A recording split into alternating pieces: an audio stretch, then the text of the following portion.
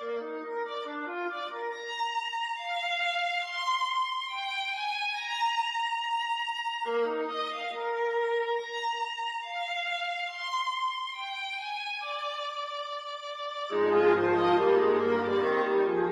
morning, everybody. I'd like to resume the meeting. Just a couple of housekeeping matters before we pick up where we left off. I'm not going to read through all of the usual pieces before we get going. People know, I was going to say people know how to behave, but maybe I won't say that. I do want to say thank you to our witnesses for joining us again and for being so incredibly patient the other night, because it was a long night.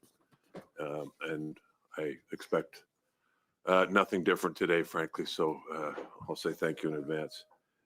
So I do have a speaking list, which I've carried over from last time. Ms. Latanzio, did you have your hand up for something? I'll get to the speaking list now. Thank you, Mr. Chair. So as we begin our day today, the meeting has been scheduled from 8:30 to, I believe, 4:30 today to pursue our study on Bill C-9, which is the Combating Hate Act. Mr. Chair, I just want to say that I hope that today we will be able to finish our clause by clause. There aren't many articles left. Canadians have asked us across the country to be able to come up with legislation to be able to tackle the issue of hate in this country. And so I sincerely hope that we'll be able to get through it. As you've witnessed in the last meetings, Mr. Chair, there have been interventions nonstop. And quite frankly, there has been quite clearly a lot of filibustering around this bill for reasons beyond my comprehension. But I also want to mention, I hope that today the members opposite will, you said in terms of comportment and behavior, I sincerely hope it, because I do not want to have what happened at the last meeting in terms of issuing out insults and making fun of members on this committee. So I sincerely hope that decorum will be maintained today. Thank you. Thank you. Thank you. Well, I'll get to you. Can I just say something off the top? Look, things got a little bit messy in the last part of the last meeting. I've spoken with a number of you individually. I don't want to have to cut people off. I don't want to have to take the floor away from people. We can stay here for days and days and days if people wish. All I'm asking is that people respect everybody else around the table. I don't want any name calling. I don't want any nonsense about people sitting beside people. Just cut all that stuff out, please. That's all I'm asking. It'll make my life a whole lot easier. It'll make yours a whole lot more enjoyable. And anybody who happens to be watching will have a whole lot more respect for all of us. So that's my ask for the day. I hope I don't have to discuss this again at any point. Mr. Brock, you had a point of order? Yes. I recognize that I am not first to be recognized for substantive comments, but this is more of a housekeeping, scheduling issue. I believe the original notice that I read yesterday had us going to 5:30 today. Ms. Latanzio indicated 4:30, so I'd like clarification on that, Mr. Chair. I'd also like clarification as to whether or not we are sitting tomorrow. I would like clarification if we are sitting all of next week. I would like clarification if we are sitting the following week right to Christmas Eve. I would like clarification for the week between Christmas and New Year's Day. Furthermore, I would like clarification if you plan on sitting the week of January the 5th, the week of January the 12th, the week of January the 19th, until we return and resume our winter and spring session. So, Mr. Chair, if you could clarify that for us, that would be very helpful in terms of our organization and planning. I admire your work ethic, Mr. Brock. Look, I mean, as you know, our ability to have meetings is largely dependent in some circumstances on resources being available. I have looked into those resources in the short term for tomorrow and next week. I don't have any response yet, but will you have a response before the end of this day? Well, I'll have a response when I get. I'll keep asking, but I'll find out. So I will let you know when I know. just so we're clear, yesterday I had resources available for 3 hours, but because of other events that were taking place, I thought it would be nice if we didn't have a meeting, and I've explained that to some of you. I hope that people respect that, but Mr. I will find out. I've made the inquiry, and Okay. I'll let people know. I just want to put on the record. Yeah, no, I that understand that the people want- Conservatives are prepared to sit every single day, if necessary, to defend my holy Bible and other holy books that are around this table. I will never stop that pursuit. Mr. Brock, I'm glad you brought that Bible because it's my Bible too. Good. I was born and raised, and I'm a proud Catholic. And I think everybody around this table has strong religious beliefs, and we all share that sentiment. So, speakers list. Where did that go on us? I think Mr. Gill was first. No, I have the list from last time. Mr. Gill had. You had given me the floor and I was speaking. No, you had point of order. I remember it well. No, It was no, it was Chair. Mr. Gill. We don't- All right, Mr. Jennings, we can start off this way. You will have ample opportunity to speak. Mr. Gill is the next speaker. I will add you to the list again. In Mr. Gill, fact, but I think had you're the next. floor. Could you read out the speakers list you have? Yeah, I had Gill, and then I had, where did that piece of paper go? Oh, it's right in front of me. Oh, and then Mr. Vierson, that's right. Okay, well, put me on the list then. Yeah. Yeah. Sure. Yeah, okay, so hold on. So let's make sure we got everybody here who had their hand up here. Okay. Yeah. Okay, you. Yeah. You got me on the list Yeah, now, right, Chair? Don't worry. Okay, Mr. Gill, you have the floor. Pardon? Oh, okay. Thank you, Chair. Good morning, everyone.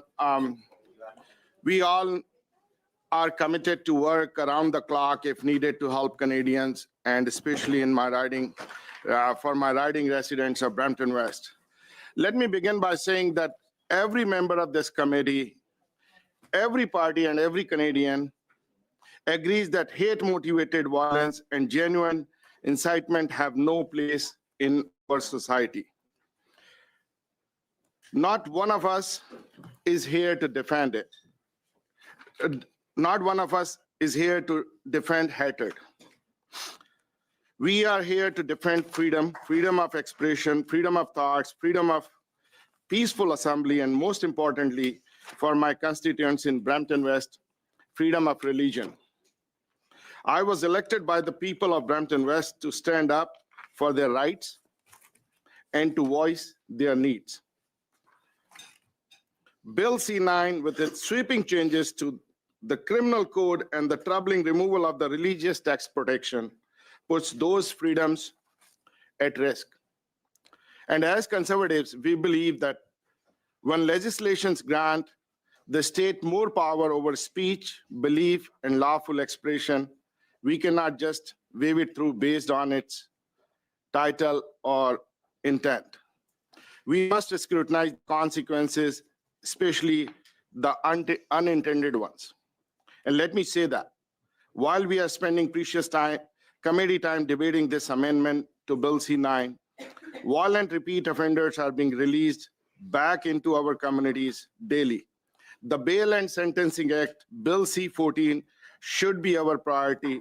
That is the bill Canadians are begging us to move on.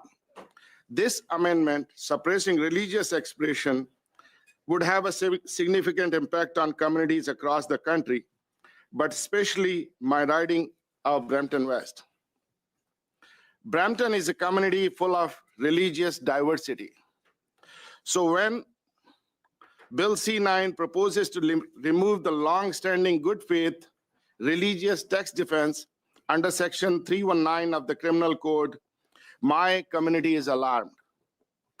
They are alarmed because a law that is vague, overbroad, and lacking safeguards can misinterpret religious doctrine as criminal speech. Depending on who holds power or how prosecutors interpret a passage, this amendment is leaving Canadians worried. Will reading scripture, quoting doctrine, or discussing moral teachings become a legal risk? Will religious leaders be forced to self-censor deeply held beliefs to avoid being dragged into a criminal process? The government's defense of Bill C-9 tends to rely on assurances rather than clear statutory language. However, these concerns are not nearly as loud as the concerns I'm hearing from the residents of Brampton West about the rise in crime across the country, across government levels, and across political parties. There has been demand for immediate bail and sentencing reform. That is why it is astonishing that this committee is prioritizing the regulation of religious expression instead of fixing a broken bail system through Bill C-14. Canadians have been crystal clear: dangerous repeat violent offenders being cycled in and out of the system is a crisis. Instead of saving lives, the Liberals are delaying bail reform with yet another speech control bill. Yes, hate speech is an important issue, but repeat offenders are terrorizing communities. People are scared and they want change. And once again, it appears the government would rather police worse than comfort violent criminals. If we are asked to trust that law won't be used unfairly, that means the law is capable of being used unfairly.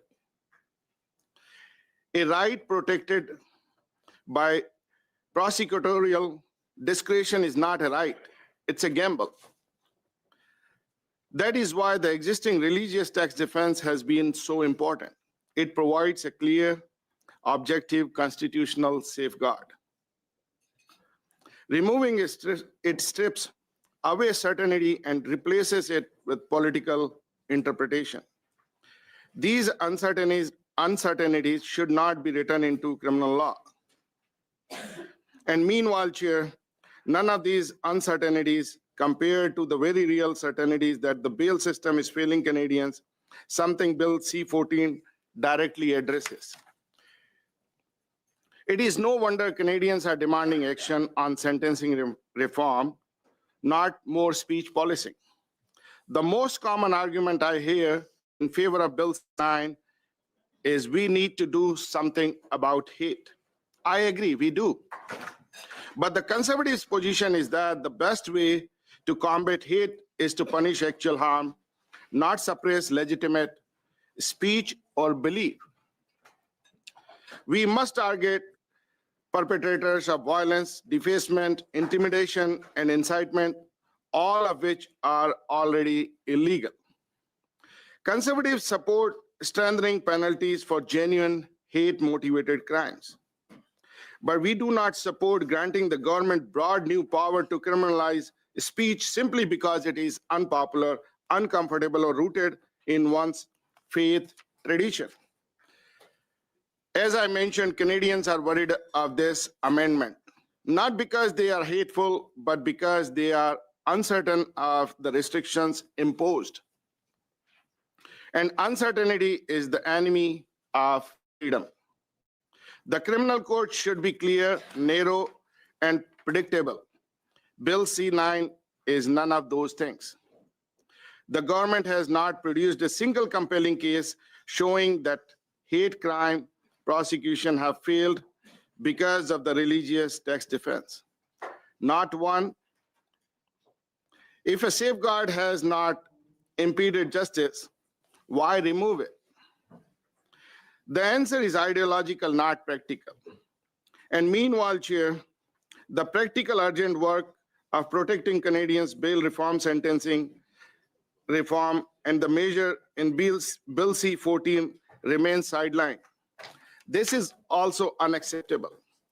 Conservatives believe in targeted, effective, charter-compliant measures to address hate. We support stronger penalties for violent, hate-motivated crimes. More resources to protect synagogues, mosques, temples, gurdwaras, churches, and community centers. Education programs that strengthen interfaith understanding. Education programs that strengthen interfaith understanding. Police training focused on actual threats rather than subjective speech. What we do not support is turning the criminal code into an instrument for regulating religious discourse, more teaching, or peaceful expressions. Canada does not need more restrictions on thought. It needs more unity, more dialogue, and more respect. And to put this in simple words, Canada needs the Bail and Sentencing Act, Bill C-14, passed more than it needs another expansion of hate speech law. Canadians want stronger consequences for violent crime, not another debate policing beliefs. Chair, legislation that touches fundamental freedom must be drafted with reason, precision, humility, and a clear respect for charter rights. Bill C-9, as currently written, fails that test. It expands state power without clear definition. It removes vital safeguards. It chills legitimate religious expression. It replaces constitutional clarity with political discretion. And it threatens the fabric of open, pluralistic communities like Brampton West. We can and should take action against real hate, but Bill C-9 goes far beyond that purpose and risks undermining the very freedom that define us as Canadians. And at a time when violent crime, repeat offending, and unsafe communities are top of mind for Canadians, our community should be dealing with Bill C-14, real justice reform, not debating how to restrict religious expression. Let us protect Canadians not only from violence, but from unnecessary government intrusion. Thank you, Mr. Chair. Thank you, Mr. Gill. Mr. Janis, you want the floor? Thank you, Chair. I appreciate having the floor back, and thank you for the ability to have the conversation we did.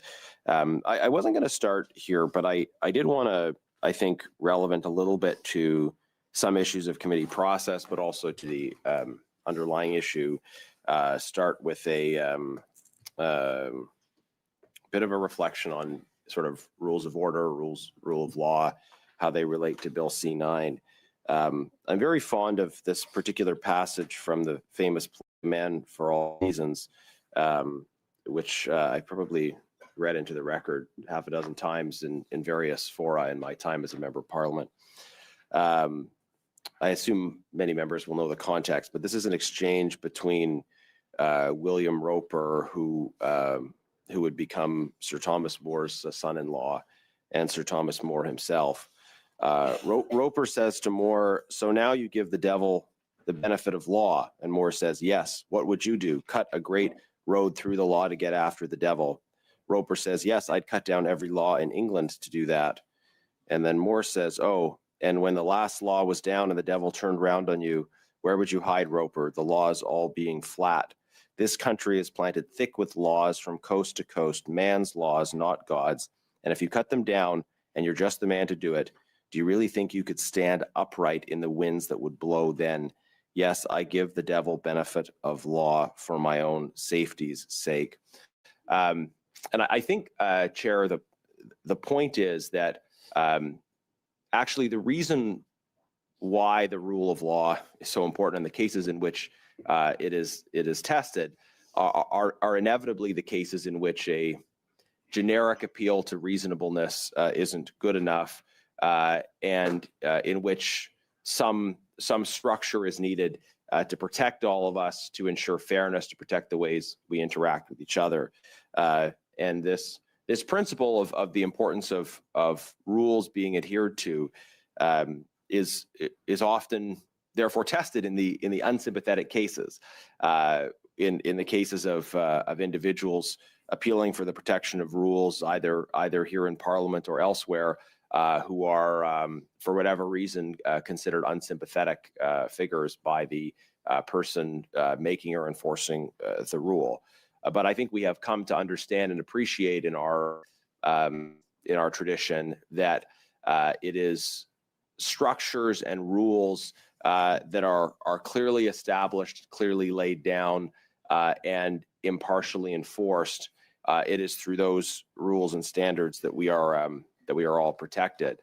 And so I think that has been a bit of an issue in this committee, which is the importance of reflecting on how an adherence to rules instead of something else is important for how we govern ourselves and how we relate to each other. But it's also of broader importance. That is of importance in society as a whole. So freedom of speech is only tested in controversial cases, right? Nobody is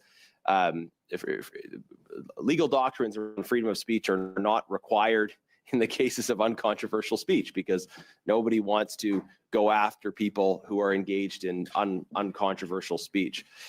If freedom of speech is something important at all, and on this side of the House we believe deeply in the importance of freedom of speech, then it is precisely for those controversial cases, those cases in which people are pushing the envelope, are proposing ideas that are contentious, perhaps even presenting those ideas in ways that are contentious, and the protection of the ability to do so, and the existence of clear and narrow exceptions only is the only thing that gives real life to doctrines of freedom of speech. This is why we have not only charter protected freedoms in this regard, but protections around freedom of speech that go back much further and much deeper within our constitutional traditions.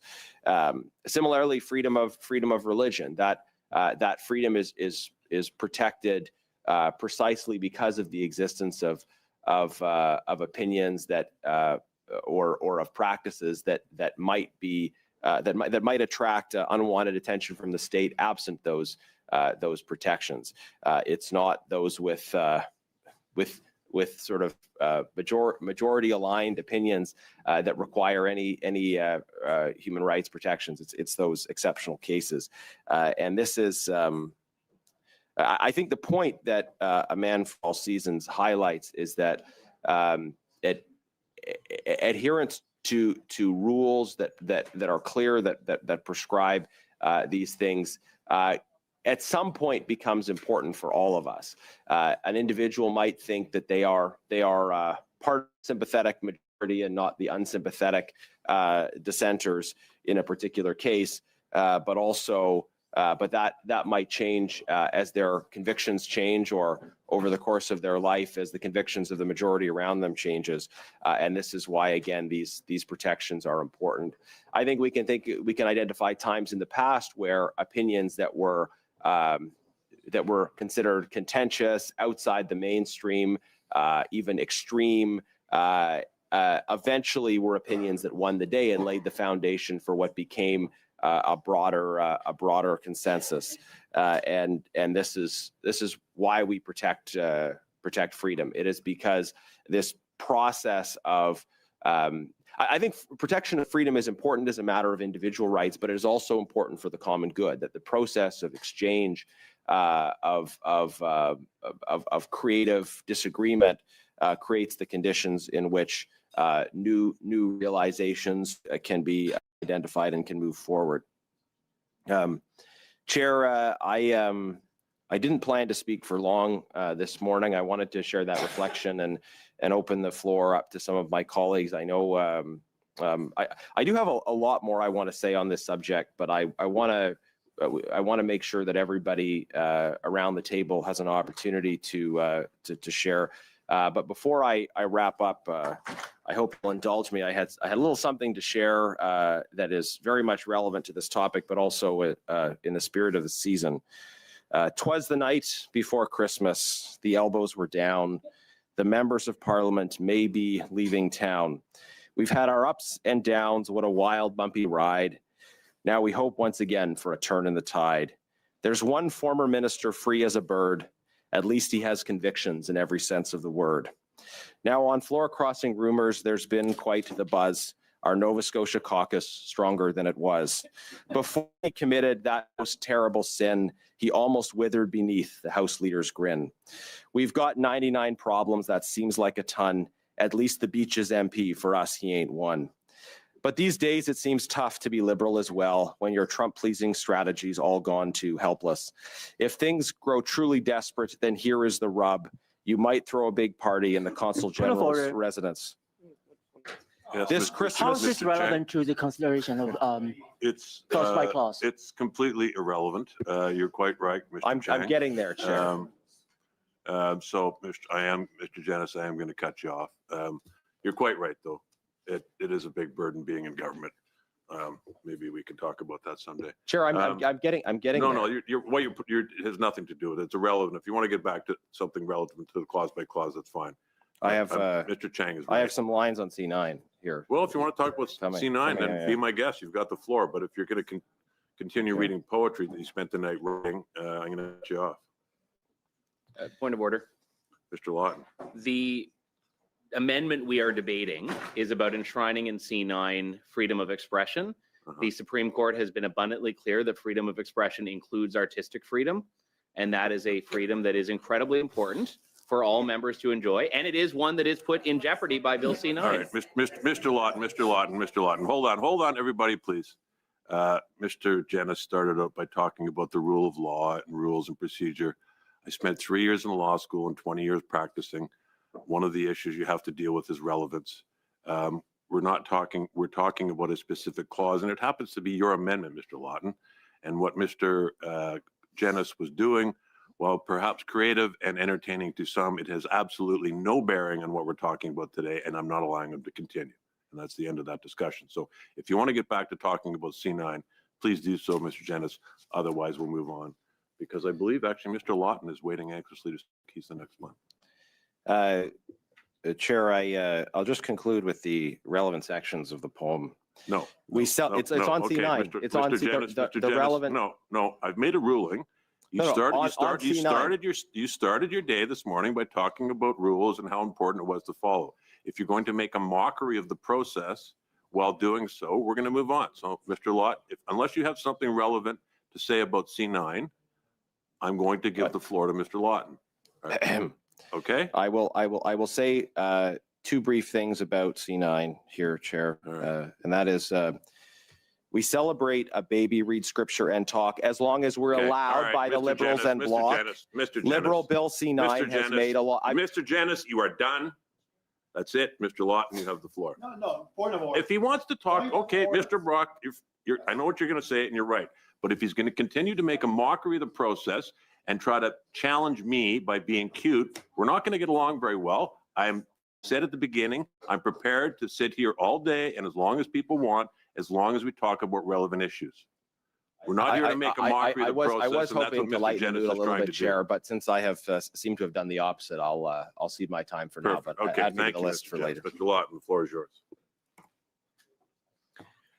This has been an issue that has actually quite pleasantly surprised me in terms of the volume of response I've gotten as a member of parliament. Oftentimes when we discuss issues of freedoms and constitutional rights, these can feel abstract to people, but C9 is so offensive to people of faith in this country, and the amendment adopted by the Liberals at our previous meeting is so offensive to people of faith in this country that it has come across as incredibly personal to people in this country. I've had folks reach out, not just from my riding, but across the country, say that they've heard members of their church or mosque or synagogue who have never gotten involved in politics before talking about what Bill C-9 will do. Now, the amendment rather, that was adopted by the Liberals on Tuesday erodes longstanding religious freedom protections from the criminal code, making it so one can be prosecuted for quoting what your predecessor, Mark Miller, called hateful verses of scripture in this very book, the Bible, in the Torah that my colleague Roman Baber brought here, in Qurans, in holy texts of other faiths as well. And my amendment, which we're debating now, is one that cannot totally reverse the harms of the previous amendment.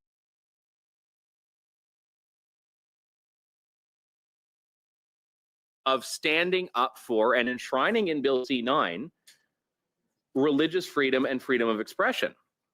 Now, we debated this particular amendment for hours on Tuesday. And I do not believe one single Liberal member of Parliament put themselves on the speaking list or made an intervention, either way, supporting or opposing this, but not one single person spoke up and said, absolutely, yes, we do agree that C-9 should protect religious freedom and freedom of expression. When we were debating the prior amendment, the amendment moved by Monsieur Fortin, which removed these religious protections, we heard from the Liberals that they were going to listen to all and they were going to engage and ask questions. And we got one short boilerplate intervention from Ms. Latanzio before the Liberals very quickly moved to a vote and have not had the courage of their convictions to defend religious freedom. And how could they? Because they were the ones that were complicit in seeking to remove those very freedoms from Canada. I represent an incredible riding, Elgin St. Thomas, London South. It has in it long religious history. We had a Quaker settlement established more than 200 years ago, which is still very vibrant today in the historic village of Sparta. We had large numbers of Mennonites immigrate from Mexico in the 1950s, although they had a long history before that, and they have maintained and preserved their faith traditions. We have had in recent decades immigration from India, Sikhs, Hindus, Christians. And just to give an understanding of how people of faith truly are in this country, they are not hate mongers, as the Liberals seem to be suggesting. There is a temple on Redan Street in St. Thomas. It is a Hindu temple. I apologize. My knowledge of Indian languages is not particularly great, but it's called the Sri Hari Har Mandir. And it is a Hindu temple that is used by Sikhs because there's no Sikh Gurdwara in St. Thomas. So Sikhs and Hindus work together and share this space. There's a Malayali Christian community, which is people from the Kerala region of India. They have an amazing Christmas party. I was an honored guest at their Onam festival in the fall. And all of these are people of faith that have brought their own faith traditions to their lives, that contribute so much to the community. The St. Thomas Mosque opened in 2021, and then once you take into account London, which is also a part of my riding, you have an even more diverse, an even broader array of faith institutions. And all of these people contribute so heavily to Canada. They contribute to education, they contribute to philanthropy, they contribute to the cultural fabric of our country. Of the 110,570 people in my riding, I'm looking at the latest Statistics Canada data, we have 65,000 Christians. More than half of them are Christians. Now, within that, you have Catholics and Anglicans. You have the Mennonites I mentioned. You've got Pentecostals, people from the United Church. You've got all range of Christian denominations. We have 3,100 Muslims, 500 Sikhs, 580 Hindus. We have as well 315 Buddhists. I've met many of these people, and I've had amazing conversations with them, and I've had many of them reach out to me, deeply concerned about what the Liberals are doing to religious freedom.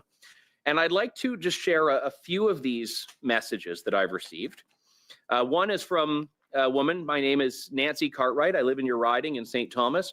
I'd like to register my objection to the plan to amend Bill C-9, which would repeal important provisions that protect those speaking on a religious subject or based on a belief in a religious text. Freedom of expression and freedom of religion are fundamental rights that must be preserved. No government has the right to criminalize the teaching of the Bible, which is the foundation of my faith. That's just a portion of the message that Nancy sent me. I have another message from a pastor, similarly in St. Thomas.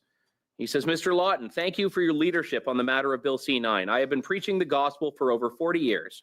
I pastored the Bible Baptist Church in St. Thomas, Ontario for 30 years. I've been a chaplain for the St. Thomas Police and now Fire Department for the last 7 years. In that time, I have used God's word on a daily basis to assist people through the very difficult times of life. My message, as is the message of most God-fearing preachers, is a message of love. In that message of love, there are times that I must, as I did with my children, use correction when there was error. There were times where I had to be stern and had to tell them the truth, even if the truth was difficult for them to receive in preaching God's word. And I have seen tens of thousands of lives changed. I've seen people who are desperate and despondent change and become fully equipped for life in difficult times. I will continue to preach the full counsel of God, for I am ordered to by God himself, that very same God that we beg in our national anthem to keep our land. My question is, keep it how? He goes on, and I won't read the entire email here at this particular moment, but he says, if there is any hate speech in the country, it is coming from the liberal parties in our government. Their obvious hatred for religious organizations has been evident for many years, constantly trying to bring out taxation and the elimination of those who preach the gospel we've never seen more clearly. Why are those seeking to add and change our laws not looking to those who penalize or looking to penalize those who indeed preach, promote, and publicize what we know is hate? Instead, they're trying to demonize the scriptures, which in totality promote love, peace, and contentment. There's more I may read in a future intervention. And one more message here from another constituent who says, I'm a supporter of what you're doing. I, for one, will never stop proclaiming and shouting from the rooftops the truth, way, and life of the gospel, because me going to jail doesn't slightly compare to one soul in hell. A believer who believes will fight for freedom of speech. There are people who have said, if the liberals are going to criminalize quoting scripture, they better start building new jails.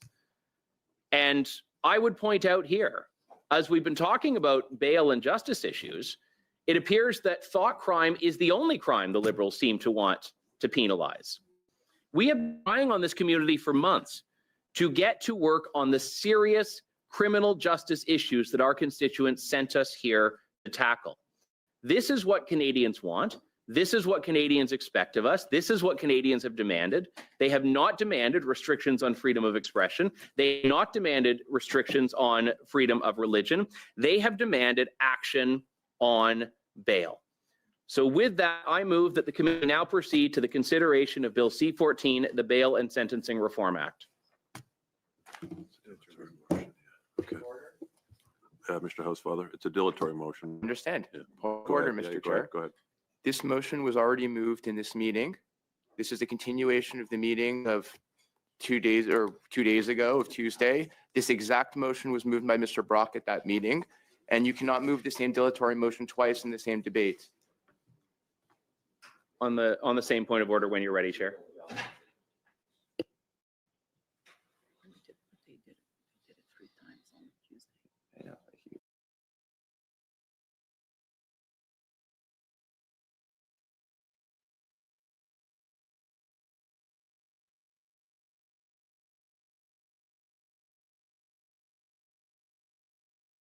Yeah, Mr. Lawton, go ahead.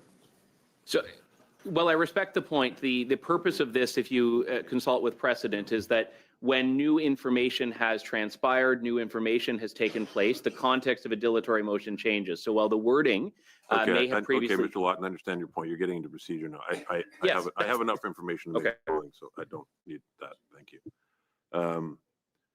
Look, this has been moved. It has been dealt with.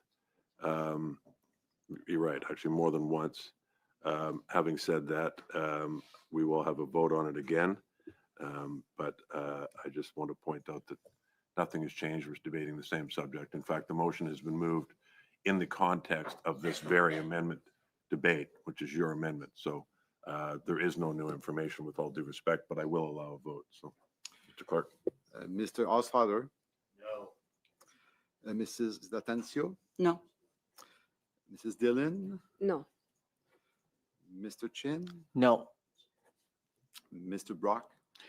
As the Conservative Party is the only party that cares about community safety in this country, the It's a answer, yes or no vote. the Mr. answer Brock. is absolutely It's a yes or no yes. vote, Mr. Brock. Absolutely yes, Mr. Chair. Okay, listen, as I said earlier, let's maintain a level of respectful decorum in the room. I was trying to be respectful. Okay, it's a yes or no vote. I can get Mr. Jenis to explain the procedure to you if you'd like.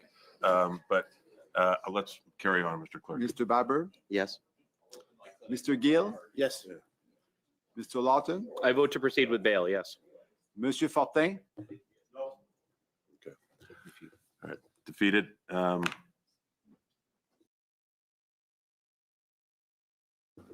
Ms.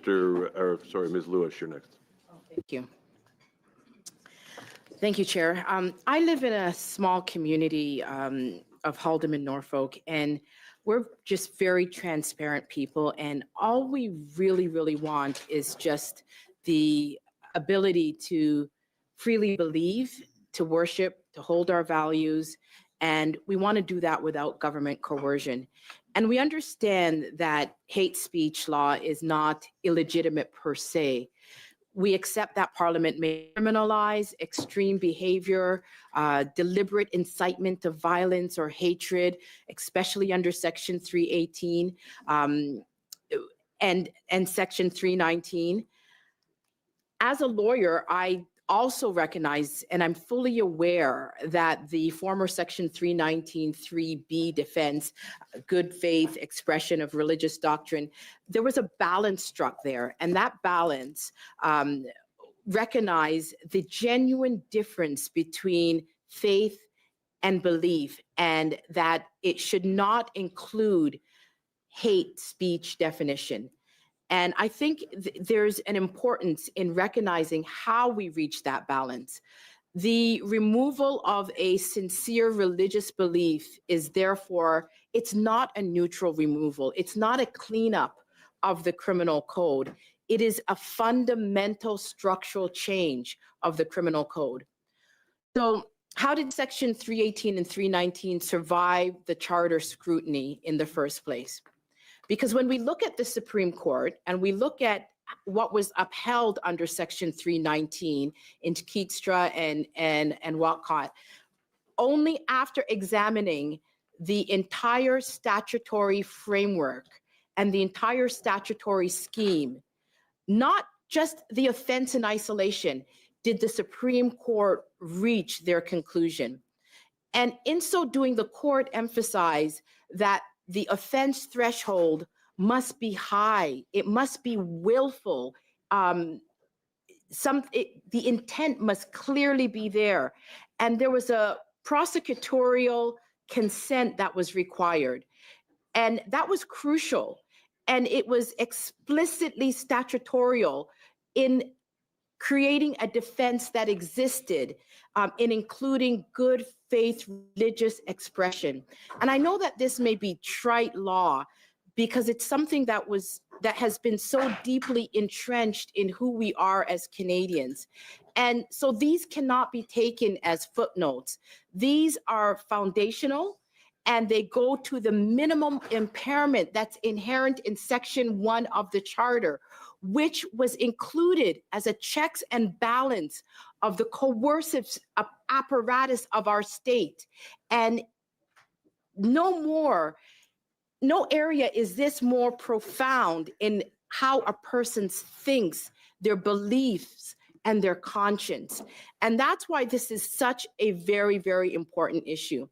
Now, the court repeatedly stressed that Parliament had carved out the space for moral teaching, which we find in many of our scriptures, the protection of sermons, which is something that pastors and clergy are very concerned about, the protection of doctrine and scriptures, and the avoidance of turning criminal law into an arbiter of theological truth. This is why the original hate speech law survived Section 2A and Section 2B of our Charter of Rights. And when we look at Section 319 3B, there was a firewall, and it was not just a technical firewall. The religious defense did more to provide than provide an acquittal at trial, which is where we're going right now. We are actually saying that it is okay to charge a person, and then the charter can be used as a sword of defense. Whereas before, our law always represented a shield for people to be able to practice their faith without the coercion of a state apparatus over them. And that is a very important distinction that I think that we should not lose sight of.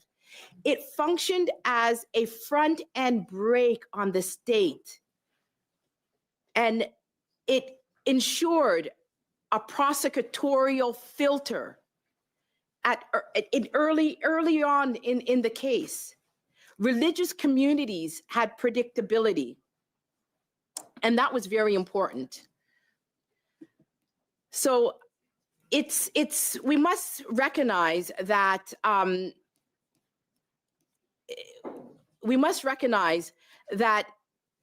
the court stressed the importance of Parliament carving out this space, and the moral teachings of scriptures are very, very important to people's faith, to people's upbringing, to the way they raise children. I've had so much contact with clergy who are concerned about the teachings, about doctrine, about the fact that they could be criminalized, that they now have to dance around the texts that they call and consider sacred. And from that standpoint, it matters. The criminal law, it matters how we change this law. And we must have clear knowledge of what the parameters are. Citizens should not have to rely on a future constitutional litigation to know whether what they say today will be prosecuted tomorrow. The Charter does not protect you from being charged, and that's what we have to remember. This is the most underappreciated danger of this change, and it is central to the critique. The Charter operates afterwards.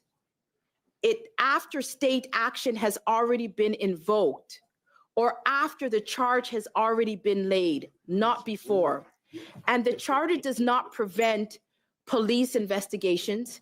It does not block charges. It does not stop arrests. It does not intervene in bail conditions. It does not, it's not applicable if devices are seized, if people are arrested. It does not prevent reputational harm. It does not prevent an institution from pressuring or canceling people. The Charter only offers a defense after the harm or the charge has already occurred. And this is often years after. This is after expenses have been incurred. This is after people's lives have been uprooted. And this is later during your trial. This is when you raise a charter defense at a massive personal and financial cost. From a conservative perspective, the rule of law perspective, this is completely unacceptable as a primary safeguard being removed. Statutory clarity is essential, and a clear exemption for sincerely held religious belief is necessary, precisely because the Charter is reactive. By eliminating Section 319(3)(b), Parliament has essentially increased the discretion at the investigative stage. The removal is a clear signal to police and to prosecutors that there's a shift, that the risk from the state to the individual is ever so present. It could incentivize complaint-driven enforcement.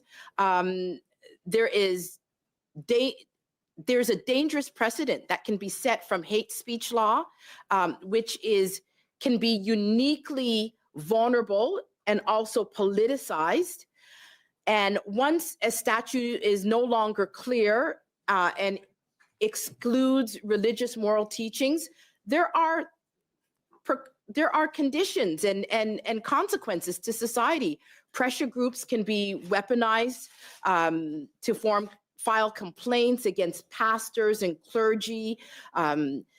Clergy are concerned that they will be targeted by these pressure groups.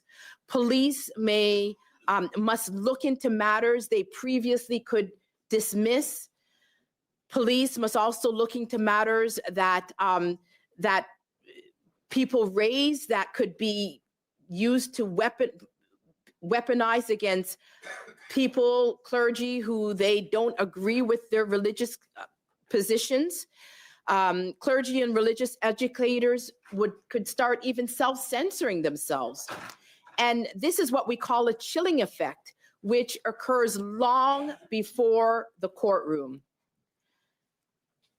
Conservatives have long insisted that this criminal law is a blunt force instrument and justified only when there's serious harm, when intent is clear, and when all other alternatives have failed. Eliminating these explicit safeguards expands criminal law into contested moral territory. What the Liberals are doing with hate speech law undermines pluralism. It turns the police into cultural arbiters. It weakens societal cohesion rather than strengthen it. And a free society does not require citizens to test their beliefs against the state prosecutors. Even if criminal court might still uphold Section 319 post-amendment, clergy are still concerned that the law is now less precise, voidly vague, less predictable, less restraint, and more chilling. From a conservative perspective, the charter's minimum impairment has worsened. The proportionality balance has shifted, which is not the intent of Section 1.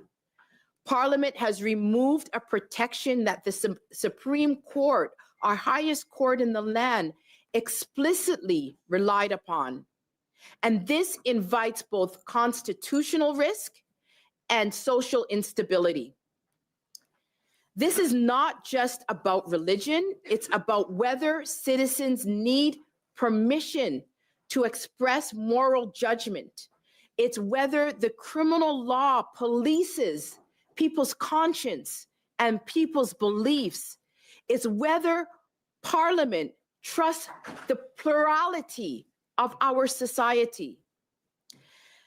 And it sends a warning that when statutory protections are removed in the name of tolerance, it is usually the boundaries of freedom rather than hatred that is quietly disappeared and being targeted. The Bloc Québécois sided with the Liberals to remove the exemption for a belief or opinion held in good faith under Bill C-9, the Hate Propaganda Act amendments. And that exemption historically protected Canadians from being criminalized, simply from holding sincere beliefs, even if others found those beliefs unpopular, controversial, religious, or counterculture. This was a freedom of conscience issue. By removing sincerely, and this is sincerely held belief exemption, the government is narrowing that freedom of expression safeguard and expanding the scope of what could be interpreted as hate propaganda. And this is scary to many people of faith. It removes a long-standing shield for people of faith, minority communities, academics, and anyone expressing an unpopular dissenting view. Not only does it do that, but it also shifts the burden individuals may now need to prove their intention was not to be hateful, instead of the Crown having to respect people's faith, people's conscience, and people's belief. It creates uncertainty around sermons, religious teachings, traditional views on marriage, on gender, and even moral philosophical positions that we as a society are intellectually capable of debating without hate. It allows political actors to weaponize hate speech laws against ideological opponents by arguing that belief was not in good faith. It is exactly what the exemption it is exactly why the exemption has existed for decades. Canada has always distinguished between hatred and belief, and genuine belief. This moves towards criminalizing some religious expression that ties into the Liberals' wider governance, digital governance agenda, which includes tightening speech definitions, increasing enforcement, embedding algorithmic monitoring, but it also creates a national tension. What protects the belief of a Sikh in Alberta? What protects the belief of a Muslim in Ontario? What protects the belief of a Jew in Montreal, a Christian in the Atlantic region? Removing that held belief affects our entire federation. The Blocs and the Liberal have agreed to remove the protection for a belief or an opinion held in good faith from Bill C-9. This is a major shift. Canadians should never fear criminal prosecution for sincerely held beliefs, even when those beliefs are unpopular. It is a foundation of our democracy. Hate speech is already illegal. We do not need to criminalize conscience. Our charter protects freedom of conscience and religion in Section 2A and Section 2B, and it is so fundamental that it is entrenched in our Constitution. Removing that good faith belief exemption erases important safeguards that has protected minority and faith communities for decades. Parliament must be extremely careful before giving that state the power to interpret or police what Canadians are allowed to believe. And in so saying, I move that the committee now proceed to consideration of Bill C-14, the Bail and Sentencing Reform Act. All right, we're not going to do that. We've already done it today, just shooting it to go. I challenge the chair. You have that right, Mr. Lawton. So that the chair's ruling be sustained. Yeah. So, Mrs. D'Atanzio, In favor. Mr. Osfather, I support the chair's ruling. Mrs. Dillon, In favor. Mr. Chang, In favor. Mr. Brock, Against? Mr. Biber, No. Mr. Gill, No. Mr. Lawton, No, we need to study bail. Monsieur Fortin. Oui. Ruling is Okay, sustained. ruling sustained. Sure, Mr. Housefather, yep. So I just saw the vote, and Ms. Lewis, by the way, very interesting, and I appreciated her speech, didn't vote. If she's not sitting in as a member of the committee, she cannot move a motion. And I just want you to take that in note, Mr. Chair, for the future Conservative members that are going to be speaking that are not sitting in as members of the committee. Mr. Housefather, you're quite right, and that was an error on my part, so thank you for pointing that out. I will admit when I'm wrong. Okay, so that's a lesson for me and for all of us. Okay, so if you're done, then we're moving on to Brock. Thank you, Chair. So as I prepared for today's marathon, well, firstly, before I get into that, does the chair have any further clarification on resources? No, and I assure you I will let you know, Mr. Brock. Thank you. It may not stop me from asking, but Well, we're just curious. polite conversation is never a bad thing to engage in. Precisely. Right. Second best answer is no, I always say. Okay. So as I prepared, I pulled a number of resources together, obviously, publications and magazines and newspapers, pulling quotes and letters that my office has been inundated with, as I indicated during my last intervention, for several days this week, including this past weekend when the secretive deal was finally exposed.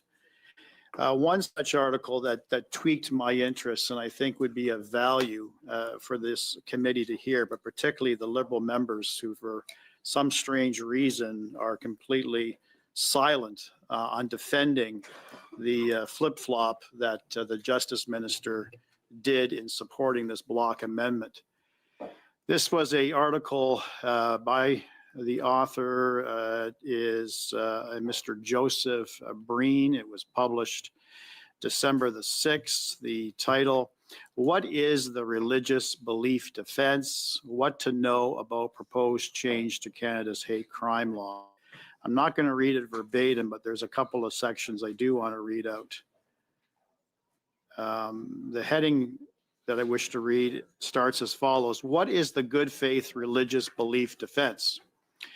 To publicly and willfully communicate statements that promote hatred of an identifiable group, according to Section 319 sub 2 of the Criminal Code, is one of the few ways a Canadian can be sentenced to jail up to 2 years directly over what they write or say. But there are 4 absolute defenses spelled out in the law.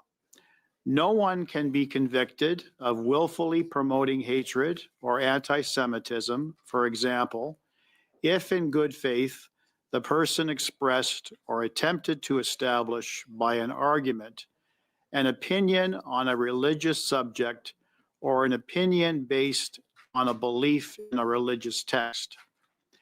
This is what the new hate crime bill proposes to remove. The other defenses include the truth of the statements in question, the reasonable belief in their truth, and their relevance to public interest, and pointing out hate speech for the purpose of removal. There are boundaries of the willful promotion of hatred, which is rarely prosecuted, but remains one of the most politically controversial laws in Canada. So where did it come from? This is what interested me for some time now, and I was glad that someone actually did the research for me.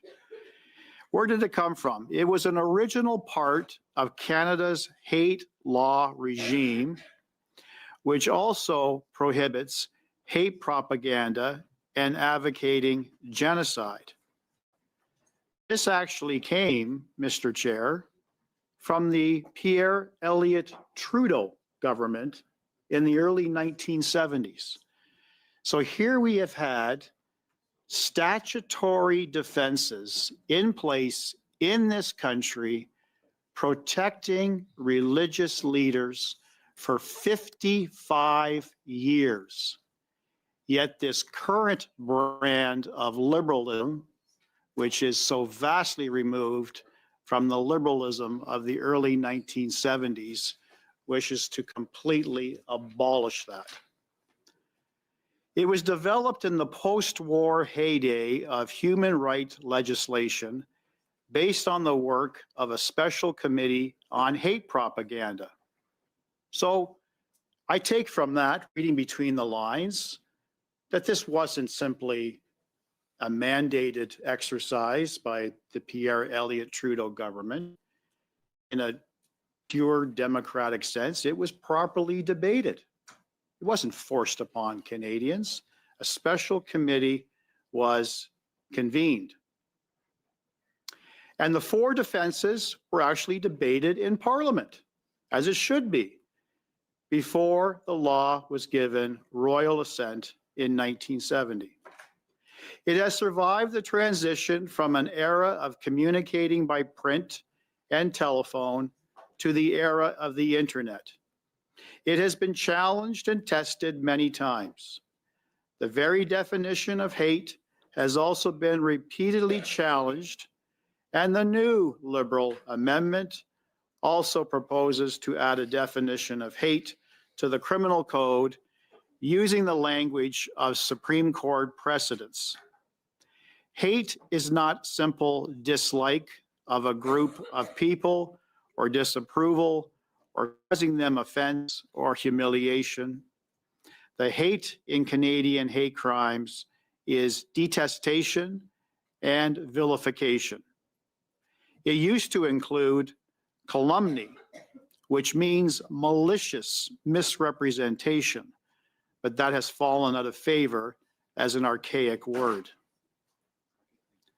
Has the religious defense ever been used successfully? It doesn't look like it. It will certainly have been considered in advance of a charge. And if it ever looked like a plausible defense, it might have motivated decisions not to prosecute. But it does not appear to have been successfully wielded in the courtroom. Richard Moon, a law professor with a deep expertise on hate laws and religious freedoms, told the Canadian press that he was unaware of any example of the defense winning the day in court. Writing in the National Post, as I indicated during my last few interventions, lawyer Christine Van Gen said she went looking for cases and all she could find was one failed use. In that case, the judge put it bluntly, it will be a rare case where one who intends to promote hatred will be found to be acting in good faith or upon honest belief. You know, I know, Mr. Chair, that this, my intervention is probably distasteful to the Liberals, but perhaps they can show a little decorum of respect while I have the floor and not be chatting away loud enough that it's actually interrupting my flow of speech. Mr. Brock, I agree with that sentiment. I note there's one person having a conversation on the other side of the room, so I think you might be slightly overemphasizing. No, or they mischaracterizing. quieted up after I called I've them been out on watching- their look, bad behavior. I'm going to ask, as I did the other night, that everybody abide by the same rules. So we'll carry on. Thank you. Thank you. I'll repeat, in that case, the judge put it bluntly, it will be a rare case where one who intends to promote hatred will be found to be acting in good faith or upon honest belief.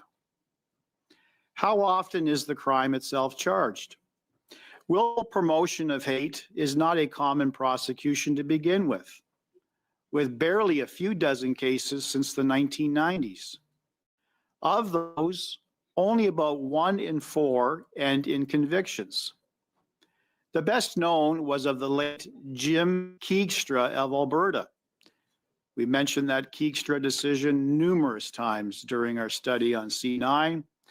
A high school teacher and a small town mayor who promoted anti-Semitic conspiracy theories to his students and whose conviction of this crime was upheld by the Supreme Court in 1990.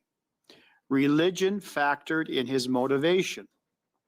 Keegstra once told a journalist, I got into this through the scripture. Here was a people who denied everything about Christ, yet they were called the chosen people. That is a contradiction.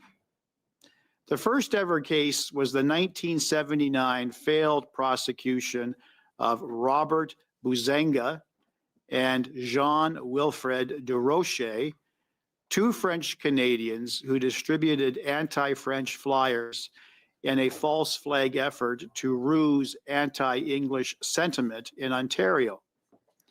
They were acquitted on appeal in a ruling that held willful to mean something close to intentional, in contrast to other forms of guilty knowledge, such as negligence or recklessness.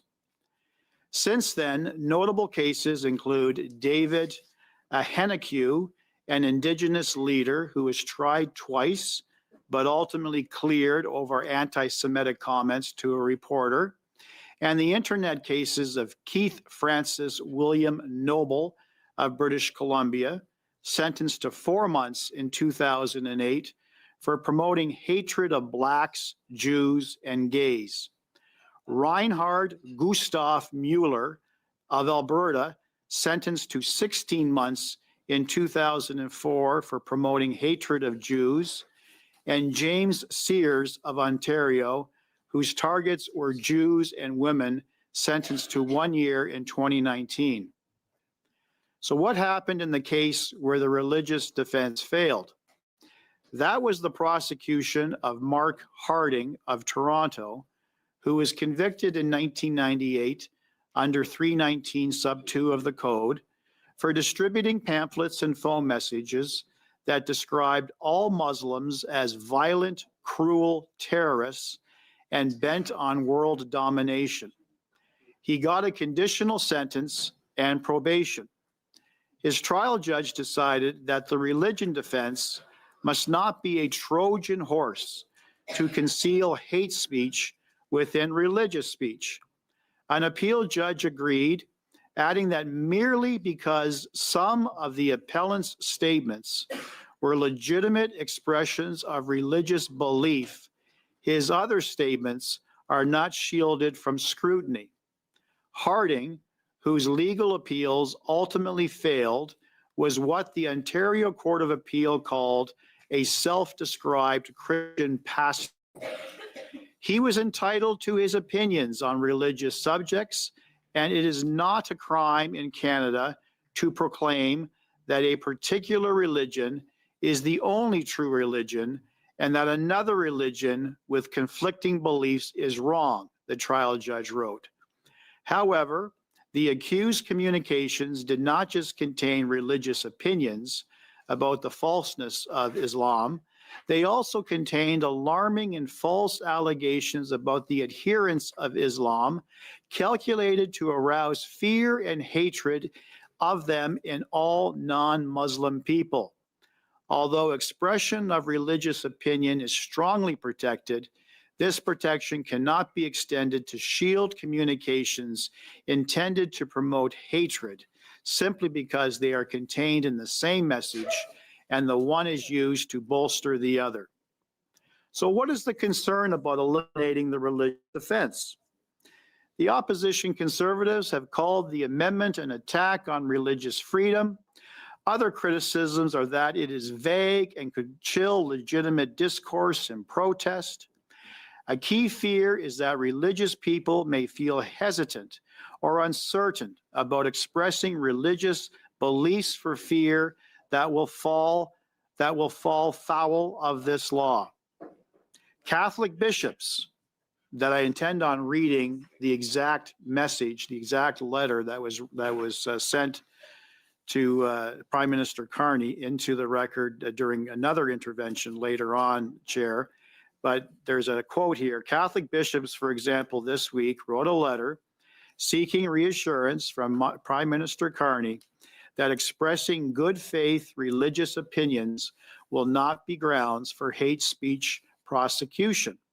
That fear is particularly acute in light of the proposed Liberal amendment to remove the requirement that criminal hate speech prosecutions have the explicit sign-off of the provincial Attorney General. This requirement adds a layer of political accountability to this most controversial type of criminal prosecution. As it stands now, if a provincial crown wanted to lay this charge, the governing party had to at least wear the effort and openly endorse it. So that's what I intend on reading out in relation to that particular article, Mr. Chair. And at this time, I wish to move a sub-amendment to my colleague, Mr. Lawton's amendment, and the sub-amendment to read as follows: to move to replace freedom of expression or the freedom of religion with A, freedom of conscience and religion, B, freedom of thought, belief, opinion, and expression, including freedom of the press and other media of communication, C, freedom of peaceful assembly, and D, freedom of association. And I wish to move on to a vote, as this is a dilatory motion. It's not a dilatory motion. Plus, I would like to see a hard copy of that so all the members can consider it. I assume you have it in writing. No, it's coming. Okay, so we'll suspend in the interim.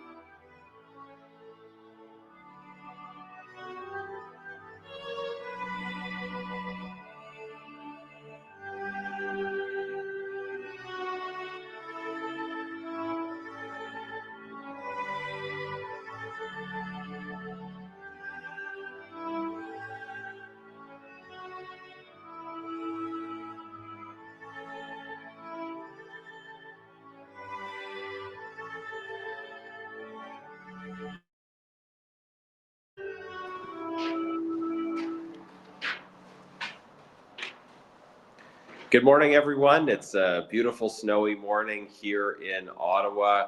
I am once again outside room 425 of the Justice Committee. The committee is suspended at the moment. It will be resuming shortly for continuing discussion of Bill C-9. So just to give you an overview here, the committee was convened day before yesterday for what's called clause-by-clause consideration of Bill C-9. And this is the bill that is attacking freedom of speech and religious freedom by changes to hate speech law that could lead to someone facing criminal charges simply for reading passages of scripture. There's an amendment here that removes the hate speech defense that somebody is in good faith reading a religious text or sharing religious teaching. So this is a change to criminal law that could lead to someone being prosecuted simply for reading scripture in a context that a prosecutor and a judge didn't like. So this is a big problem, and we as Conservatives are fighting back against this proposed change. So a clause-by-clause consideration was convened for Wednesday night. And the Liberals and the Bloc teamed up to pass an amendment to the legislation that would have made that change. So confirmation of what had been reported in the media, there was a secret deal between the Liberals and the Bloc to perpetuate this attack on freedom of speech and freedom of religion. So that meeting continued until late into the night on Wednesday. And I know many of you were following the live stream at that time. Yesterday, we expected the committee to be brought back again. It was not. It's not entirely clear why. I think the Liberals have been a little bit all over the place on this issue in that they conspired with the Bloc to make this deal, but they have received a lot of pressure from the public, for many of you writing to your Liberal MPs and others. And they have, for a while last week, it looked like that they were going to back down on this, but then they proceeded with trying to push it forward. So, but yesterday the committee did not sit, and we were wondering again, is this the Liberals backing down again, thinking about backing down, responding to that public pressure? But then we're back here this morning. They have reconvened the Justice Committee. So we started at 8:30 Ottawa time, which is about an hour and a half ago. Judging from the time on the stream, they maybe started a little bit after that, and started with some procedural wrangling again. The chair doesn't appear to be in a great mood about the fact that the committee is going to be spending a lot of the day working, and he tried to cut me off a few times. But anyways, that's small potatoes in relation to the importance of what we're doing. The point is, the debate is continuing here on Bill C-9, and Conservatives are continuing to speak to it. If you've been following the stream, you would have heard from a lot of our prominent Conservative members speaking about the issue. And now Larry Brock, the Vice Chair of the committee, has just moved a sub-amendment on the issue of religious freedom. So that will facilitate continuing discussion of the religious freedom and the freedom of speech issues in this bill. And you can expect Conservatives will continue to hold the line in defense of religious freedom. We are here fighting for you. Again, we've got a room full of Conservative MPs, and that is demonstrating our will to fight. And I know some of you have been asking what you can do, but I want to address, I see there's a question in the chat about the question of privilege that was raised at the last meeting. And by the way, folks, if you have questions, put them in the comments. I won't be able to answer all of them, but when the committee is suspended like it is right now, I'm happy to come on here just from outside the committee room, joining the stream and answering your questions. So somebody was asking about the question of privilege. There were actually a few different questions of privilege raised. A question of privilege is when, so distinction here between a point of order and a question of privilege. So a point of order is when in any case, when the rules of the committee are being violated, or when someone has an interjection with respect to the rules of the committee, that's when you would raise a point of order. A question of privilege is when the rights that members of parliament are supposed to have are being violated. That is a question of privilege. And we had a few different questions of privilege raised in the last meeting of this committee. One was my allegation that the Justice Minister had leaked information that was confidential information for the committee. And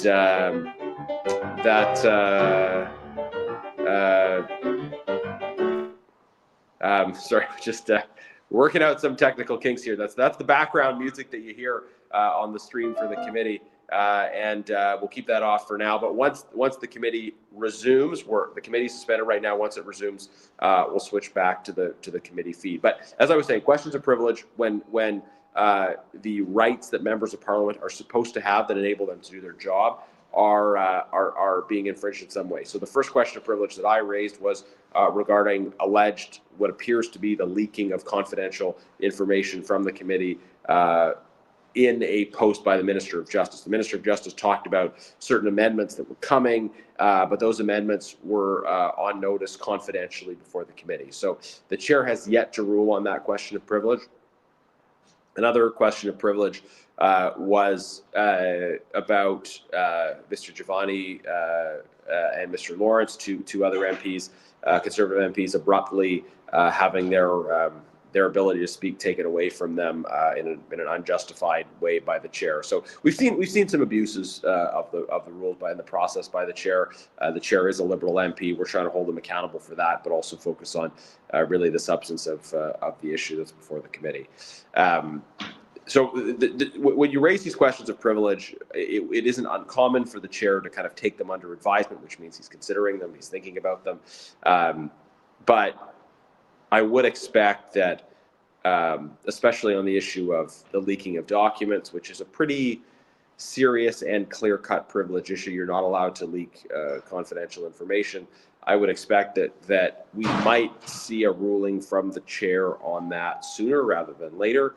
It doesn't mean he's going to, but this is the sort of thing you would expect would normally take place in these sorts of circumstances. So if people have other questions, please post them in the chat and the comments. But just to bring people up to speed, so right now the reason I'm talking is because we are in a suspension of the committee. The committee is sitting, but the meeting has been suspended.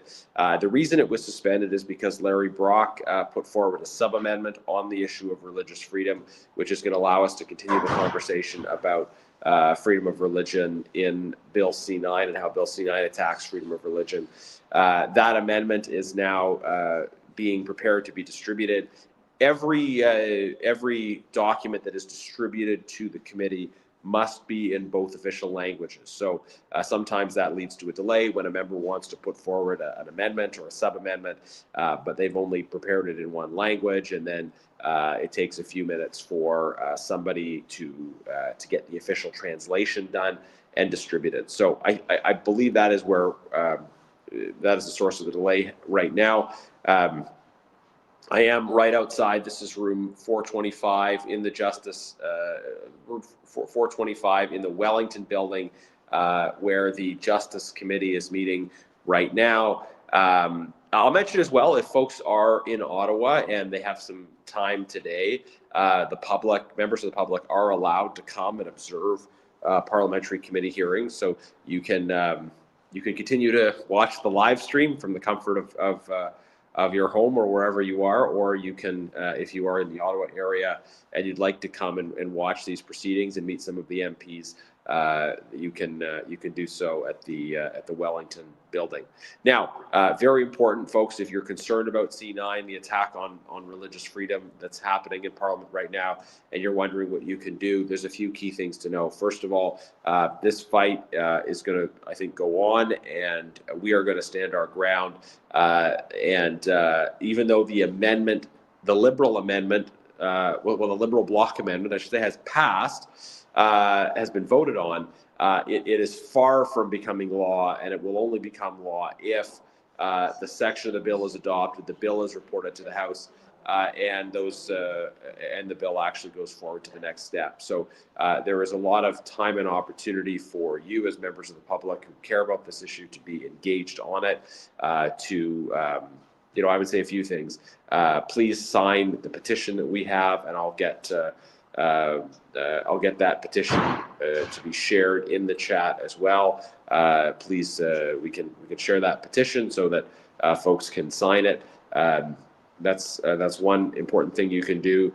Two, if you follow me on social media and share this stream, if you're following, you'll be able to receive notifications, and we'll be going live whenever the Justice Committee is sitting. So this is your chance to follow along and be informed and inform others about what's happening. So follow and please share this stream and follow my page so that you can stay up to date on what's happening. Contact your own member of parliament. Whichever kind of riding you're in. Hey, Conservatives are fighting with you against Bill C-9, but if you have a Conservative MP, we still want to hear from you. It's good for Conservative MPs to receive that encouragement of knowing that the work they're doing fighting for religious freedom is noticed and appreciated by your constituents. So even if your MP is already on your side, reach out to them and thank them for what they're doing. And similarly, if you have an MP who is on the other end of this, if your MP is someone you don't quite know where they stand on religious freedom, or if they're against it, even if they're a member of the Liberal Party, contact them as well. Make sure they're hearing from their constituents. We can hope that with a lot of pressure from the public, people who are concerned about this, members of Parliament will back down. So please contact your member of Parliament. And then if you can please work to inform people within your community. Maybe it's a faith community, maybe it's some other kind of network. If you can be informing people of what is happening on this issue by sharing content, but also just give your priest, your pastor, your rabbi, your imam, etc. Give them a call and say, hey, have you been following what's happening in Parliament on Bill C-9? The national organizations of many major faith communities have already shared statements. Various national Muslim groups, the Canadian Conference of Catholic Bishops put out a letter last week. So we're seeing the leadership of various faith communities take strong positions on Bill C-9, but you can play a role in making sure that people at the local level, your local religious leadership, are also aware of and engaged with this issue, and the people within your community are. I know this is a busy time heading into the holidays. People are focused on getting ready to celebrate celebrate Christmas or Hanukkah, etc. And they're also focused on time with family and friends. But we need your activity, your engagement right now at this critical time.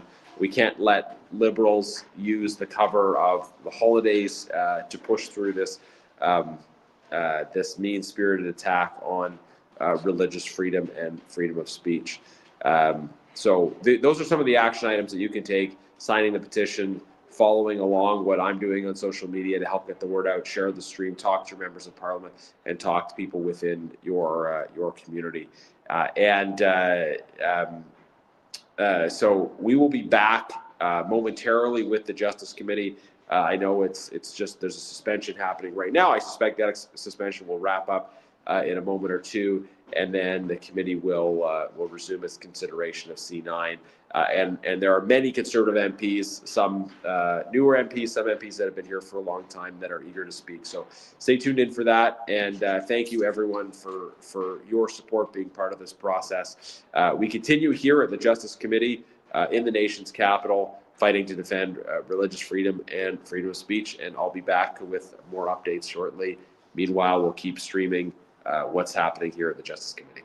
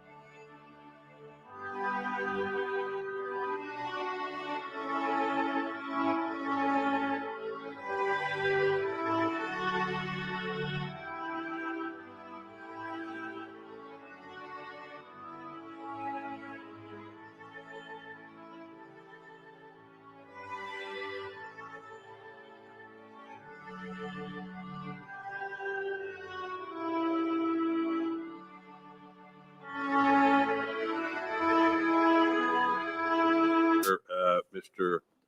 Brock had just introduced a sub-amendment, which I believe everybody now has received a copy in their email and a hard copy. Mr. Brock, do you want to speak to it any further? I have a speakers list. so- Yeah, I'm on the speakers list, so I think we should go in the order that it was received. So that would be Mr. Lawton, I think, is recognized before me. Well, I actually don't have you on the speakers list. Would you like to get back on it? Sure. Okay.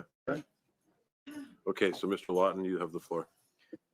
Thank you, Chair. With respect to Mr. Brock's sub-amendment, I think it's clear that there is a lot of divisiveness surrounding C-9, a lot of complexity. The fact that we now have a sub-amendment on the table, I think, reinforces that this committee should be dealing with far more pressing priorities. I move that the committee now proceed to the consideration of Bill C-14, the Bail and Sentencing Reform Act. We have dealt with that, ruled on it at least twice today. Point of order. So we're not going to do it again. Point of order. Yes, Mr. Lawton. We are now on a sub-amendment. The context in which this discussion arises is entirely different now. I don't think you should be blocking your own Liberal colleagues from allowing them to move their bail legislation forward. So let me get this straight. Your sub-amendment makes it less important to deal with the legislation we're dealing with, just to be clear? The sub-amendment Okay, I shows got that it. Anyway, I've made my ruling. That's final. Challenge, okay, that's your right. Mrs. Latencio. I sustain the chair's ruling. Yes. Mr. Osfather, I vote yes to sustain the chair. Mrs. Dillon. Mrs. Akin, yes. I sustain the chair. Mr. Brock, Against. Mr. Barber, No. Mr. Gill, No. Mr. Lawton, no. Monsieur Fortin. Oui. Challenge failed. Mr. Lawton, you still have the floor? Order. Go ahead, Mr. Housefather. He moved a motion. He Correct, lost the correct, floor. correct. Thank you. All right, so we're on to Ms. Anstey then. Yes, Mr. Brock. Seeking unanimous consent that the committee now proceed to the consideration of Bill C-14, the Bail and Sentencing Reform That's Act. not a point of order, Mr. Brock.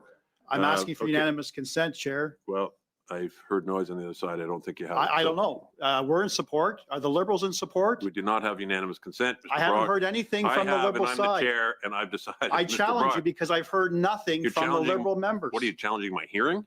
Yes, I am. I've heard nothing from Ms. Latanzio, Mr. Housefather, Ms. Dillon, and Ms. Akan, who is subbing for Mr. Chang. Well, okay, I've heard thank nothing. you. You've now listed the members. I heard there was no unanimous consent. We are moving on. Ms. Anstey, you have the floor. Point of order. Yes, Mr. Barber. Mr. Chair, I'd like to move a dilatory motion. I'm well within my right. I'm a sitting member that the committee now You proceed can't do that to on the a point of consideration order. of Bill You C-14, cannot the do that on a Sentencing point of order, Reform Act. Mr. Barber. Ms. I'd like to Anstey- seek unanimous Ms. consent to Anstey- study bail, Ms. please. Anstey, you have the floor. Point of order, Chair. Yes. Well, you've got the floor, actually. I seek unanimous consent for us to move forward on the Bill C-14 that's on the hearts and minds Ms. of Anstey, I'm sorry to interrupt you, but you're not a member, so you can't move that motion. You can, Point of She's order. seeking unanimous consent, you Chair. can speak to it. She Point can't. of order, Mr. Chair. Where's this one coming from? Point of order, Mr. Chair. Mr. Mantle, yes? Thank you, Mr. Chair. I think if you will seek it and you listen for the voice vote of the committee members, you will see Mr. we have Mantle, I unanimous can consent to take move these to Bill motions C. from people Can I- who can are I finish? regular members of the committee. You're Mr. allowed to Chair, I'd sit like at the to finish table my and point of order. participate. I understand, but you're trying to introduce a motion. I am not, Mr. Chair. I'm seeking unanimous consent. It is not a motion. Which you cannot do. You're allowed to participate and make submissions on what we're talking about. Only the regular I am members allowed to can make do what point you're of trying order. to do. And I seek unanimous consent. If Mr. you're, Mantle, okay, the request is denied. It's out of order. Okay, Ms. Anstey, you I do have challenge your the floor. decision, Mr. Chair. Point of order. Pardon me? I challenge your decision, Mr. You Chair. can't do that either. I challenge your decision then. Okay, that's your right. I'd like you to put your decision on the record, Mr. Chair. So just to be clear, what the Conservatives have done is Mr. Mantle has tried to make seek unanimous consent, which he is not allowed to do because he is on a point of order, which he's not allowed to do, even if he was a regular member, which I have denied. Mr. Lawton is now challenging that decision, so I guess we'll take a vote on that. Yes, sure. I just would like clarity. Dilatory So vote. no, I Yes. would like clarity It's on the same on point. what of is order. being challenged. Is the challenge that a member should be allowed to move a motion on a point of order? Is the challenge on a member who, somebody who is not a member of the committee, who is present when all the regular members are present, is allowed to move a motion? What is the challenge on? Or is it on both of those? Do the Conservatives believe that in committees going forward, motions should be moved on points of order and non-members of the committee should be allowed to move motions when members are present? What is the Conservatives' challenge? Perhaps you could clarify, Mr. Lawton, yeah? Yes, thank you for Mr. Housefather's question. So what we are seeking has been unanimous consent, which any motion could raise at any time. Committees have, as this committee has moved informally where there is consent. We are allowing the Liberals the opportunity to advance their own bail legislation. That's what we're asking. What he was trying to move, Mr. Housefather's question and the issue at hand is the procedural point. Yes. So my question is to you, as Mr. Housefather clarified, what is it you are challenging? What decision are you challenging? We are challenging your, we are challenging the Liberals' rejection of unanimous consent and your refusal to hear that. Okay, all right, we have clarification. Anyway, go ahead. Mrs. Akin? So that the church will be sustained. Oh, sorry. Mrs. Datencio? Yes, on sustaining the chair. Mr. Osfather? Yes. Sustaining the chair. Mrs. Dillon? I sustain the chair. Mrs. Aiken? Sustain the chair. Mr. Brock? Absolutely against sustaining the chair. Mr. Barber? No, I disagree with the chair. Mr. Gill? Oh, disagree. Mr. Lawton? No.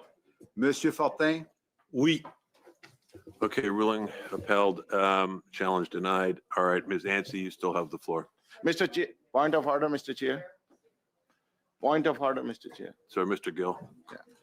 So, Mr. Chair, we heard the argument, but I ask unanimous consent that the committee now proceed to the consideration of Bill C-14, the bail and sentencing. Already been reform dealt act. with. Ms. Ansey, you have the floor. Challenge. Challenge, We can do this all day, guys, if you want to have fun. challenge, Mr. Chair. Okay, we do one at a time, Mr. Bauer. This is This is what? a sitting member of the committee. Thank you. Yeah. And that's why I just He's listened to allowed his to point move of a order. motion. I know, for but unanimous the consent. committee's already dealt with as recently as about 45 seconds ago. So, Challenge. all right. No, point of order. Yes, And Mr. this I Housefather. want you and the clerk to discuss, Mr. Chair. At this point, we have established that members are on points of order moving motions. This is not allowed at committees and it is not a challengeable thing at that point. And I am asking you to stop this ridiculous practice that I've never once seen in my 10 years in the House of Commons. The Conservatives are making a mockery of this committee at this point. Your refusal and to obstruct us to study your bill. Right.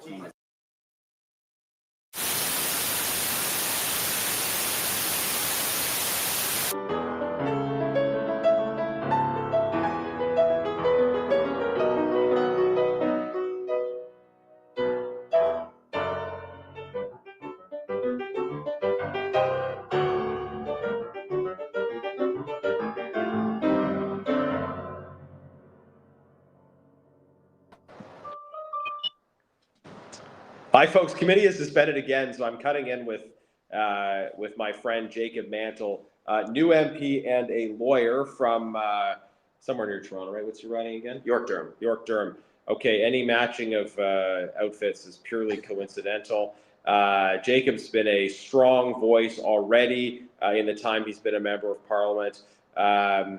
Jacob, give us your high-level reaction to C-9. You represent a bit of a different part of the country than I do. I'm seeing a lot of activation, a lot of concern on this issue in my riding. What's the response in the Greater Toronto area that you're seeing on the changes Liberals are making to C-9 now? Yeah, good morning, everyone. It's great to be with you and great to be with Garnet here. As Garnet said, my name is Jacob Mantle. I'm the Member of Parliament for York Durham, just in the north part of the GTA. And for the last about 8 years, I worked right downtown. And so in the aftermath of October 7th, saw such a great spike increase in hate-related events downtown. I mean, I watched the hateful protests march down my office at Bay and King week after week, and they're still going on. And then I've seen them marching through Jewish communities, Bathurst, in the north part of Toronto, on a weekly, regular basis. Unfortunately, what we are talking about is not going to do anything for that. And that's the great irony of this bill, C-9. I mean, the Liberals will say that it's going to improve the situation with Jewish communities or Christian communities or any communities that are experiencing hate-motivated acts, but it just won't. And we've heard from witnesses that it won't. We've heard from legal experts that it won't. And my own view is that it won't either, because the things that we are seeing on the streets of Toronto right now are already a crime. If the police had the political support and the political backing to enforce the law, they would be. But unfortunately, we have a mayor in Toronto who throws the police under the bus whenever any chance she gets, and we have a federal government that won't provide political support for the police across the country to enforce our existing laws. So instead of talking about this, we should be talking about bail reform. We should be talking about criminal justice reform to do the things we actually need to do to keep the criminals off our streets and keep our communities safe. And instead of doing that this morning, we are talking about Bill C-9, but we have been trying, Conservative members have been trying all morning to ask the Liberals to agree to move beyond this and talk about bail reform and sentencing reform so that we can get to the heart of some of these issues. Jacob, I had some follow-up questions, but I see that the committee is back on now, so maybe you can join the stream a bit later next time we're on suspension, but right now we'll go back to the committee feed. Will do. Thanks, Garnet. That are relevant to the bill. But beyond that, it's only the regular members who can do that, which hopefully will make things run a little bit. Thank you, Chair. I have a point of order. Mr. Brock? Yes. Ironically, as we sit here 2 hours into this committee hearing, the parliamentary secretary to the Prime Minister, the member for Winnipeg North, is challenging, not looking at you, sir, is challenging the Conservatives sitting in the House as to why we are not swiftly passing C-14. Oh. And the reason we're not swiftly passing C-14. This is debate, Mr. No, Brock. well, sir, I'm getting to my point of order. Well, I'm getting to my point of order. Get to it quickly, I have to please. put some context into the point of order.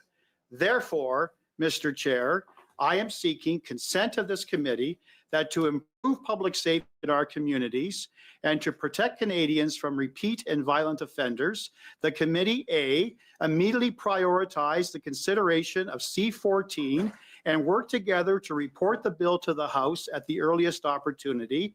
B, sit through the winter adjournment to undertake meaningful consultations with victims, community leaders, police services and associations, and other relevant witnesses. And C, pause consideration of Bill C-9 to make room on the agenda for Bill This is not a C-14. point of order. That is what I seek unanimous consent. This is not a point of order.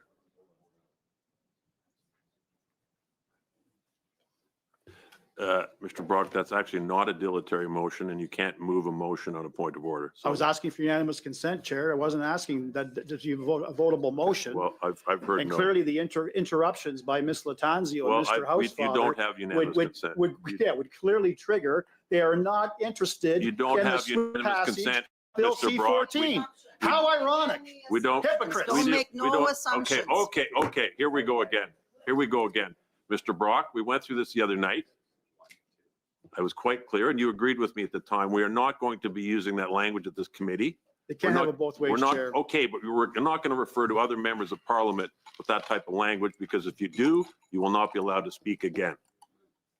Full stop. Ms. Ansey, you have the floor. Point of order. Who said that? I did, Mr. Chair. Lawton, okay. So changing course here and underscoring what it is we're trying to do here.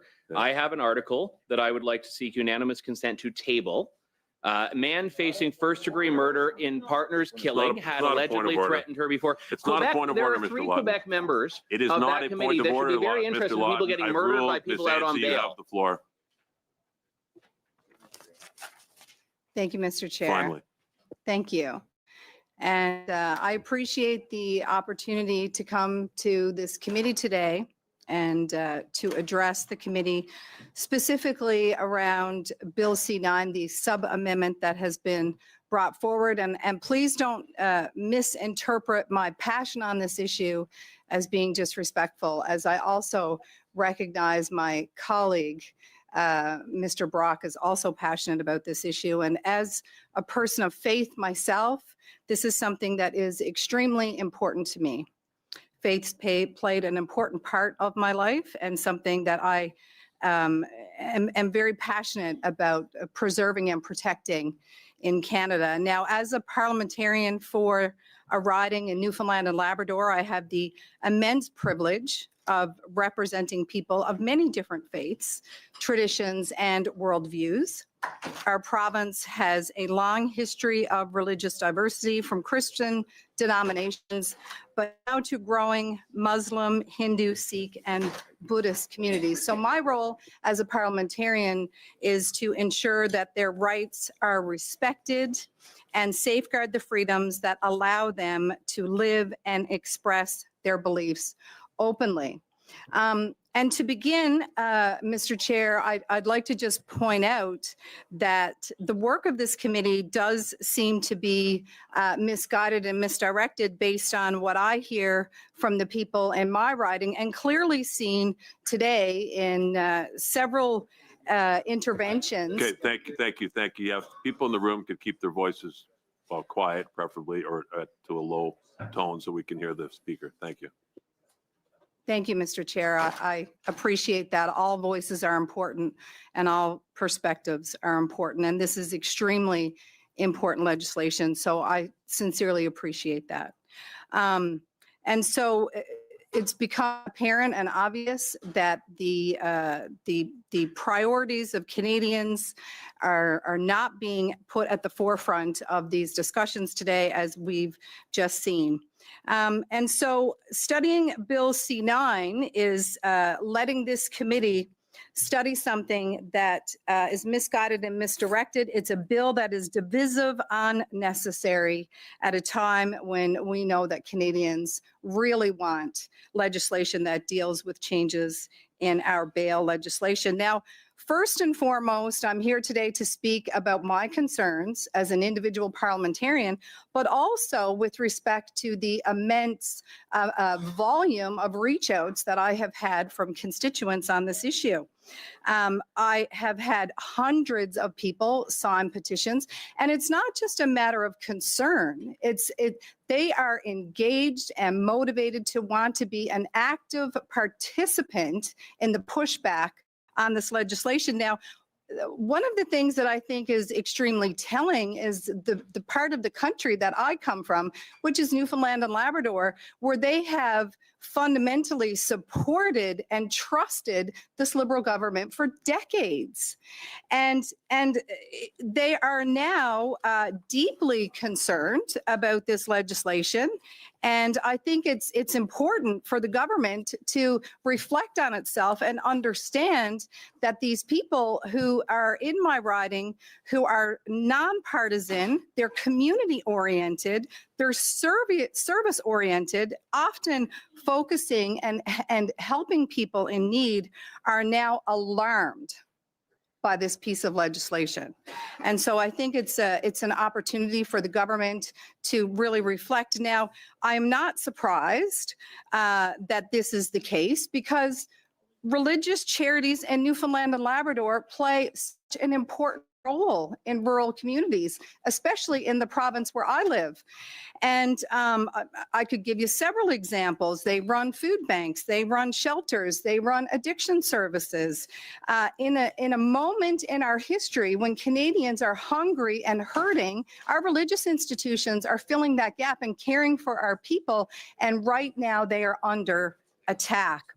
The Premier himself recently acknowledged essential groups like the Salvation Army, and acknowledged December 8th to the 14th as Salvation Army Week in Newfoundland and Labrador, again recognizing the important role that religious charities play in our rural communities.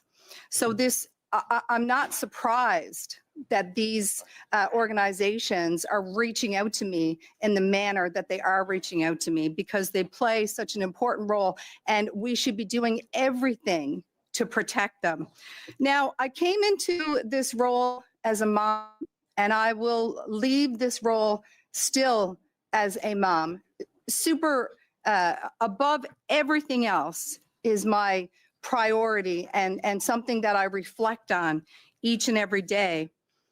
And I think about it consistently in terms of the kind of country that my 4 children will inherit. But also, I teach my children on a regular basis to have difficult conversations, to lean into constructive, respectful conversations, whether they're in the classroom, around kitchen tables, wherever they are interacting, and to not be afraid to voice their opinions, but to respect everyone and treat them with dignity. Thoughtful, respectful disagreement is not a threat to Canadian society. It is the foundation of it. So what message are we sending to the next generation if we are attacking sacred text that is spoken in good faith? This is extremely, extremely concerning to me. And it does not make Canadians safer. It creates a chill. We want to encourage people who have diverse perspectives, that it's safe and okay to voice those perspectives in our Canadian society. Now, this, Mr. Chair, is a bad bill, and the amendment and sub-amendments are required because it's not about protecting rights. It's not about public safety. It's not about community well-being. It's misguided, it's misdirected, and it is completely unnecessary. We can clearly see it's dividing us. But more than us, what we should be concerned about is it's dividing communities. People all the time are talking about divisiveness in this space, and this is something that we should be extremely concerned about. Canadians are begging us to address bail, and instead we are moving in this direction. And Mr. Chair, just as a final thought, it's the eve of Christmas. Christmas is the most celebrated Christian holiday of the year. And this legislation is casting a dark shadow of fear over faith communities right now. This is a time when they should be celebrating their faith, and instead they're reaching out, concerned, fighting that this government would preserve their faith. So thank you, Mr. Chair. I move a motion right now based on my comments and my interventions that we Ollie? Okay, Mr. Brock, please, everybody, just keep their voices down. I can control the room, Mr. Brock. It's easier without help, frankly. Okay, please continue, Ms. Nancy. I didn't hear that. And so I bring forward a motion right now, Mr. Chair, that the committee shift its focus and study Bill C-14 that deals with the legislation that is on the hearts and minds of Canadians. Thank you. To clarify for people sitting around the table, Ms. Nancy has been substituted for Mr. Lawton, so she is able to bring such motion. However, having dealt with this motion over and over again, we're not going to consider it. That's my ruling. So we'll move on to Mr. Baber. Point of order, Mr. Chair. You can't make a point of order, Mr. Mantle. You're not a regular member of the committee at this point. Sorry. Yeah, we did. Move We a just point made of that order. ruling a few minutes ago. You might not have been in the room. Any member can move a point of order. No, the ruling's already been made, Mr. Barber. That moment has passed. Well, you weren't here, Mr. Jenis. You don't have an opportunity at this point to debate it. Mr. Barber, you have the floor on the sub-amendment. Thank you. Excuse have me, now- Mr. Chair. That's outside watching my son, I'm actually actually. subbed in for a So, member, so I believe that I do have the ability Yeah, to. but I'm also move- communicating with my move a point of order? constituents about what's happening. Absolutely. I hope you're communicating with your constituents as well about this. Yeah. People who have their rights clerk taken has no away, record of That's that. funny. Mr. Barber, you have the floor. Sorry, I'm a Mr. member Chair, of could you this double check committee, that, please, Mr. Chair? And I find out You just more, did. Mr. Barber, please. and I find more about what's going on with this bill from the media than I do from this room. And it appears now that at least twice, the Attorney General has U-turned on the block amendment that passed the other day that is the subject of the sub-amendment. Yesterday, just before question period, I learned that the Attorney General now believes that he ought to go out there and consult with communities and consult with religious leaders with respect to the block's amendment that just passed to repeal the defense of religious expression. And so in that spirit, if the Attorney General wants to consult, he should have consulted before the Bloc amendment, before the Liberals adopted this and repealed the religious defense. Then why not suspend and allow the Attorney General to perhaps change his mind again, which by my count would be a third U-turn on this bill. And that is why I'm well within my right to seek unanimous consent that this committee now proceed to the consideration of Bill C-14, the Bail and Sentencing Reform Act. May I please have your consent to study bail, to study sentencing, and allow you guys to reconsider again as to whether you wish to repeal the religious defense. Sounds very reasonable. Can we please have, may I please have unanimous consent? Do we have unanimous To con- consent? No, okay, Mr. Bauer, move on. Are you finished? I Mr. cede the Bailey, floor. Mr. Bailey, you have the floor. Thank you, Chair. The Liberals and the Bloc, Sorry, go ahead. the Liberals and the Bloc Quebecois have made a deal to eliminate criminal code, safeguards for freedom of expression and religious freedoms in exchange for the Bloc supporting Bill C-9. They are removing Section 319(3)B and 319(3)(1)B, which state people cannot be prosecuted for expressing in good faith an argument or opinion on a religious subject or based on belief in a religious text. The Bloc has long pushed for the ability to persecute people for religious expression.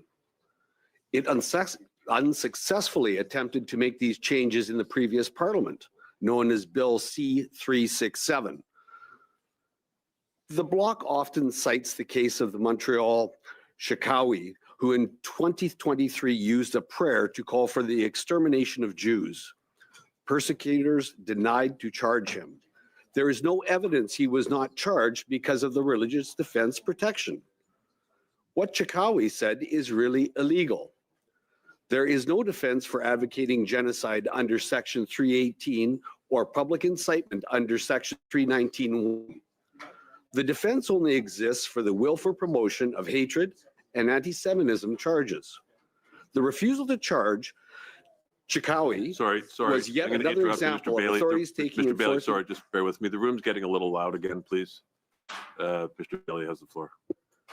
I'll repeat that. The refusal to charge Shakawi was yet another example of authorities failing to enforce existing law.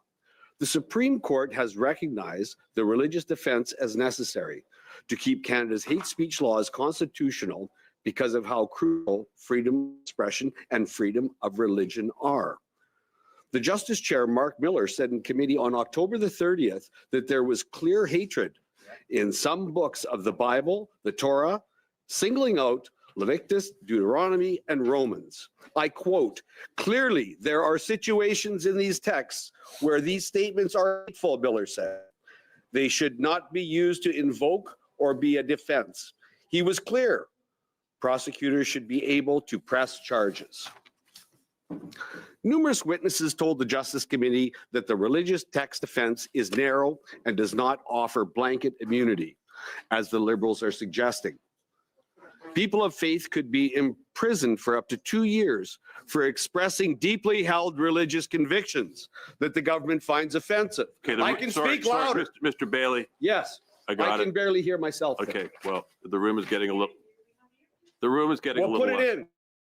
Okay, Mr. Bailey, we don't need that kind of tone. Mr. Can, we don't need, Okay, wait a sec. He's got We the don't- floor and you don't. okay, all right, Okay, we're let suspended. him speak and let him speak. Suspended, guys. Just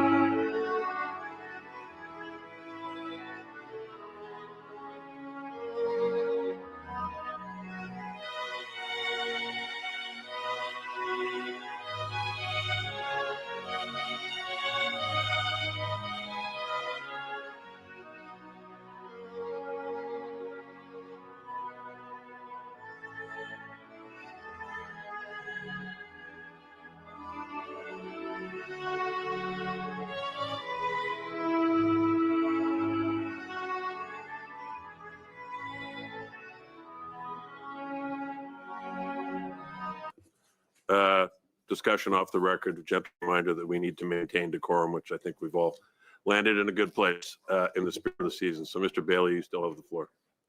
The good faith religious defense protects minorities and those who sincerely held religious beliefs.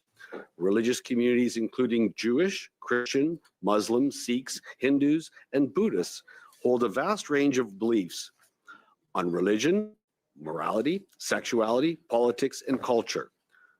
Though some may find these beliefs objectionable, old-fashioned, or even hateful, a free country does not criminalize the expression of sincerely held religious doctrines. We debate people we disagree with, not silence or arrest them. The courts have been clear that violence and calls to violence are not and never have been protected as free expression and are not in good faith, as the defense requires. Liberals insist their new bill is needed to protect religious Canadians from hate. Removing the religious freedom safeguard from the criminal code will not make Canadians safer. It will not protect anyone, least among them people of faith, from hate. This change will expose people of faith to criminal prosecution for the simple act of quoting their own sacred texts. The Charter of Rights and Freedoms protects freedoms of expression, freedoms of religion. It is not an accident that in Section 2 of the Canadian Charter begins with the fundamental freedoms, in this exact order: the freedom of conscience and religion, freedom of thought, belief, opinion, and expression, freedom of peaceful assembly, freedom of association. In a free country, we answer speech with speech. We answer bad ideas with better ideas. We do not answer prayer, even ugly prayer, with prison. That is the road to tyranny. This bill will not make a single Canadian safer. In fact, removing the protection for good faith religious beliefs is a path down state tyranny. The government is repeating the oldest trick in the authoritarian playbook: declaring certain religious beliefs hateful, then criminalizing their expression, then claim you are only protecting minorities. That is how every police state begins. This change will turn willful promotion of hatred into a sword hanging over every sermon, Bible study, or Torah reading. The Act claims to combat hate. It sows it by silencing minorities of belief. The government is prepared to combat hate by stripping away the only explicit criminal code protection for Canadians who, in good faith, express an opinion on religious subject or quote their own sacred text. That is not combating hate, that is combating faith. John Diefenbaker said on August the 10th, 1960, "I am a Canadian, free to speak without fear, free to worship in my own way. This heritage of freedom I pledge to uphold for myself and all mankind." Chair, Diefenbaker would be rolling in his grave at this clause. Chair, Diefenbaker would be rolling in his grave at this clause. It's not a conservative issue or a progressive issue. It is the foundation upon which every other democratic freedom stands. April 1st, 2024, Scotland's new Hate Crime Act came into force. Religious aggravators were added and old religious defenses were weakened. In the first 8 weeks, 8,000 complaints filed, more than one every 7 minutes. Police in Scotland logged every single one, even anonymous ones. A Catholic priest was investigated for preaching the catechism on marriage. Comedians were visited by police for jokes. J.K. Rowling dared police to arrest her. They didn't, but only because she was rich and famous. The Scottish Police Federation warned that the law had turned officers into thought police. Chair, this is the future clause 4.2 is importing into Canada with Canadian politeness.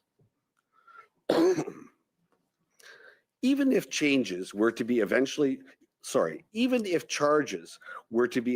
dropped, the process is the punishment, 5 years of investigation, $100,000 in legal bills, your name dragged through the media.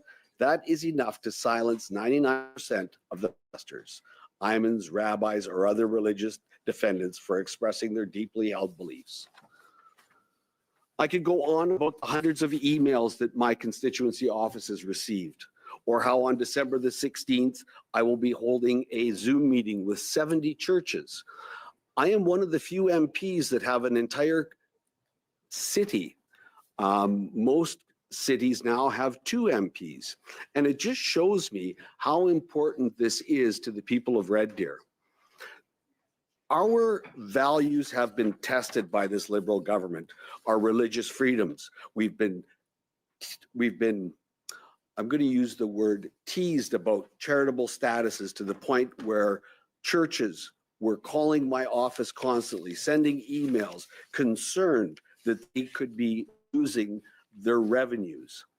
And at this point, Chair, I would really like you to hear me out at a point of order, seeking unanimous consent that this committee proceeds with the Sorry, consideration of Mr. Bill Bailey, as I ruled C-14. previously, as not a regular member, you're not in a position to do I've been that. subbed in, sir. Actually, Mr. not Chair. subbed in. Chair, I'm a sub. Mr. Chair, I have a point of order. Okay, just a second. Is she subbed in? Let me just check. I'm not, make sure the clerk has received Is it. who subbed in? No, but he said if she subbed in, who subbed in? Me? Okay. Okay, the clerk has received it, Mr. Bailey, so please proceed. Point of order, Unanimous please. consent, this committee now proceeds to the consideration of Bill What C-14, the mockery. Bail and I tell you what Sentencing mockery. Reform Act. Okay, do we have unanimous consent? No, Okay, all right. Mr. Bailey, sorry, you had a point of order, Mr. Latanzio, okay. Mr. Chair, quite seemingly, it looks very real and realistic that we are not going to be able to finalize clause by clause today. I still am very hopeful, very positive, but at this point, I would seek unanimous consent. Conservative members have said time and time over again how C-14 is very important, and so do we. We consider it. So we seek unanimous consent to send that bill back to the House, because if we keep going in this direction, look at the amount of time it is taking for us to study C-9, and it is a very important bill. And so I seek unanimous consent to send Bill C-14 back to the House. No, we need to study the bill. Let's Mr. study Chair, it. So we Mr. do Chair. not have unanimous consent. Okay, Okay. It's straightforward. She sought unanimous consent based on discussions earlier to send the bill back to the House for third reading, and we didn't get unanimous consent. So, you're not at the table and you've been subbed out, Mr. Brock, sorry. All right. Okay. Yeah, okay. Okay. Previous discussions had taken place. I'd like to know with whom Ms. Latanzio spoke to on the Conservative side. I'm the vice chair. I've not spoken to Ms. Latanzio for weeks on prioritizing C-14 without any study, without hearing from any witnesses Okay, whatsoever. I take So your point. I'd like some clarification as to where that came from.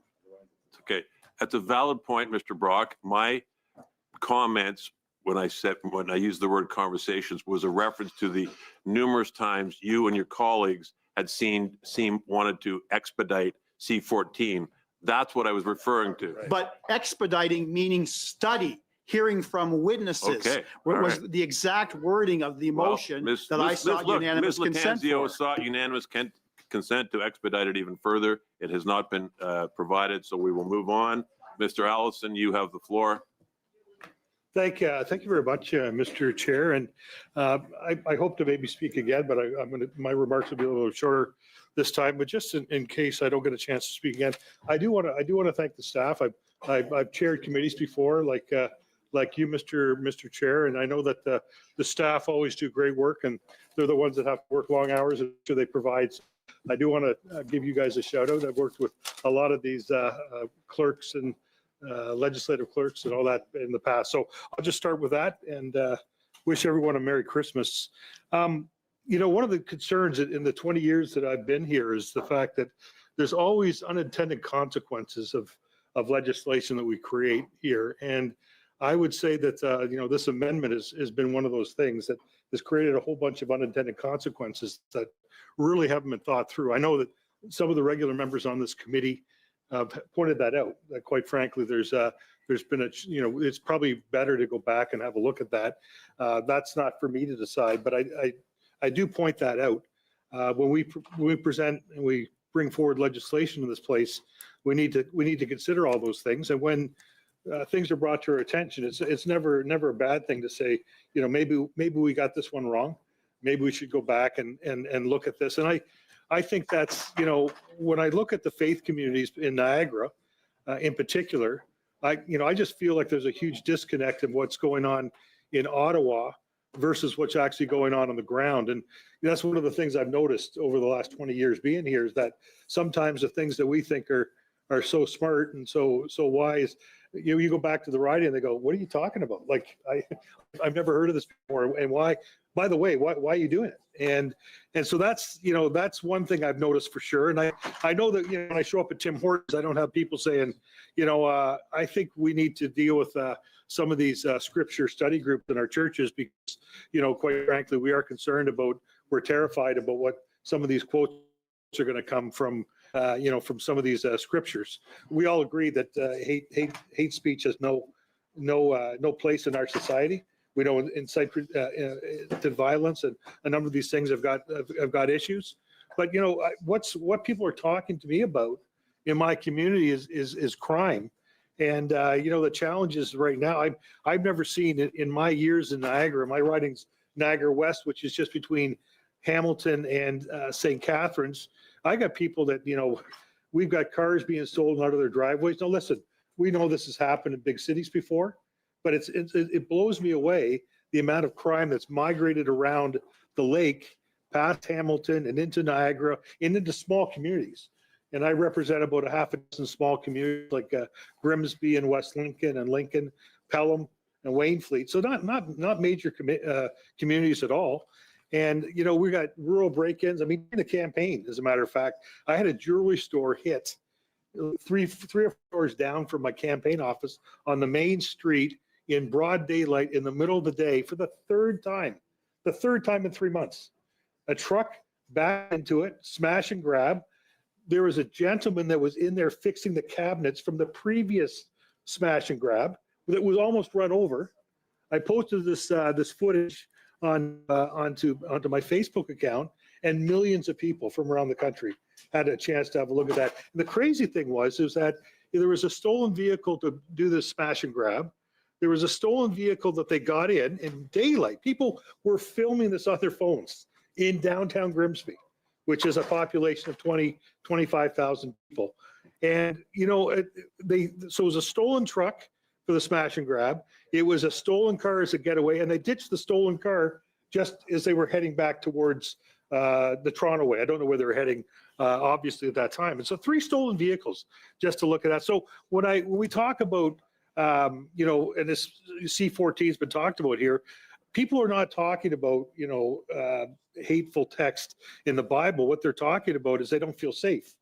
They don't feel safe going for walks after dark. They're concerned about, the amount of extortion that I've seen going on out west in BC is mind-blowing to me, that we're not dealing with that issue any kind of major.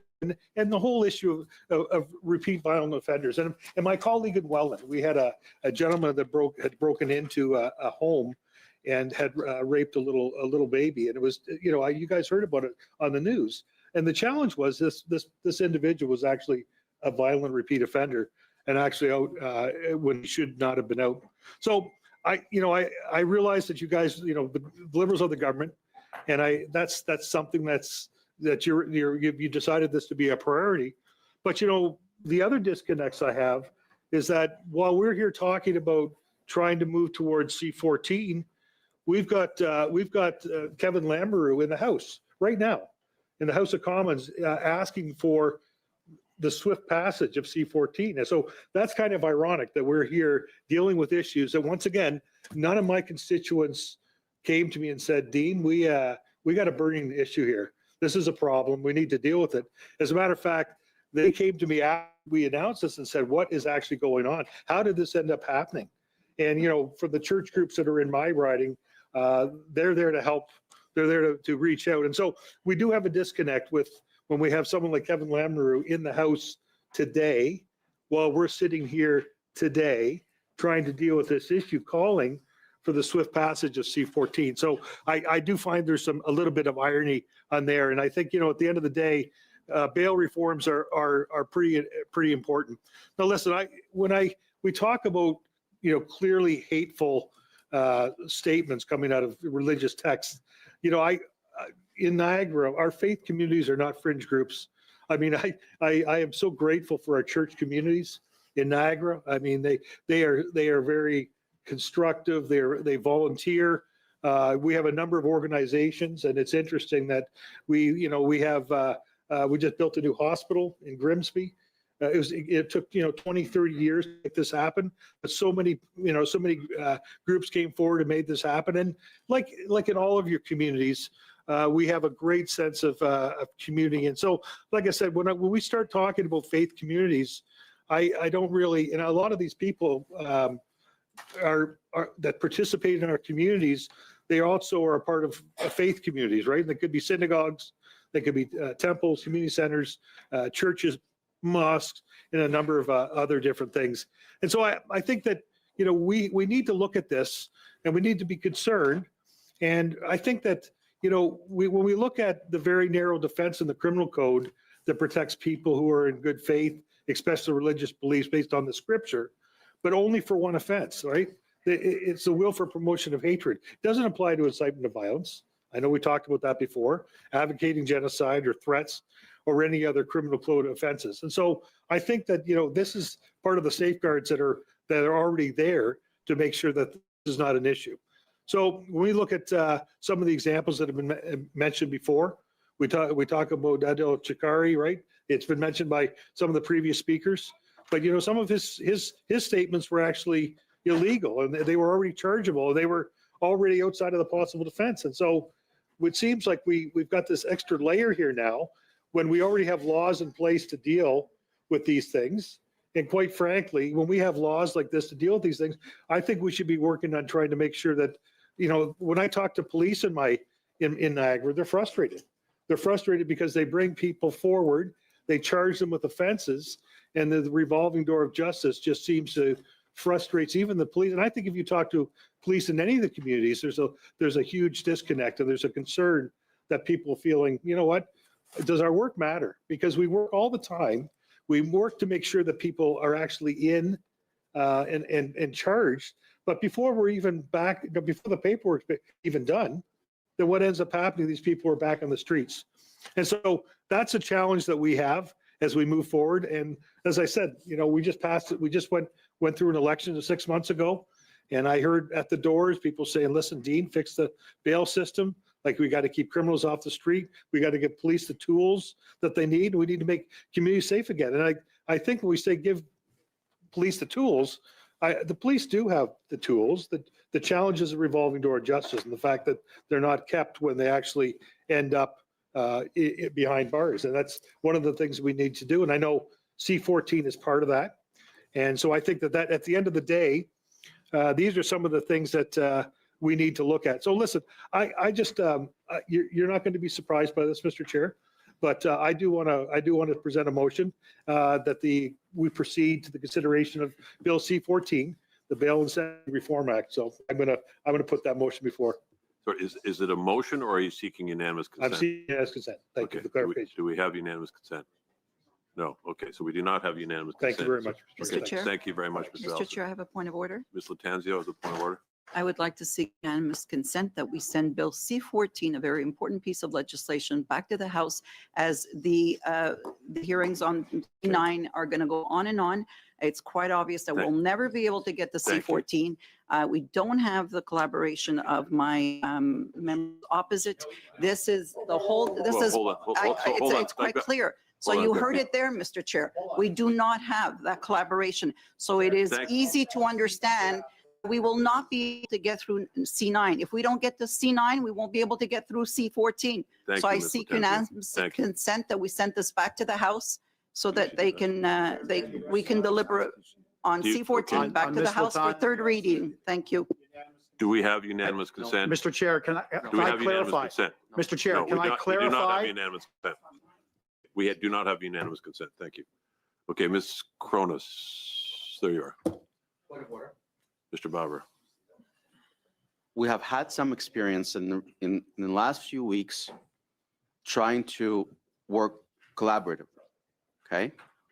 I hear Ms. Latanzio, and I hear a desire to go on with C-14. Is this That's debate or is it- precisely is- what, is- that's is- here's what we're going to do going forward. People are going to state what their point of order is, and then if they have further submissions, because I don't want to spend the day here listening to long submissions saying, oh, I'm going to get to a point of order eventually. I want to run this efficiently. So what is your point of order, Mr. Bever? State front. I am content Okay. to take a break if we need to suspend, and we can have a conversation with Ms. Latanzio about moving on with C-14. We need to hear from witnesses.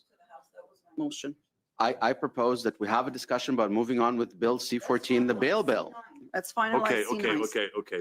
This is not productive. We do. I think Go to C-14. we did not get unanimous consent on Ms. Latanzio's proposal. We have not had unanimous consent on other proposals. Point of order. Okay, I was gonna say Mr. Lawton had his hand up first, but he's pointing at you. Okay. Mr. Brock? And I made it clear, Mr. Chair, that as the vice chair and as shadow minister for the Conservative Party of Canada, I wanted to speak on behalf of our position, but I sought clarification. You denied my ability to seek clarification.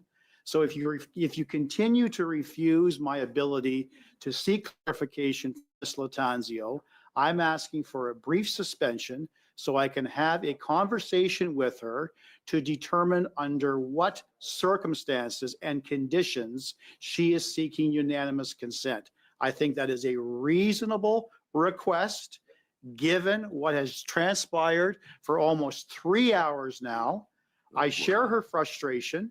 Hopefully she shares our frustrations as well. But in the spirit of the season and in the spirit of collaboration, which this Justice Committee has always earned a solid reputation for on difficult issues. We are very passionate about our positions, but in the end, we always strive to work collaboratively. I'm asking for this indulgence so I can seek some further clarification. Mr. Chair, Ms. Mr. Lawton has made it quite clear that there will be no collaboration. Point of order. I am trying Point- to move over, we are trying to Okay, work okay. diligently Point to of order. C9 so we Okay. can move to C14. Chair, It is not going to happen. I'm going to interrupt. I'm looking right down the middle of the table. If something is done on this side of the table, that side of the table, I'm going to call it out. Speaking over each other is not going to work. I think both sides have made their positions very clear. I'm not sure suspension at this point, Mr. Brock. Point of privilege. Okay, Mr. A Lawton. comment that I did not make on the record was just misstated and misrepresented on the record by Ms. Latanzio. I said the Liberals did not have unanimous consent. That is what I said. She was seeking UC. I said you do not have it. It is very irresponsible to read into the transcript a misrepresentation of what I said. And I wanted to state my intentions clear. The Liberals do not have unanimous consent on that request, with the caveat of what Mr. Brock said, which is entirely valid, that we need to understand what exactly it is they're seeking agreement on first. I understood it clearly, and I think everybody else did too. I will suspend for about 3 minutes.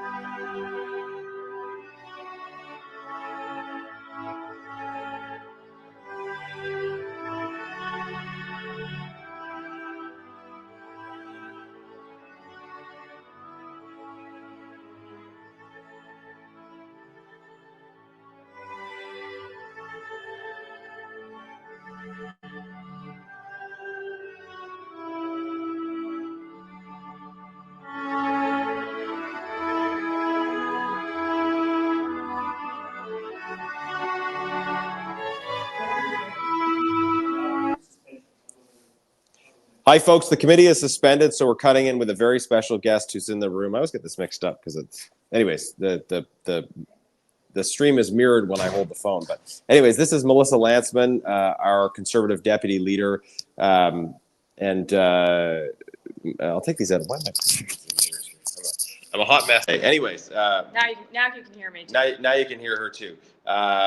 Our Deputy Leader, Melissa Lanceman, we've been highlighting basically the issue of bail. So I know you've been active on the C-9 debate, but maybe if you can highlight for folks what's happening at the Justice Committee in terms of trying to get to the issue of bail. So we're sitting in Justice Committee today, and multiple times, time after time, we move that we want to hear about C-14. That's the Liberal bail law, the law that they brought in to supposedly fix their broken bail system, to stop repeat violent offenders from getting out on the streets and committing crimes again. And time again, they don't let us do that. They've stopped us at every turn, and they've stopped Canadians from feeling safe in their neighborhoods from repeat violent offenders being out on the streets. So we're going to continue to push that here at Justice, making sure that we can hear and study the bail reform. That's what Canadians want, instead of studying their censorship laws. Right, exactly. So the Liberals have chosen to prioritize Bill C-9, which a lot of problems for religious freedom and freedom of speech. Even the proponents of the bill would have to agree that it's pretty divisive. And the Justice Minister has said, well, the attacks on religious freedom they're proposed haven't really been studied, so he's doing more consultation on it. Well, isn't that a good reason to, at the very least, pause the discussion of Bill C-9 and then focus instead on the bail changes, trying to undo some of the damages Liberals did to the bail system when they first took office? And that's exactly what we want to do, rather than hearing more from these guys who've made a secret deal, by the way, with the Bloc to include an amendment which would curtail religious freedom in this country, which would stop you from saying the things that you want to say, to teach your kids the things that you want to teach your kids based on religion. It's an important defense in this country, and more importantly, it doesn't keep people safe. Nothing in C-9 is going to stop the hatred that has been created and championed by the Liberals by dividing Canadians into groups. We want to move that off the table since they can't figure out their own position on it, and we want to make sure that before Christmas we can get to the next stage of fighting Liberal bail laws. Yeah. Melissa, if I can ask you one more question here before I think we're going to be resuming shortly at the committee, but just on the issue of rising anti-Semitism in Canada and the government using that as a justification for moving forward C-9, really rather than doing the things that are actually going to address the rise in anti-Semitism in general and anti-Semitic violence in particular. What do you think the real actions that are required? I know this is an issue important to you and the community you represent. So what are the real things the government should be doing instead? Look, there's no doubt that it's an important issue to me and my constituents and many constituents right across the country and many communities in the country that have seen just a massive rise in anti-Semitism. We've seen gunshots into schools and fire bombings into businesses, and a government that stands on a pedestal and allows all of this to happen. In fact, I think they throw fuel on the fire of anti-Semitism by, again, saying one thing to one group, another thing to another group, and they think that C-9 is going to stop this. It is deeply irresponsible to tell a community that there is a magic bullet that is going to stop the chaos in the streets over C-9. In fact, any of the instances of anti-Semitism that we have seen have not been laws that were enforced. We have an enforcement problem in this country, not a law problem, and we are going to continue to push the government to make sure that we have things like a foreign interference registry, that we have real consequences for the illegal behavior that is happening in our streets and in our communities, and we're going to make sure that the forces on the front lines fighting this know that they have the backing of politicians to do their job. Yeah, absolutely. It comes down to enforcement and locking up the real criminals. And this is why we need to study changes to the bail system. We need to study government bill on bail C-14. We put forward a motion months ago to expedite Arpin Khanna's jail not bail bill. We were proposing solutions to the problems that Liberals had created even before they had put these things forward. And yet they're forcing C-9 ahead of bill C-14. Well, there's no reason they have to do this. They would rather target law-abiding citizens, whether that's firearms owners, people of faith, whatever it is. They're targeting law-abiding citizens instead of enforcing the existing laws in response to crimes being committed by criminals. So we're going to go back in there and we're going to continue to fight to get bail on the agenda, to pass it through committee with a good study on witnesses that are going to tell us exactly the chaos that the Liberals have created over 10 years and now are trying to purportedly fix. All right, thanks for doing this, Melissa. The live stream will continue. The committee is still suspended for a few more minutes, and we'll switch to that kind of background feed, and then you'll be seeing the committee as soon as it resumes.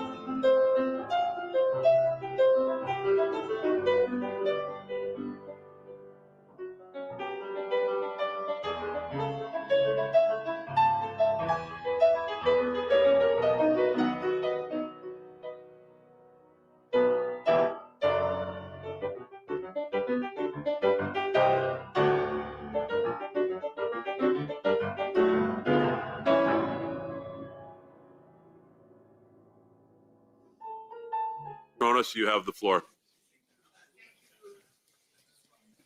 Thank you very much, Mr. Chair. I just want to confirm that I'm sitting in as a member of the committee from P. Brock for the duration of my remarks. That's correct? Okay. As long as he continues to sit back there, yes, you are. Thank you. So I'm talk actually, as long as you want. pardon? Sorry, I get.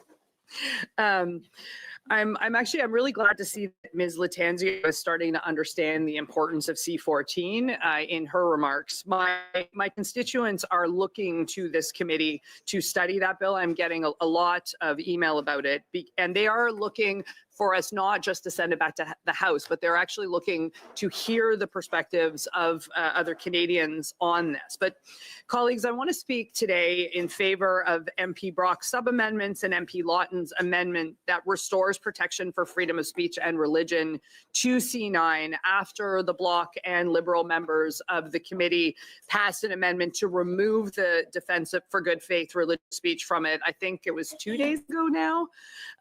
All of us around this table know that this defense has never protected the kind of speech that people sometimes imagine that it does. It's never shielded those who deliberately promote hatred. It's never shielded those who promote violence.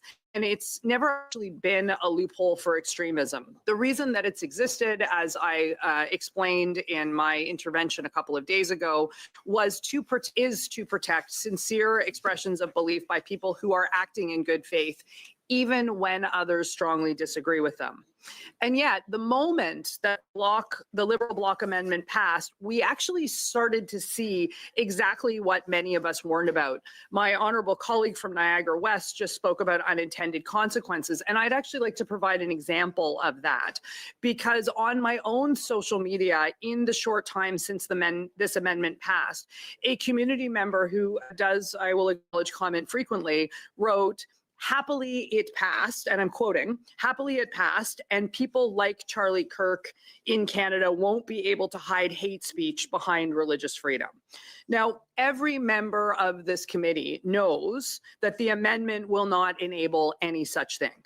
It is not going to touch the kind of speech that this individual was talking about. But what the comment does reveal is something very important to our deliberations here.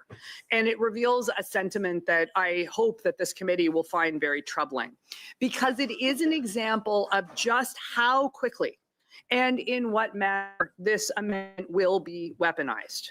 In my remarks the last time we sat, I warned that this amendment would be interpreted by members of our communities as having significance by those who want to silence people whose views they don't approve of. And this comment, which came in such a short period of time, shows how easily people will assume that the removal of the defense gives them license to silence views that they dislike. It demonstrates how eager some Canadians are in this moment and time of tension and division to believe that the criminal code should be used not only to stop hate, but to stop conversations that they find uncomfortable. This is exactly why this defense existed in the first place. It was never about protecting bad actors, and what it was about was protecting the space for good faith disagreement in a diverse and pluralistic country. It acknowledged that Canadians hold deeply different convictions on questions of faith, ethics, and morality, and this is reflected in some of the case law. Some of these differences that we have around these topics do run directly into each other. That is the reality of pluralism. The good faith religious defense ensured that people could express their beliefs without fear that someone would accuse them of hate simply because they hold a traditional or unpopular view. So removing the defense doesn't stop hate. Hate is already prohibited. Removing the defense, though, does send a very different signal, and it suggests that the state is narrowing the space for sincere disagreement. It invites people to believe that if they find a belief offensive or outdated, it might now be criminal. And it encourages exactly the kind of misinterpretation that I saw within hours of the vote to pass that amendment, where someone confidently declared that this amendment allows us to target each other.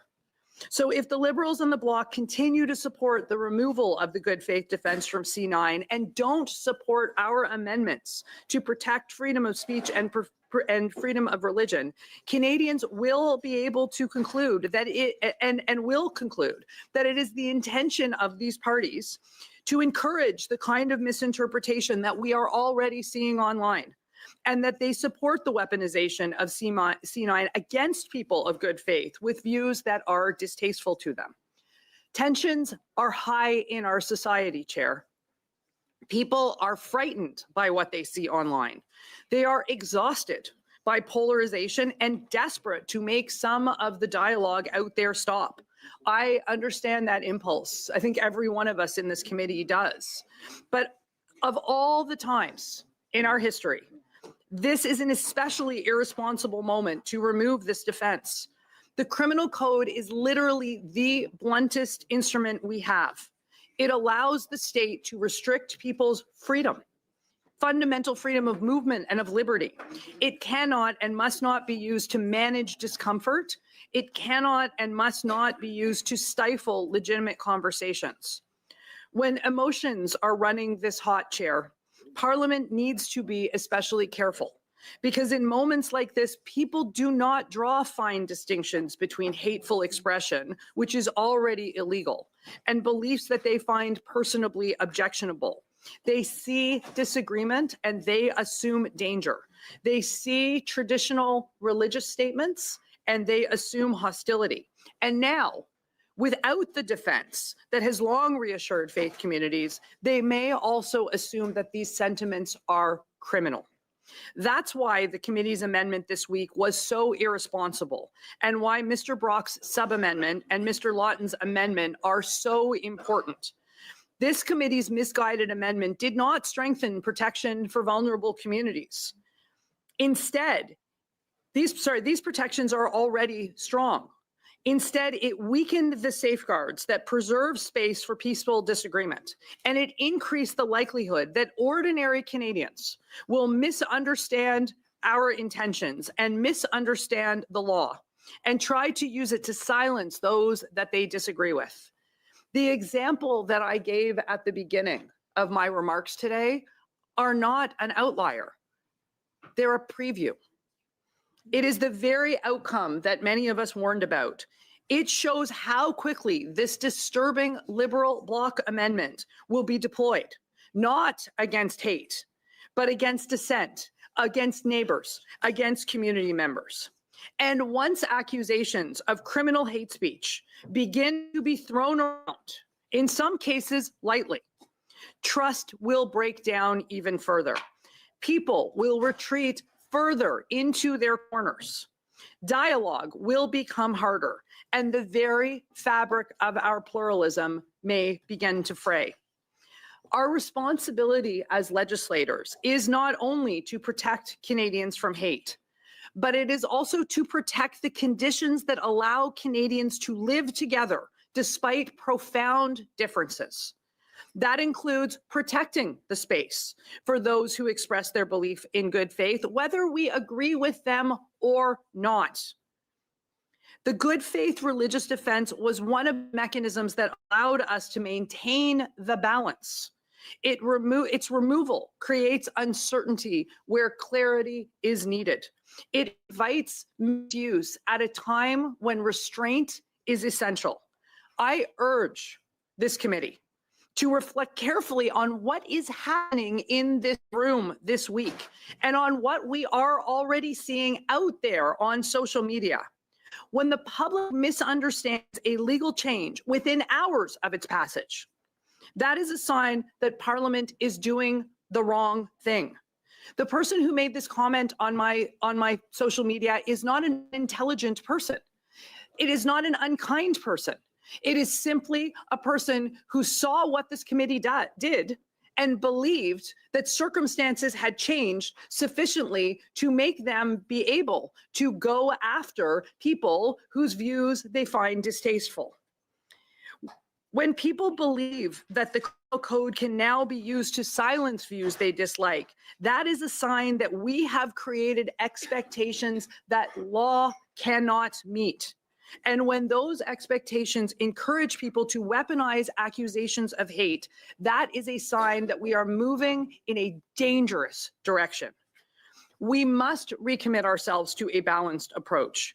We must protect Canadians from true hatred, and we must also protect the space for good faith expression, including religious expression that we find offensive or distasteful, in a country that depends on respectful disagreement to function. Removing this defense, Mr. Chair, does not advance justice. It undermines the very conditions that allow justice, pluralism, and civil dialogue to survive. This committee's unwillingness to put C-9 aside, despite its obvious shortcomings, also stops this committee from dealing with the important issue of Liberal bail. As the Liberals sit here trying to restrict the freedom of Canadians, they are letting violent criminals out on bail to do more damage in our communities. Their colleague, the parliamentary secretary to the leader of the government in the House of Commons, is also sitting in the House verbally attacking my Conservative colleagues. And I quote, to relax our stubbornness on not moving swiftly to pass C-14. I think he must have meant the Liberals, Chair, because as the people who have been following these proceedings and the proceedings of the House at home can see, we can't get this committee to move to study C-14. I implore this committee to move on, to do the work that is necessary to make all Canadians safe.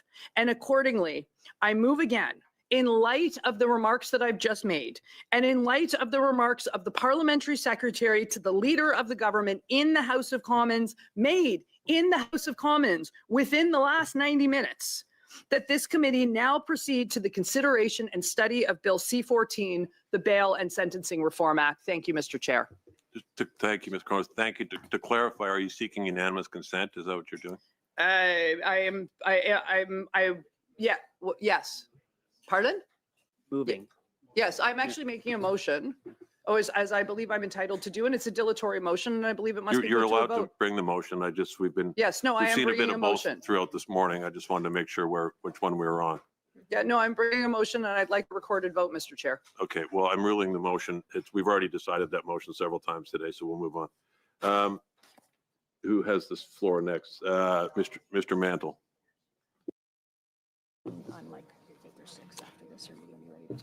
Thank you, Mr. Chair. I'm free to proceed. And I believe to confirm I'm subbed in for Mr. MP Gill. Correct. Is that correct? Thank you, Mr. Chair.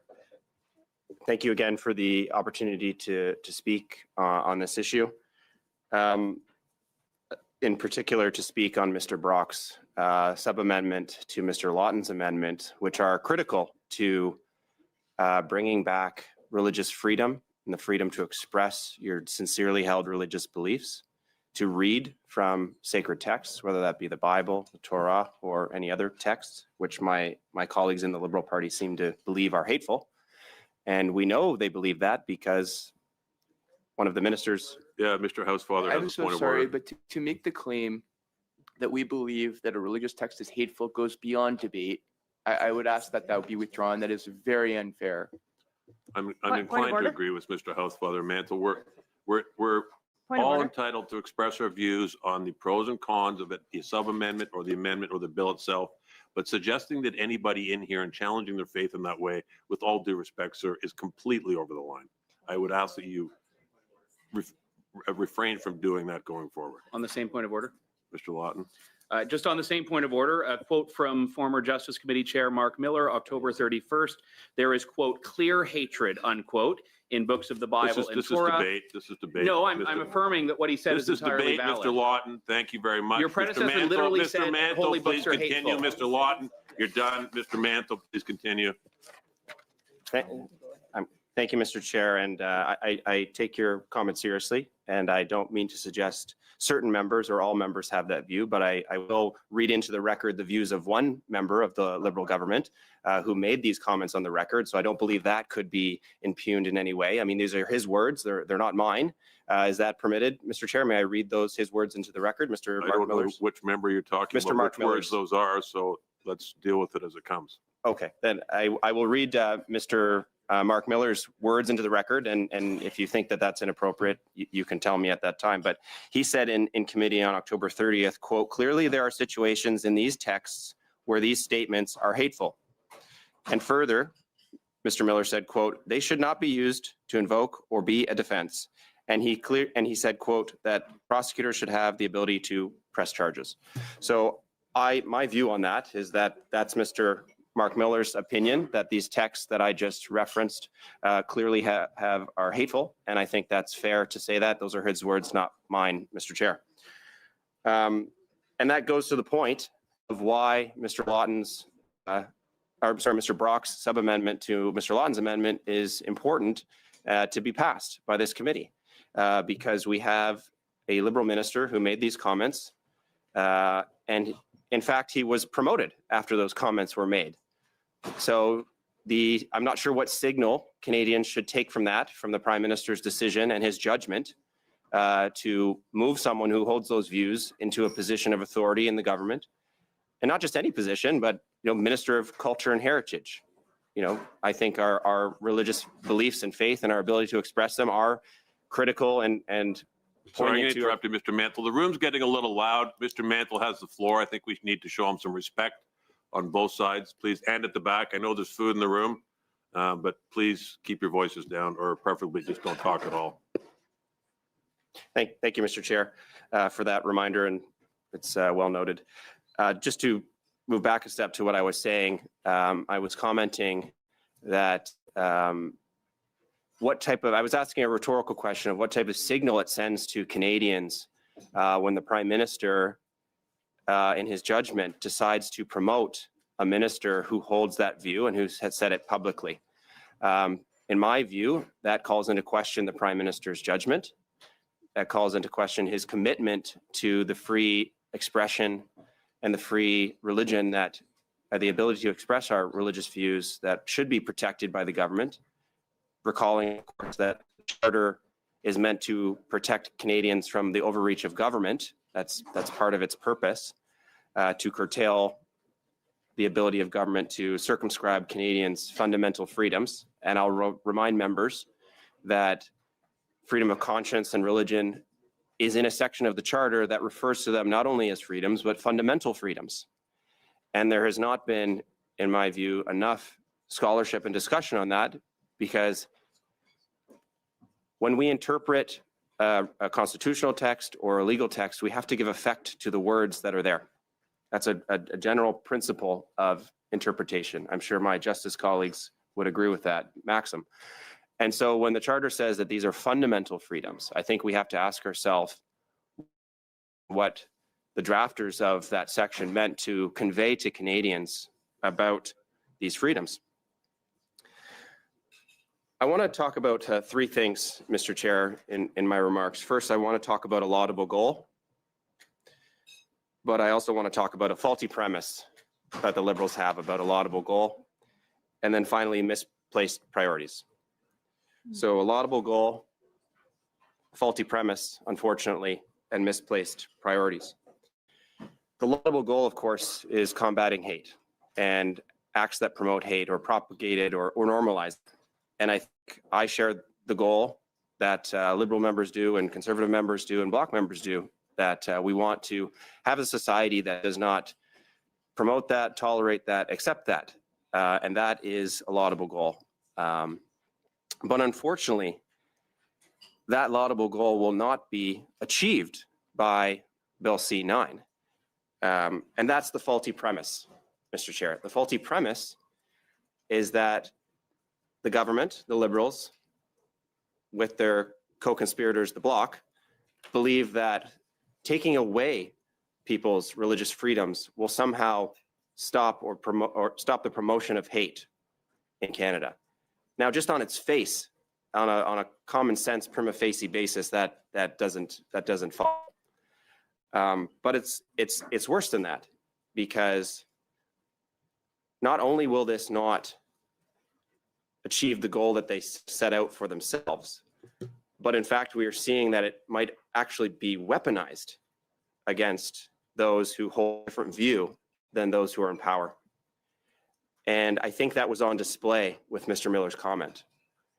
That it wasn't for Mr. Miller, it wasn't about, or might not have been about, I won't impugn his intention, I'll just read his words, but it might not have been about defense, but rather using it as a sword. And oftentimes in legal discussion, we talk about whether laws can be used as a sword or a shield.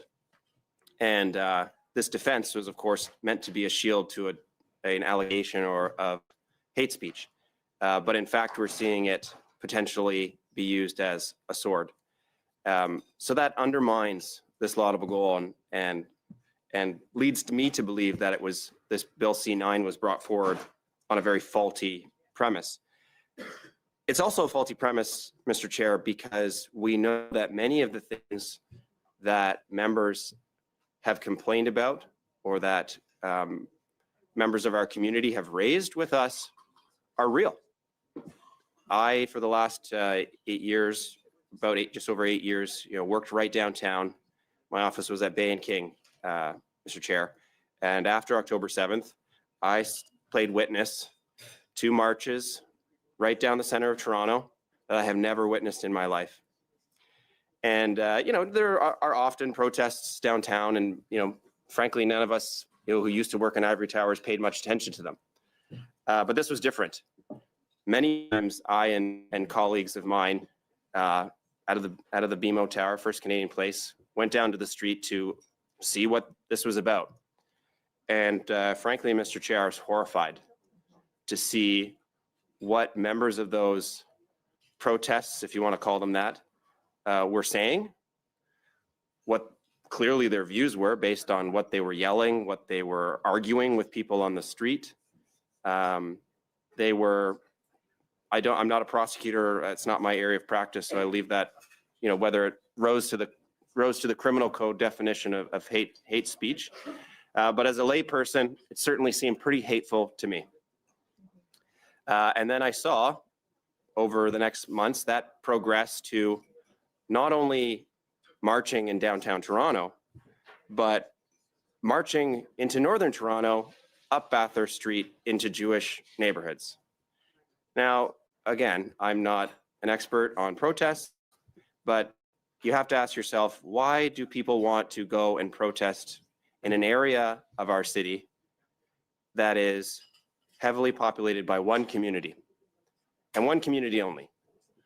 So it doesn't take an expert to know that that section of the city was picked because of the members of the Jewish community that live there. And so I, again, as a layperson, I think that's pretty hateful. But this goes to my faulty premise, Mr. Chair, because those actions of those people in those protests are may have been already criminal. And I'll just mention a few of the provisions of the code that I think may have been at issue. Of course, leave it to the Crown and the police to make the ultimate determination.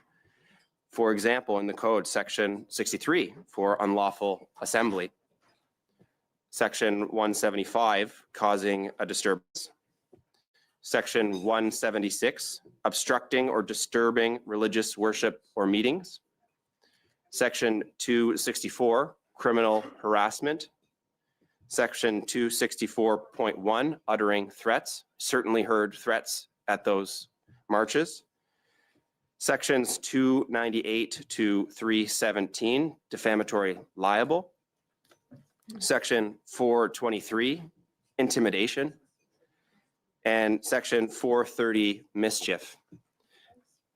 Now, there may be other sections, Mr. Chair. That's just what I was able to glean in reading through the criminal code.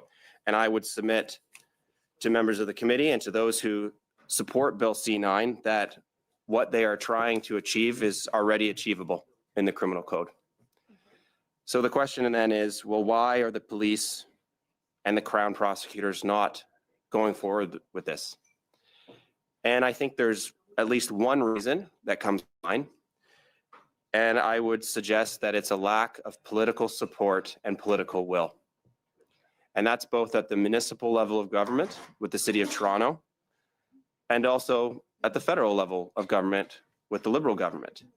And I don't think it's unreasonable for police and prosecutors to want to have their political leaders stand up for them if they are going to enforce these provisions of the criminal code. But they don't.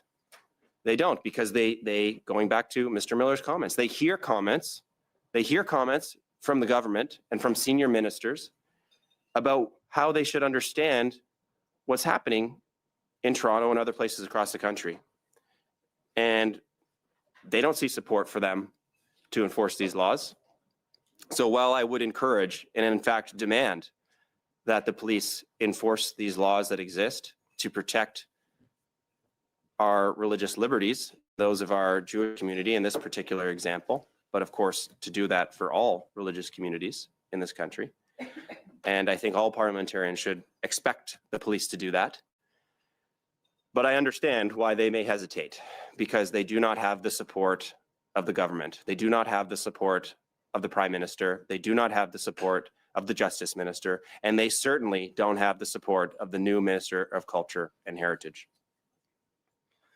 So, Mr. Chair, laudable goal, faulty premise to achieving it, unfortunately. The last thing I wanted to talk about in my submissions, Mr. Chair, was misplaced priorities. And that has been on full display here at the committee. Now, we have all heard the stories of violent offenders out on bail or being released on bail who then commit more violent offenses. And they've been across Canada. And I think, for example, one example, poignant, the case of Bailey McCourt. And as we've learned,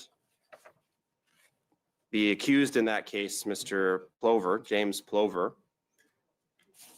was supposed to have gone through a consideration of various factors prior to being released. And of course, in that story, we know that Mr. Plover was released and committed a horrible murder of his former wife, I believe, his estranged wife, I should say. And that has shooken Canadians. And rightly so, it has shooken Canadians, because Mr. Plover should never have been released. And I have a report on that. And Mr. Chair, maybe I could, I think this is important, especially for perhaps Mr. Chang, who this is part of in his province of British Columbia. I wonder if I could just have unanimous consent to table this report here with the committee as evidence, especially for Mr. Chang and other members of Vancouver from British Columbia. Would I have unanimous consent for that? Do we have unanimous consent? No, we don't have unanimous consent. Sorry, Mr. Chair, just to clarify, there's no unanimous There is consent? no unanimous consent. Yeah. I mean, Point of order. Yes, Mr. Locke. Just with respect to my colleague, I know when we were suspended earlier, there were some discussions amongst parties, and conservatives have always been willing to try to find a way forward on this. I just wanted to ask, given that the Minister of Justice is in Ottawa today, that the committee invite him to appear immediately in relation to It's Bill not a C-14. point of order. I'm seeking No. unanimous consent, Chair, for the minister to appear immediately No, on I've C-14. heard it, no, okay. Well, they haven't heard what I'm asking unanimous consent for. They don't know that they're against it yet, unless they're against Well, all requests to I cooperate across understood what party you were lines. asking for, and I heard a no. So we're going But back to I Mr. hadn't Mantle. finished the request. But the Liberals don't want the minister to be able to testify? There wasn't a point of order anyway. That's strange. Mr. Mantle, continue, please. Thank you, Mr. Chair. And just to recap my understanding of my request, so there's no unanimous consent to table information Correct. about the case of Bailey McCourt. Correct. Okay, thank you. That's unfortunate. I don't know why members of the Liberal Party would not want more information about a very serious case, but Canadians can make their own judgments on what that says about the priorities of the Liberal members of the Justice Committee and what they want to talk about. I mean, they can say it's nonsense, they can heckle nonsense, but I leave it to Canadians to decide for themselves what they think those priorities are. I'm sure there's a lot of Canadians asking those questions today, Mr. Mantle. So I just, rather than, ascribing motives and things to other people, let's stick to the core discussion here. Mr. Chair, I completely agree with you. And on the record, I did not suggest their motives. I said others, the public can make their own determinations on that. But going back to my discussion, misplaced priorities, Mr. Chair, they are misplaced. the members of this committee, I think, and I will make a statement here, I think the members of the Liberal Party on this committee have misplaced priorities by not wanting to discuss issues of bail and sentencing reform. We have asked numerous times to go to consideration of Bill C-14, the Bail and Sentencing Reform Act, which the government says is an important piece of their criminal justice agenda. But I have to wonder if it really is when they refuse to move to consider it. And it's not like they're suggesting there's something more important that should be considered. They're suggesting instead we should be arguing about the circumscription of religious expression and freedom in this country. And so to me, that's very clearly a misplaced priority on the part of the government to not want to talk about bail and sentencing reform, not want to talk about how we fix a broken system, which has been broken, frankly, by the actions of the Liberal government. Sorry, Mr. Mantle, we have a point of order. Mr. Housefather. Relevance to the amendment that is on the table, Mr. Chair? You don't have, I've you given don't have the 11 floor, minutes Mr. of You're leeway not going to have the before back you. and forth across the table, please, gentlemen. You made your point of order. Mr. Mantle, if you can explain how this is relevant to the sub-amendment. Absolutely, Mr. Chair. I think I laid out quite clearly how I think this is relevant to this discussion. There's a laudable goal in C-9, which was undermined by the Liberals' decision to remove religious defense, which then Mr. Lawton sought to amend to add in clarification on that. And then Mr. Brock's amendment sought to further clarify and expand the scope of that. And that's the laudable goal. The faulty premise, of course, of C-9, and then their misplaced priorities and not wanting to deal with Mr. Lawton's amendment and Mr. Brock's sub-amendment. So I would suggest that's directly relevant. If you can certainly, I mean, you can certainly, we can get to a vote after members have had their ability to express their opinions on that. You know, I mean, they can laugh all they want. And if their laugh is suggesting that this is not, that religious freedoms are not an important Nobody's discussion. laughing at that, Mr. Mantle. Look, I mean, look, there's procedural shenanigans going on around the table. We all know that. And anybody watching knows that. Telling people that they're laughing over some substantive issue is not accurate. Just carry on, please. Like you can't make substantive opinion-oriented comments. Carry on, Mr. Mantle. I am. Do I? And I can't. I still have the floor, Mr. Chair, You're so the I'll referee. continue. You know, I respect you as chair, and I'm still new in this, learning, you know, the role of the chair, so I accept that. But I would suggest that it's not the chair's role to police the content of speech in the committee. You obviously, relevance is important. I've explained how I think it's relevant. You know, if you disagree, you're free to do that as the chair and use what power you have, but I suggest it's relevant, and I'm going to continue on my points. Going back to my third point of my remarks today, Mr. Chair, which is misplaced priorities.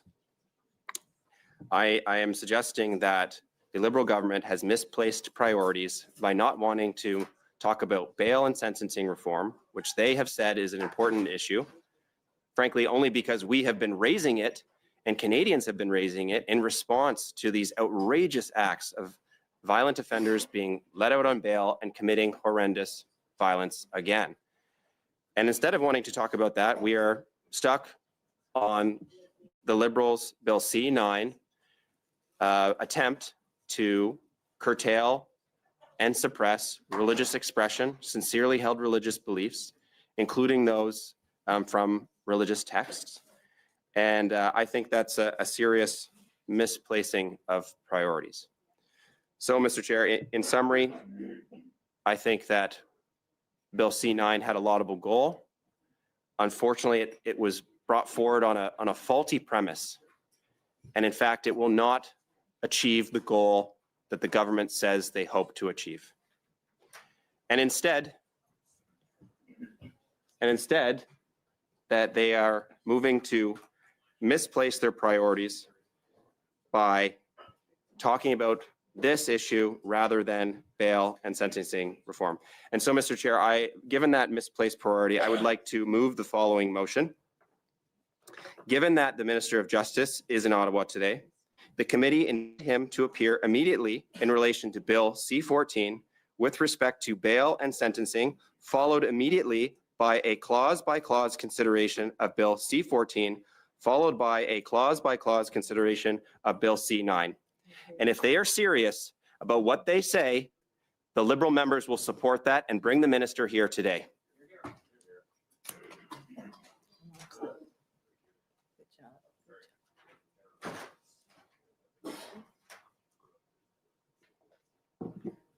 All right. Yeah, the motion's out of order, Mr. Mantle. Mr. Brock, yeah. Asking for unanimous consent for the following. Given that the Minister of Justice is in Ottawa today, the committee invite him to appear immediately in relation to Bill You cannot do C-14 this on a point of with order, Mr. respect to Brock. bail and sentencing, Mr. followed immediately by Brock, clause Mr. by Brock, clause consideration Mr. of Brock, we can talk C-14, over each other, or you followed can by respect clause the by clause chair on and Bill respect the C-9. interpreter. Point of order, We can Mr. do Chair. this all day long. Point of order, Mr. Chair. I'm addressing Mr. Brock's point of order. Mr. Mantle, just be patient. That's inappropriate at this time, Mr. Okay, I'll Brock. be raising it again when I'm recognized. You're right. When is that, clerk? Point of order, Mr. Chair. I'm going to suspend for a few minutes. Not This because is of what's going. just directly on my. I've had a request that we suspend I want to for know- personal reasons, Mr. Mantle.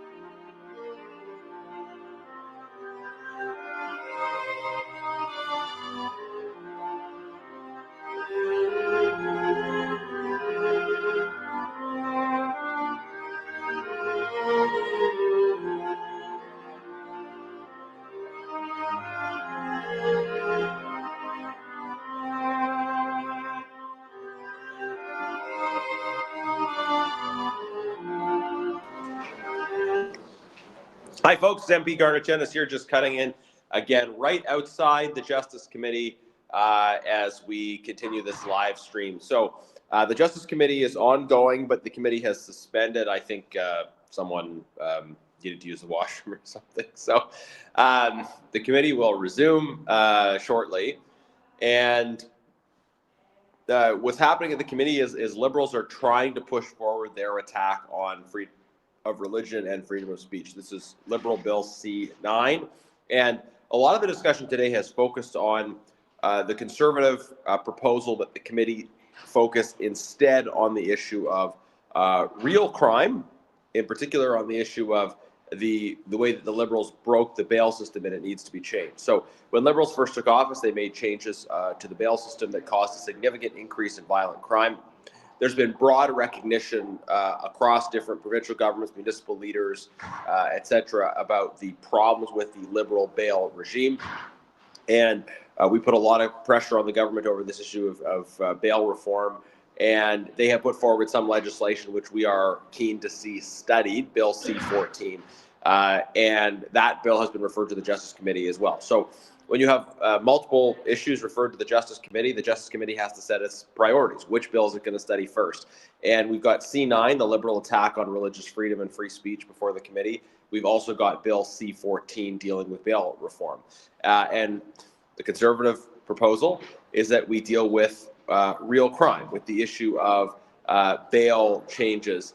And meanwhile, the Liberals are refusing to fix the bail system. Instead, they want to focus on their attack on communities of faith through these changes that they're making with Bill C-9. So one of the points that we are making, in addition to highlighting the underlying problems with Bill C-9 and the attack on religious freedom and freedom of speech that is in the bill, we are making the point that, look, why doesn't this committee focus instead on the issue of bail, an issue that I think most Canadians agree that action is required on. The government has finally put forward a bill on it, and that bill could be studied at the committee. But instead, Liberals are persisting in saying, no, we're not going to talk about the bail bill. Instead, we're going to talk about this attack on religious freedom. And,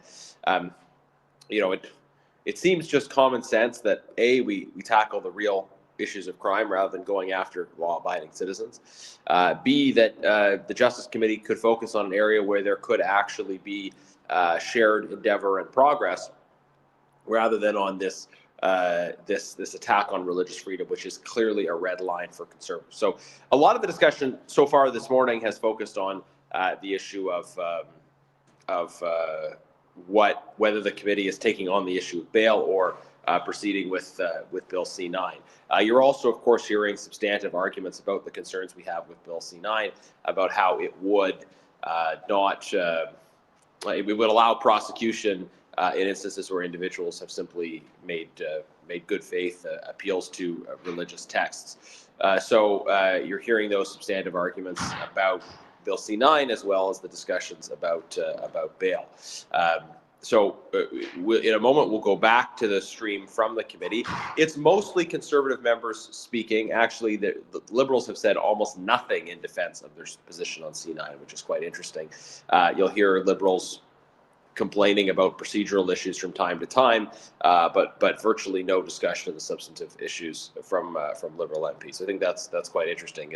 It's really only Conservative MPs that are ready to speak to this issue, speak to the fundamental religious freedom issues that are raised by this change in Bill C-9. So, by the way, just to mention before we go back to the stream, one other thing that we're calling for is asking the Justice Minister to appear on the bail legislation. We know he's in Ottawa. We're inviting him to appear before the committee today to talk about these issues, and thus far he's been unwilling to. So, reminder to folks at home about what you can do to help us here.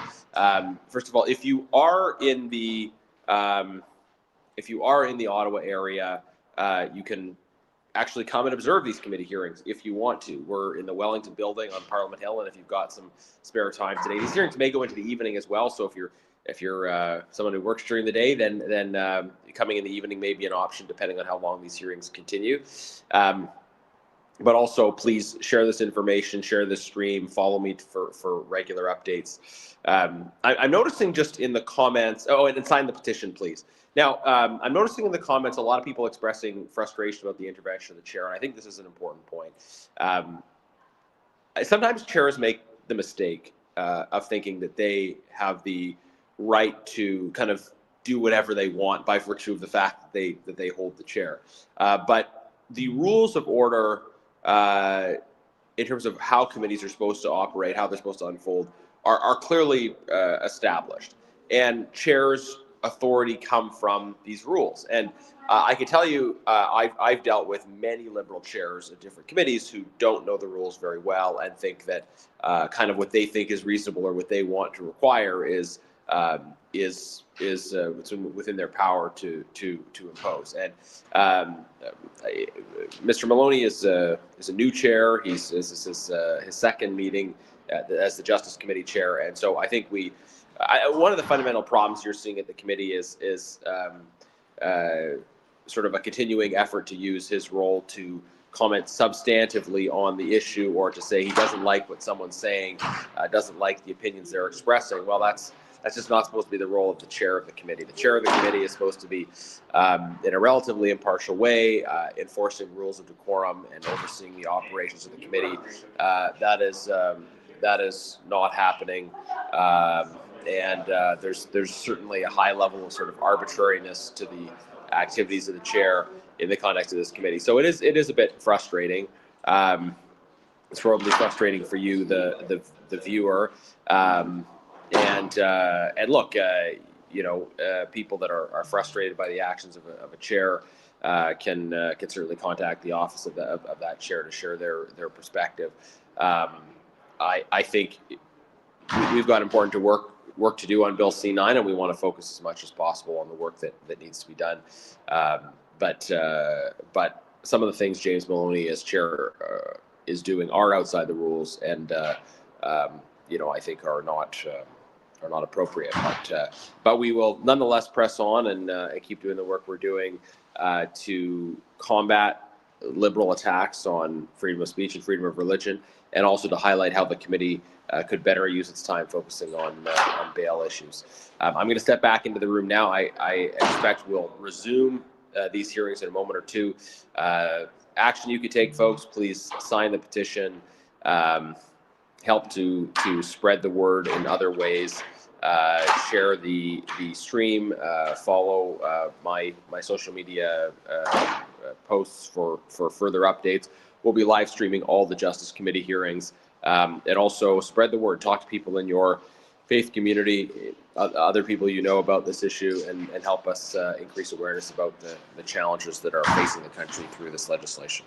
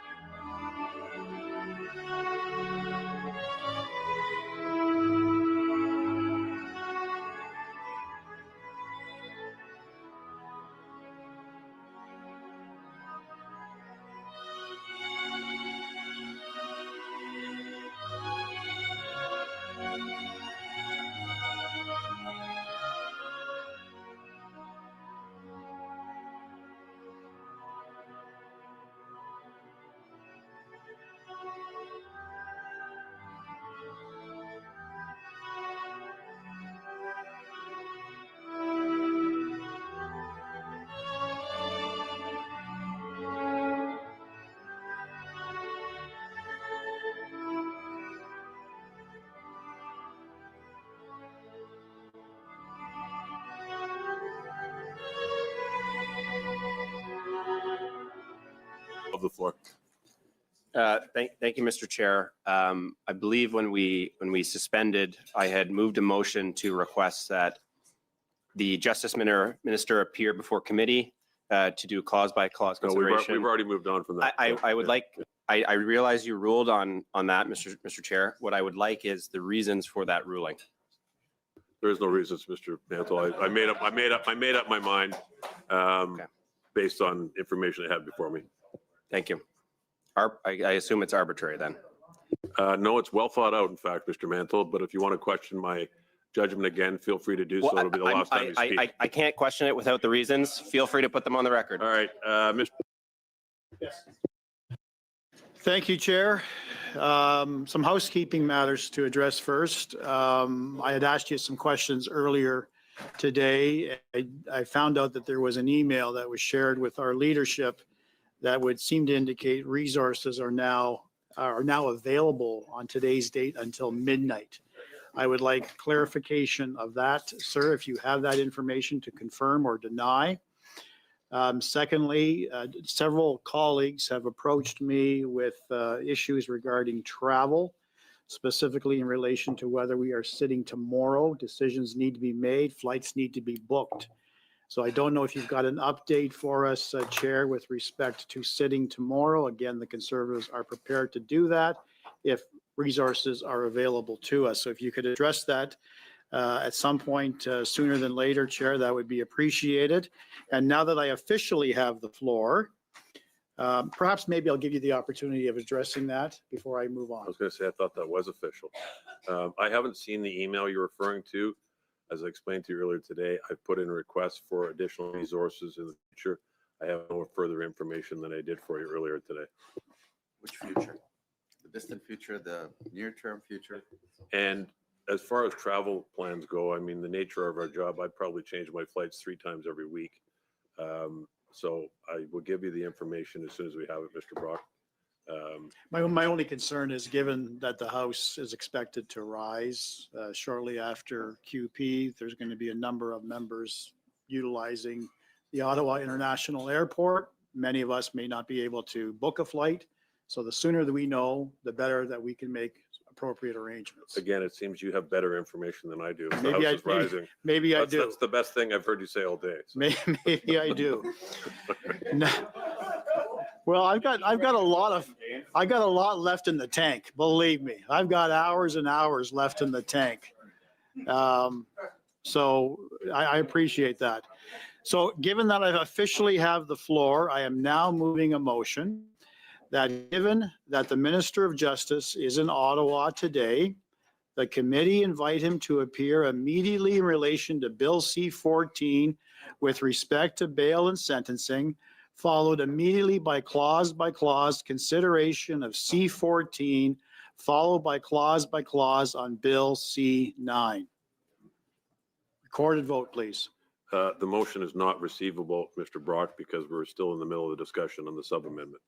So if you have submissions on the sub-amendment, you have the floor. On what authority are you relying upon, Chair? Yeah, we're dealing with a sub-amendment, which is a motion in itself. So it's one motion at a time. It's not receivable at this time. All right. Let's seek unanimous consent to this. Can I seek unanimous consent at this point for all the reasons I have read out? You can try. Okay. I guess we do not the have unanimous secretary, sorry, the parliamentary Mr. Brock, secretary these are for not Justice recorded has said votes. You no. do not. It's not appropriate to identify people who are speaking when the mic is not on. Well, you do this not is have unanimous televised. consent, which I've made very clear. Thank you. So if you have Yeah, submissions on the sub-amendment, the I floor is have yours. I have some more. Thank you, Mr. Brock. Some more submissions to make. Just received notice of a woman from Quebec in Longueuil who was out on bail, arrested again after a black child aged 10 was scalded with boiling water. Given the significance of this case, given the significance of the Bail and Sentencing Reform Act that is Bill C-14, I'd like to table this article with the committee at this time. Do we have unanimous consent to table the article? Mr. Chair, what is the source of this article? From the Gazette. Dated when? Dated, Is it translated, Mr. Brock, just out of curiosity? it is not translated. It is only in English. Okay, so we'd need unanimous consent then to waive the, Mr. Chair, how is that relevant to the sub-amendment? well, it's not translated anyway, so I think we're not You can't- going to get okay. anywhere, yeah. Thank you. Thank you. So we have no unanimous We do consent? not have unanimous consent because the article, if for no other reason, because the article is only in one official language. Thank you. Prepared to cede my time at this time. Thank you, which takes us to Mr. Gill. Good question.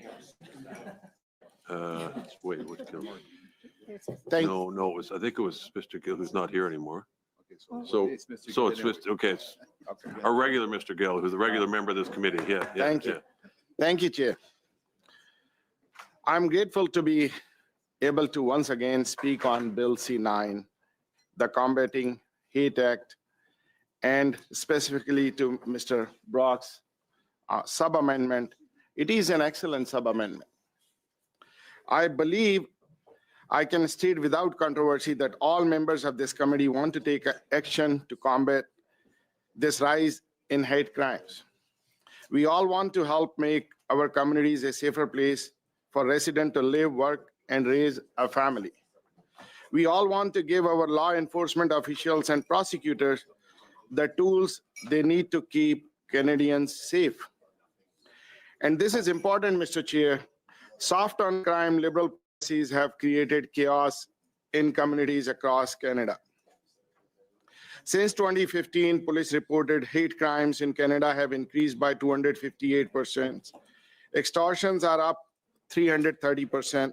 Anti-Semitic hate crimes alone are up 416%. Hate crimes against South Asian have risen by almost 380%. In 2014 alone, Canada saw almost 5,000 police reported hate crimes, the highest number on record in Toronto. In Toronto alone, hate crimes occurrence jumped by 19% in a single year, with assault-related hate crimes rising by 42%. Addressing the issue of crime is incredibly important to my community of Brampton West, and it is my duty as a parliamentarian to try and find solutions to make my community safer.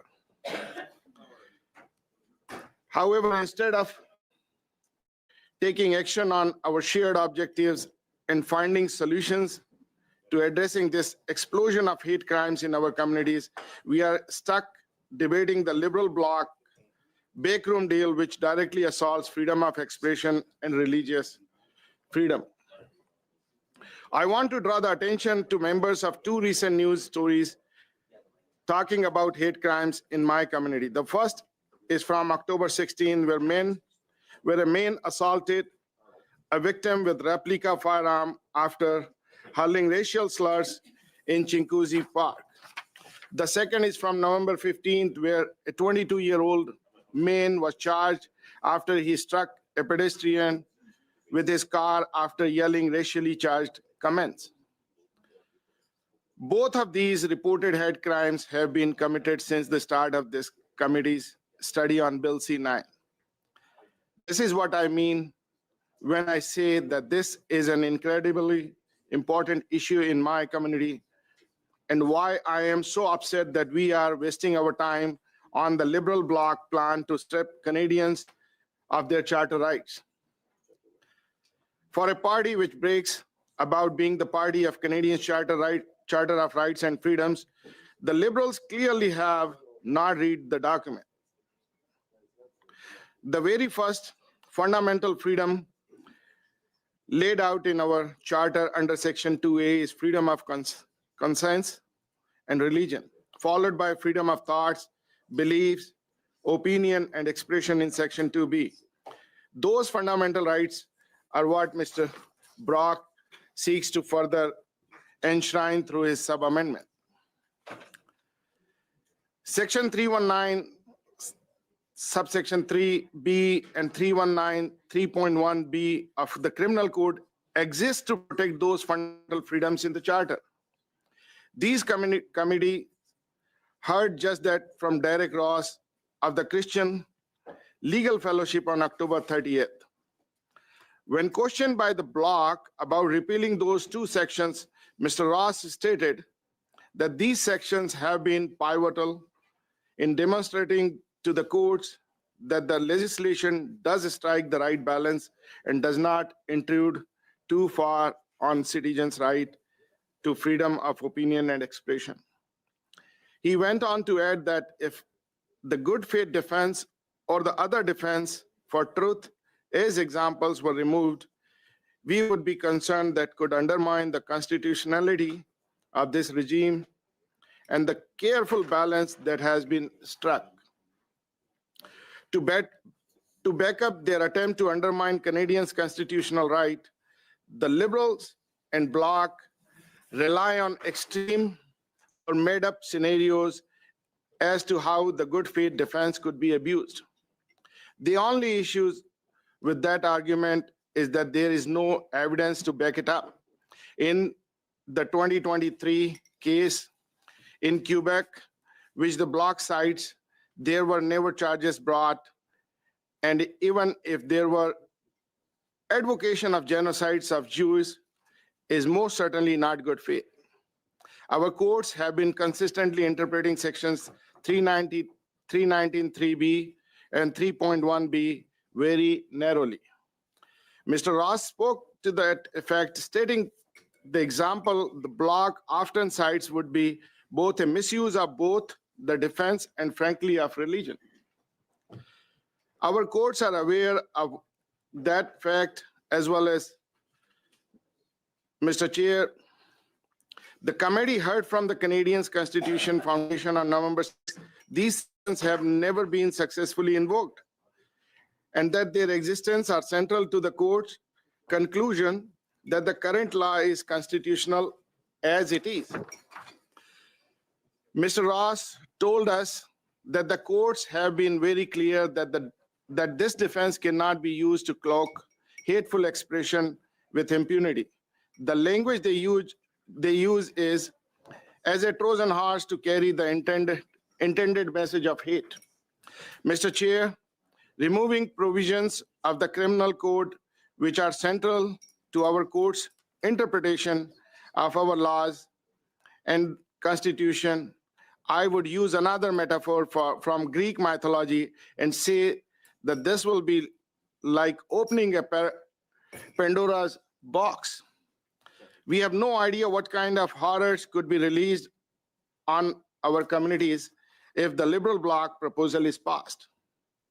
Our system of good faith protection is working, Mr. Chair. We heard that from witnesses after witnesses in this study. What we also heard from witnesses at this study is that after 10 years of liberal soft on crime policies, there are so many things in our criminal justice system which are not working and need to be fixed. We could be talking about bail reform. We on the side of the committee have tried numerous times to get started on our Mr. Chair, I have a point of study order. bill of Bill C-14. Ms. Latanzio? Yeah, once again, I would invoke the point of relevance in terms of C-14. We're on C-9, and I have tried since this morning to outline that the Conservatives are obstructing the study and the final study of clause by clause on C-9. And because of that, we are not able to move over to C-9, finishing C-9, nor are we even able to begin the study of C-14. So, Mr. Chair, I think it's a bit rich that we start invoking the fact that we don't want to study C-14. The Conservatives have been clear ever since Tuesday that they do not want to study C-14. It's obvious. Thank you. So that is why I brought forward those motions Thank you, seeking thank you. unanimous consent, Mr. Chair, to bring this to the chair, Thank you. to the House, I Mr. Chair. I understand your point. Thank you. Mr. Gill, I've been very, very generous in terms of how broad people can go with their comments. And although some may not agree with that assessment, I think I'm being accurate when I say that. But if you could try to keep the focus on the amendment and the bill we're dealing with, I would appreciate it. Absolutely, Mr. Chair. Thank you, Mr. Gill. Quite a long time, I was reading about hate crimes and how they are impacting our communities and society. At the same time, violent repeat offenders are on the bail and C-14. I'm just going to get to the relevance before anybody, and this is their right to make point of orders. And I don't complain about that, but if they will allow me, they will see that how I'm coming to my points. And whatever I'm going to talk is very important for us as a lawmakers and important for Canadians, Mr. Chair. I understand, Mr. Gill. I'm happy to give people lots of latitude. It's just Thank you. try to keep it close. That's all. Thank you. Okay. So I would again say thanks to Bill C-5 and C-75 by Liberal government, our bail system of bail is broken in Canada.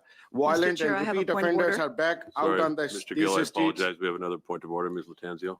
Mr. Chair, once again, we're talking about bail reform, and there's no relevance with regards to the Second Amendment put on the table.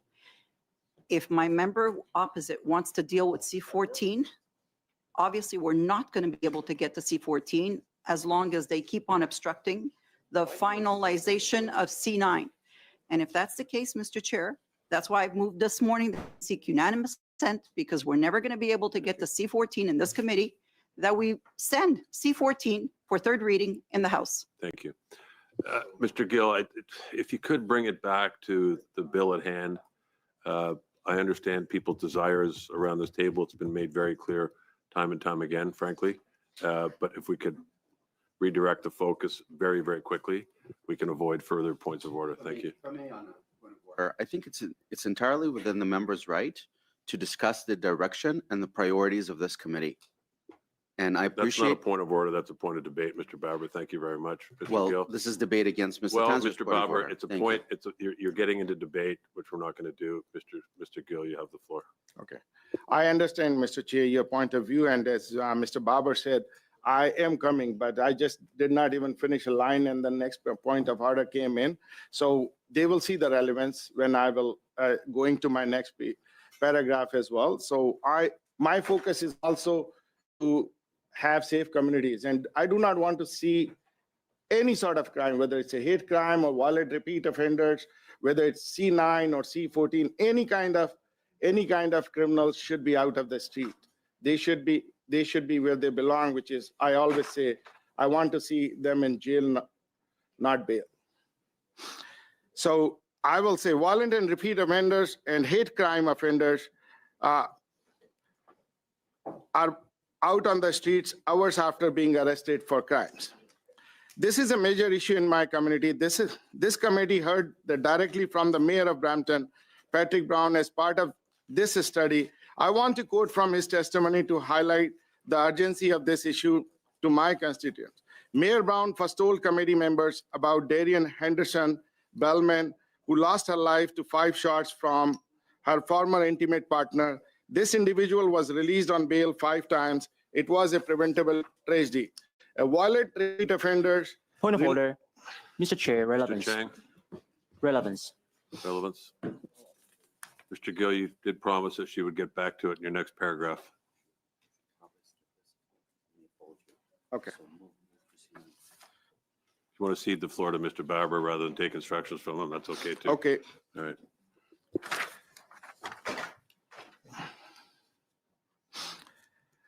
One thing I would like to say, Mr. Chair, we need to get acting on a bail reform as well. But Minister Fraser was quoted yesterday saying that he will personally, over the next number of weeks, going to be engaging as well as to make sure that we gully first understand the nature of the concerns being addressed. If the minister is going to be talking the next few weeks to consult further on the mistake he has made with his deal with the bloc, we too at this committee should not rush, finish the clause by clause review of Bill C-9.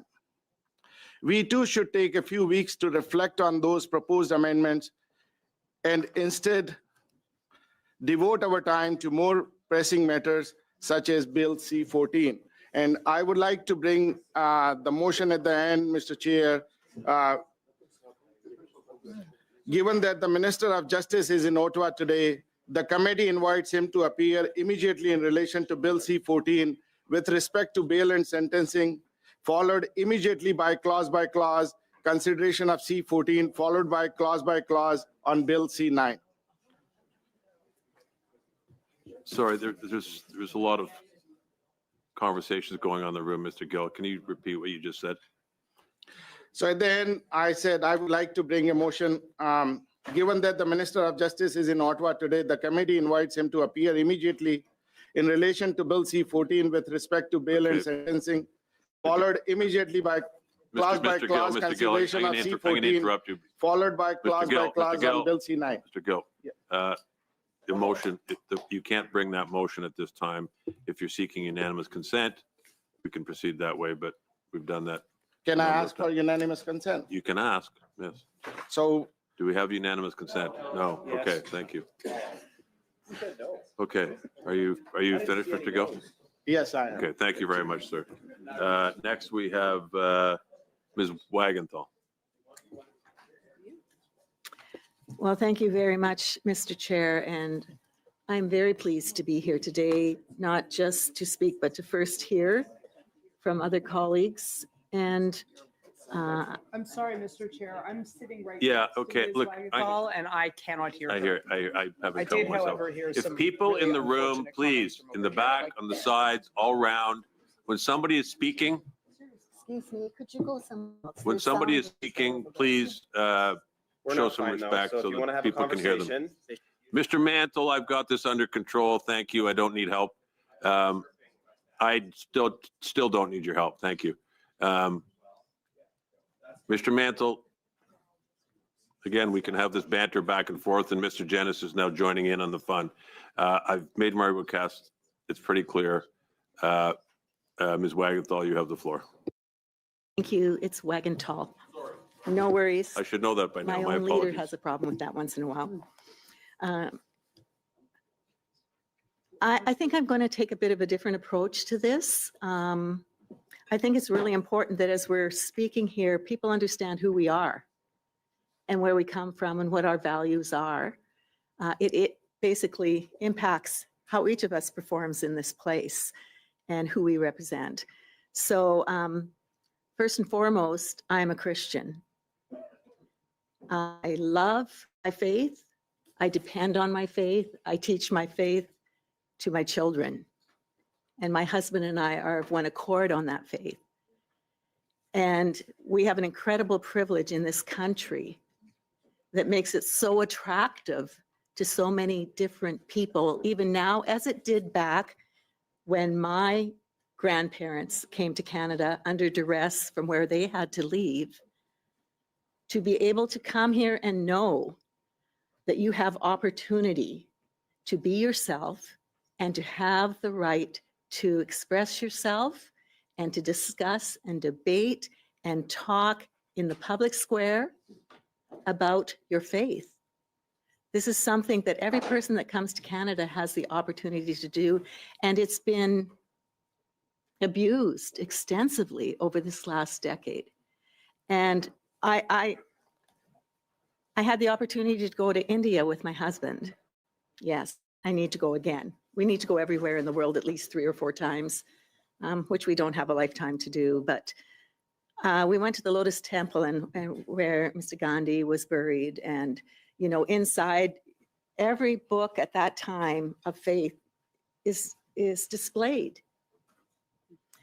And the idea is with that, of course, is that every religion has its opportunity and its right to exist. Now, our Bible was sitting there and you could go and look at them. But honestly, my husband, who is a pastor, looked and it couldn't have been open to a more ambiguous portion of what this book represents than what was on that page.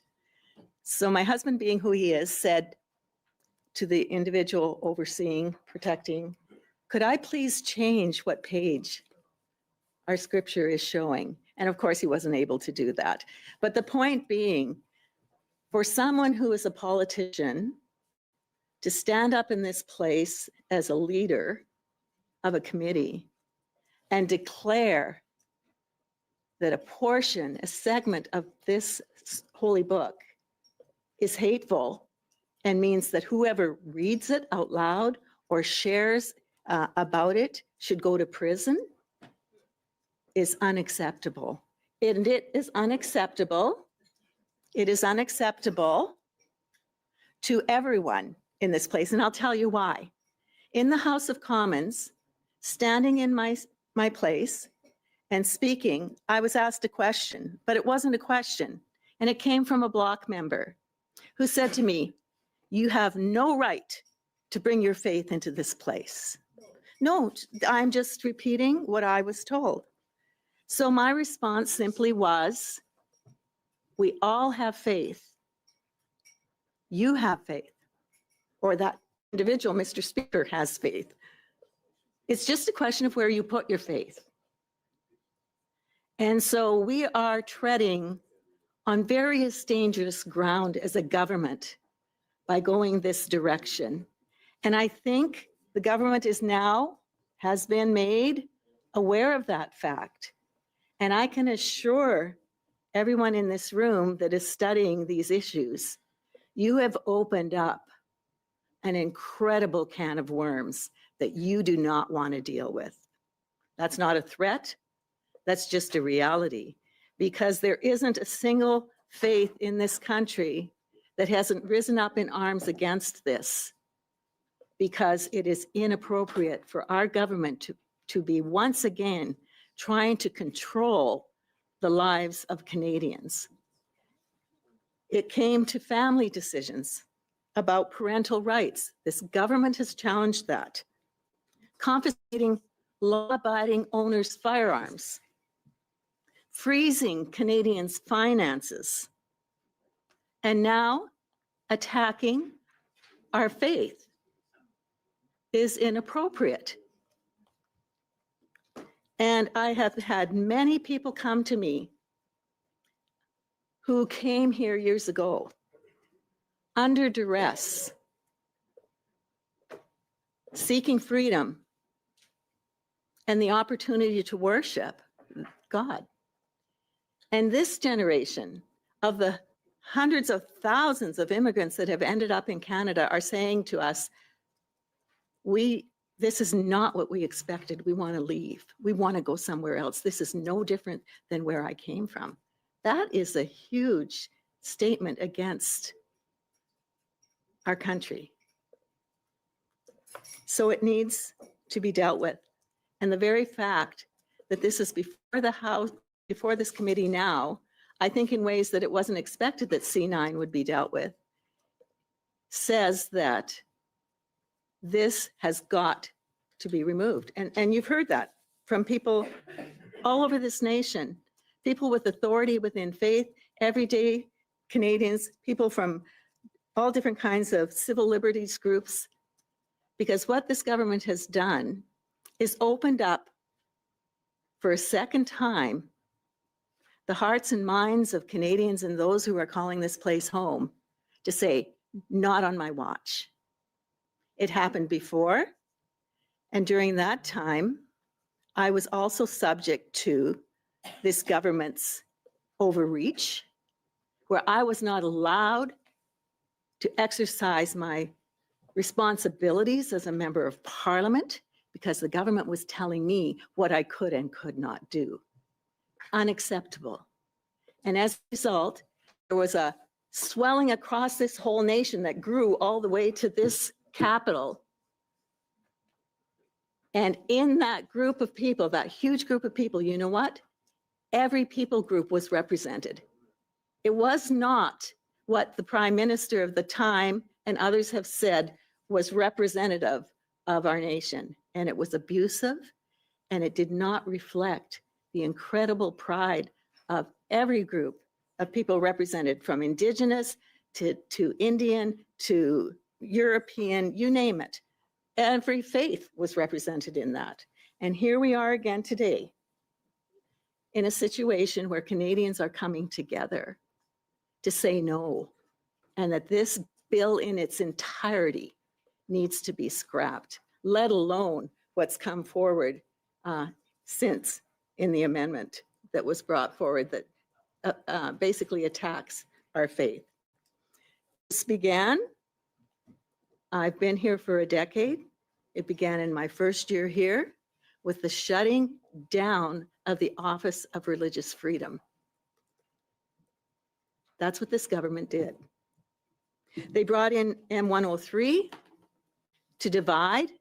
We tried to amend it to include every faith in this country. They denied it. They did not support it. And our personal autonomy has been basically abused. So this is moral injury. This is moral injury. And I think what the government doesn't understand, in the same way as with Veterans Affairs, where I've served for a decade, I'm the old matron on the team. It's changed makeup every time there's been an election, many different leaders on both sides of the floor.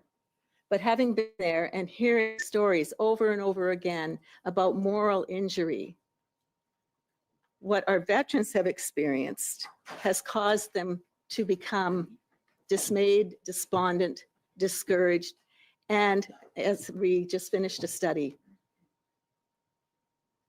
many of them seeking suicide because they cannot cope anymore, at the same time as being encouraged to do it in another way.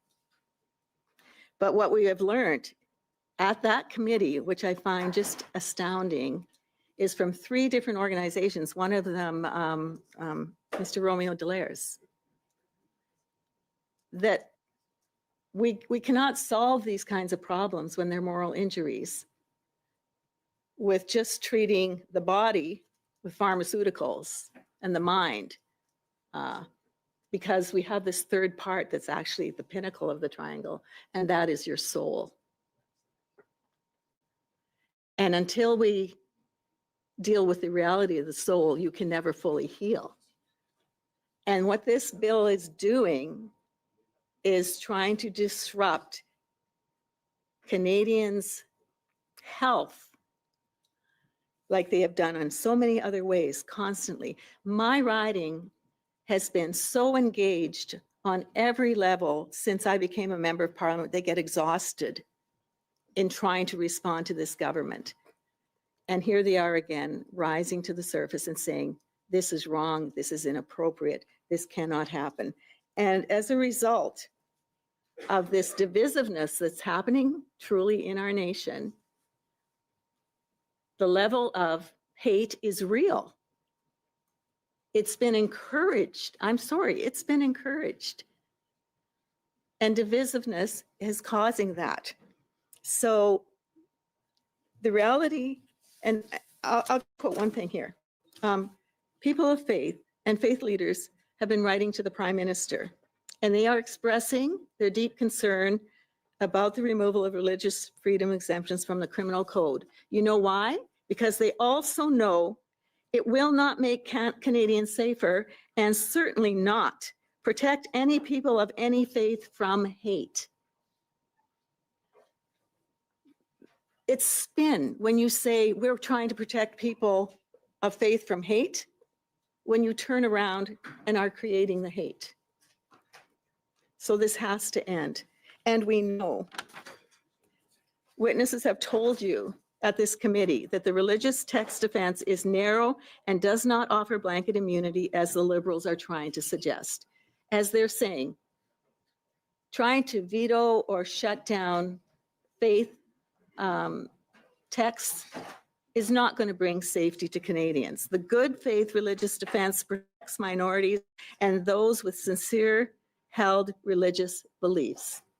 The separation of church and state is being used inappropriately because Thomas Jefferson in 1802 wrote one letter to a Baptist group who were concerned about the freedoms that they had, and he said, you do not need to worry, because separation of church and state, as he was referring to, meant not protection of the state from the church, but the church protection from the state. And that is the circumstances that we are finding ourselves in today. First of all, with the shutdown of the Office of Religious Freedom, trying to pit one faith group against another, removing charities. All of these things are things that Canadians are seeing, and they are not foolish, they are not fooled, and they know that this is inappropriate. Religious communities, including Jews, Christians, Muslims, Sikhs, Hindus, and Buddhists, hold a vast range of beliefs on religion, on morality, on sexuality, politics, and culture. I go by my faith in the Word of God, but it is not government's job to dictate what people believe. It is actually something called free will that every person has to make those decisions on their own.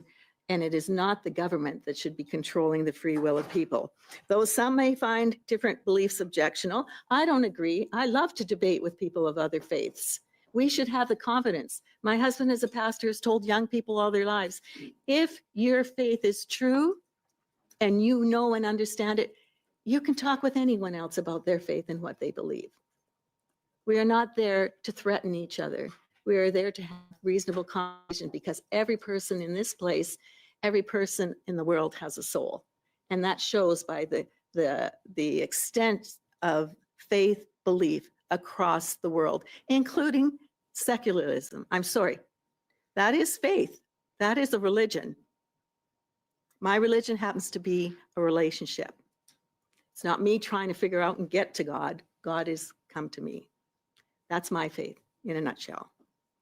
So some of these beliefs we may find objectionable or old-fashioned or even hateful. A free country does not criminalize the expression of sincerely held religious doctrines. We have laws in place that this government has refused to use. With obviously then, I'm sorry, you have to ask the question, why is that? If you have an opportunity to deal with hate, why would you not be dealing with it? What is preventing you from doing that? The courts have been clear that violence and calls to violence are not and never have been protected as free expression and are not in good faith as the defense requires. And that's why we have laws. And I would just encourage this government to get back to, and I will not bring forward a motion or whatever, but the reality is the depth of darkness in crime and everything going on in this country that is negative is due to this government not doing its job in those areas. And that bail reform bill needs to be dealt with. It is not the fault of these people who are here today representing Canadians on Bill C-9 and on this particular amendment that has risen the angst of Canadians. It is the responsibility of this government to deal with that, get it out of the way, remove it, and get back to dealing with the issues around crime in this country and jail, not bail. Thank you very much, Ms. Wagenthal. Mr. Au, over to you, sir. Yes, thank you, Chair. Thank you for allowing me the opportunity to speak. I'm not a permanent member of this committee, but I feel compelled to speak today, mainly for two reasons. For one, I'm really concerned about what is unfolding here in this committee. I came a few days, 2 nights ago, and I saw that the amendment was passed to remove the good faith defense from the bill. So that I think what is happening is really dangerous. And not only that, I feel compelled to speak because I have received hundreds of emails and messages in the last few days. And I would say that none of those emails that I received would support removing the faith defense from the bill. And these people, they urge me to speak for them because they don't have the privilege to speak in this committee or in the parliament. So I'm going to share some of the messages that I received on. I will speak directly to the amendment and the sub-amendment. Now, before I share the messages that I received, I want to give you a little bit background about my writing and myself. My writing is Richmond Center Poll, which is the most culturally diverse writing probably in the country. We have 60% of our people not born in Canada. And we have 75% of our population being identified as visible minorities. So we have people coming from all over the world. We have over 110 languages being spoken at home or in the community. So we have people coming from all walks of life, all kinds of religious background, and all kinds of cultural background. So I think this is quite something when we put into a debate of this bill. And personally, myself, I came to Canada in 1988 for the reason that I want to find a place that I can practice my faith without fear. I don't have to fear about whether or not I would be allowed to practice my religion, whether or not I can speak freely about my beliefs, and whether or not the Bible, and the other religious writings that I have would be subject to censorship. So that's why I came to Canada. And I believe many of my people in Richmond, Santa Marble came for the same reason. And I think they were being alarmed by seeing what's happening in this debate for Bill C-9. Now, I want to, as I said, right, I want to share some of the messages that I received. For example, one message said, if scripture can be put on trial for being offensive, then religious freedom itself is on trial.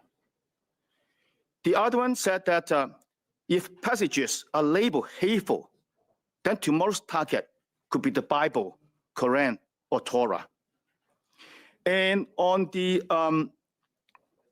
the other day, my colleague Tamara Corus, she gave a history about the constitutional development of Canada and how we arrived at a balance between protecting religious freedom and protecting of people from hate. And in response to that, one senator said to me, when Parliament forgets its own constitutional history, it repeats its constitutional mistakes. And the other one said that religious oppression does not begin in faraway countries. It has happened on Canadian soil. And another one said that every slide in repression begins with small, reasonable sounding steps. And on the amendment being proposed by MP Andrew Lawton, one of the senators said this, Andrew Lawton's amendment is not a loophole. It's the last line of defense for freedom of expression and religion. And finally, another person shared with me saying that, listen to this, once government is given power to prosecute without limits, it will use that power, Mr. Chair. and eventually against someone you didn't Ms. expect. Latanzio, sorry, Mr. Oh, we have a point of order, I believe. Point of clarification, actually. I just heard the member opposite speaking about Mr. Lawton's amendment. Maybe he should be reminded that we are on Mr. Brock's sub-amendment. Thank you. That's a good reminder. We are. Maybe Mr. just Yes, to I that know one. that, but I'm just sharing some of the emails that I received in the past few days, just for the information of the committee, so that you know where I'm coming from when I come to this discussion. Point of order. Just a point of clarification, just so that the member knows, so that I can appreciate if it's relevant or not, his intervention. Yeah, no, I understand. I understand. It's just a general reminder again to try to keep it focused on the matter at hand. Of course, Thanks as for- I I mentioned appreciate that. from the beginning, that I'm going to speak directly to the amendment and the sub-amendment. But Continue, as I Mr. said, Alford. I'm going to give the background of the kind of emails, messages that I received in the last few days. She's quite right. We are on the sub-amendment. Yes. Thank you. Okay. Then I also believe that, my colleagues, on the other side, you may have received similar emails. You may be also struggling with, these kinds of concerns, whether or not you support the amendment or not. Now, from what I heard and observed, I believe that the amendment made the other night to remove good faith defense is a very dangerous move, because it will lead Canada into a slippery slope that once we get into that kind of path, there's no way that we can come back. The question, as I mentioned from the context that I outlined earlier, the question that's been posed on me and I believe my other colleagues is that if passages of scripture can be decided to be hateful or offensive, what is coming next? It will only be logical to deduct that if parts of the Bible or a religious scripture is being deemed as hateful, at the end, maybe the whole book itself could be seen as hateful and be banned. And it's not that we have not seen this happen in other countries. So what will happen next? Are we going to have redacted versions of the Bible? Are we going to have clean versions of the Bible or other religious writing approved by the government? So I think this is a logical question people ask. And I think we have to address it in our debate on C-9 and the amendment that was being passed. Now, don't laugh at this. Don't say that this will never happen in Canada. What we've already seen is that in many school districts, books being written by Greek authors such as Charles Dickens and Shakespeare has been banned from schools for the reason that some school districts deem those writings, those novels, being discriminational, being racist or sexist, or not up to the modern standard. So it did happen. So there's nothing to prevent that once we enter into this slippery slope, that kind of thing, to ban or to a clear, clean version being approved by the government will happen. The other night, my colleague talked about the history, how we arrived at a good balance between protecting freedom of expression, freedom of religion, and also protecting people from hate crime. I think that is a good lesson, a good history for us to learn. I understand that some of my colleagues don't want to hear that. They challenge, saying that, oh, you're giving me a history lesson. But I think we need to learn from history. As one of the sender of the message to me said that this has happened before. Canada is not immune to religious oppression. I think some of us here who have been living in Canada for a longer time might still remember at some time between 1940s and 1950s, there were religious oppression to a group of faith community in Canada. At that time, I was told, and I've learned, that the Jehovah's Witness communities was under oppression. Their homes were being raided, their gatherings were being banned, and also they were being prosecuted. So don't say that this will not happen again if we do not learn from history.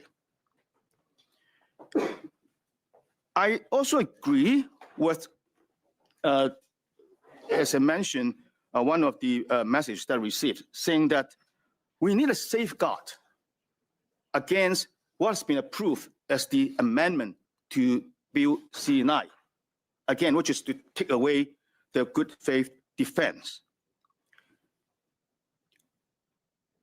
I believe that whatever reason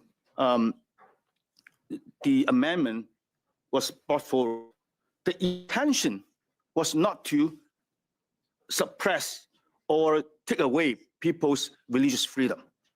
So I believe that the amendment by Mr. Lawton and also the sub-amendment by Mr. Bloc is going to make this even more clear.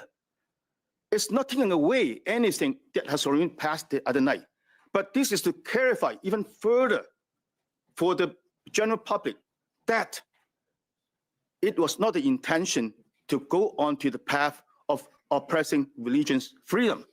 So I don't see why the amendment and amendment could not be supported. It only serves the purpose to clarify further and to tell the people of Canada clearly that was not intention of the amendment or the bill itself. Point of order, So- a point of clarification, Mr. Chair. Yes, Ms. Latanzio. I was just wondering if the member can explain or maybe tell me if there's not a contradiction between the amendment and the sub-amendment. I have a question, I have a clarification. I just want to understand. Thank you, Ms. He's Latanzio. talking about the amendment Latanzio, and the Ms. sub-amendment. Latanzio, you can address the chair. You Yeah. can ignore It's just Mr. Dennis. an amendment and a sub-amendment, and I'm trying to understand if maybe the member can tell me if, does he not see that the two are, they contradict one another? Thank you for the question. I don't have Mr. Lawton's amendment before me, but I remember it's very clear in his amendment saying that for the purpose of clarity, the amendment being passed was not targeting religious freedom or freedom of expression. And the amendment being presented by Mr. Bloc today is further clarification. This is not to target freedom of religion and freedom of association and freedom of peaceful assembly. So it's directly relevant to the amendment. As I said, right, it's only to clear and to clarify further that this is not we are trying to arrive at. We are making a distinction that for whatever reason, the Bloc and the Liberals make that amendment is not what they want to do at the end of the date. So I also want to appeal to my colleague from the Bloc Québécois. I think in Canada, you know, you are the community who knows best. When you give the government unlimited power, it can come back to you. And you could be the victim of the power you gave to the government. So again, I don't believe that my colleague from the Bloc Québécois moved that amendment for the reason that they want to to oppress religion. So I hoped that they can support the amendment and the sub-amendment to make this very clear so that they would not be misunderstood by the rest of Canada or people who have questions about why that amendment was being moved. So with that, thank you, Mr. Chair, for giving me the time to speak. My pleasure. Thank you very much, Mr. L. Mr. Brock, I believe you're next. Thank you. What I'm about to say, and I would ask every member here to grant me the indulgence because I think what I'm about to share with you is going to please my Liberal colleagues, but I'm asking for indulgence. It is abundantly clear after several days of debate on C-9 and numerous motions and numerous requests for unanimous consent to prioritize Bill C-14. I've lost track, I've lost count, but we're probably looking at a couple of dozen conservatively, pardon the pun, over the last several days, or liberally. But it was important because I think we've all heard from every major stakeholder across this country. Canadians, premiers, law enforcement, mayors, victim advocacy groups crying out for a government response to a crime epidemic that seems to be rising year after year after year. I'm not expecting my Liberal colleagues to agree with this, but clearly for 10 years, well thought out and ineffective criminal justice policies have contributed in a very large degree to a crime crisis. So it's clear that any attempt to move forward with a unanimous consent motion and a motion to deal with C-14 is not going to be met with approval. We understand that. In the spirit of the season and in the spirit of addressing what every stakeholder I've identified asked us to address, I am asking, and not to be accused any further of any obstructionist attempts, and I know that we've made the same allegations regarding the Liberals obstructing their own pieces of signature legislation. We've waited several months, in fact, almost 8 months post-election for our Justice Minister to introduce reforms to bail. And while it is not a perfect bill, it does address issues that are germane and have been requested by law enforcement. So bearing that in mind, Chair, I am asking, and bearing in mind the comments and the unanimous request for unanimous consent that Ms. Latanzio had presented to this committee maybe an hour ago, I am now asking for unanimous consent for all the voting members at this committee that we move C-14, we report that to the House immediately.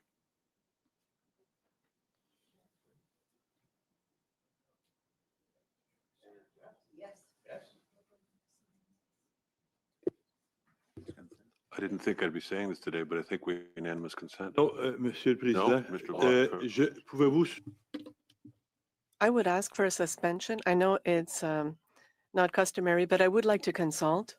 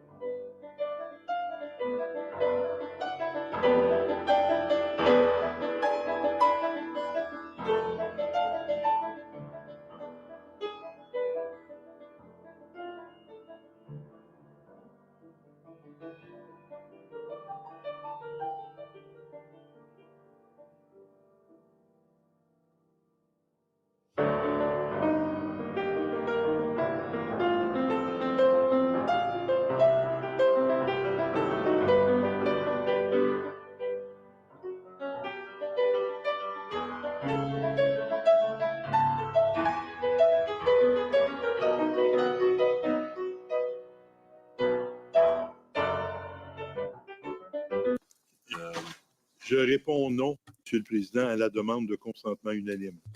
I will say no to this request for unanimous consent. Okay, Mr. Tanzio, do you have a comment? Again, in the spirit to be able to find a solution here and perhaps a compromise, I'd like to move a motion, and I'm going to read it. I only have the English version of this. So I'm going to read it out. Okay.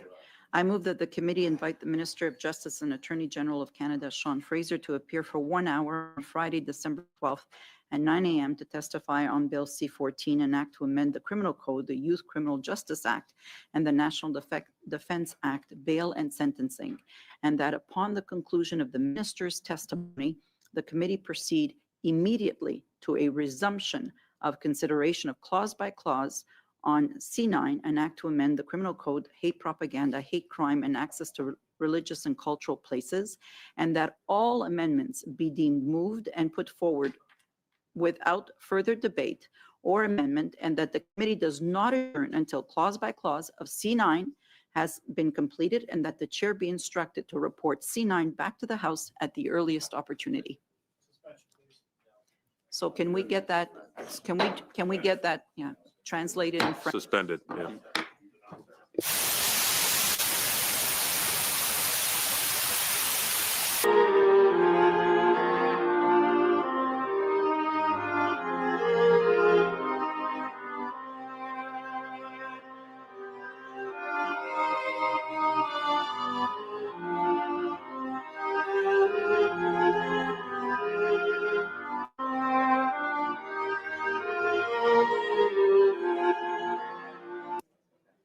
Okay, so which takes us to Mr. Dalton.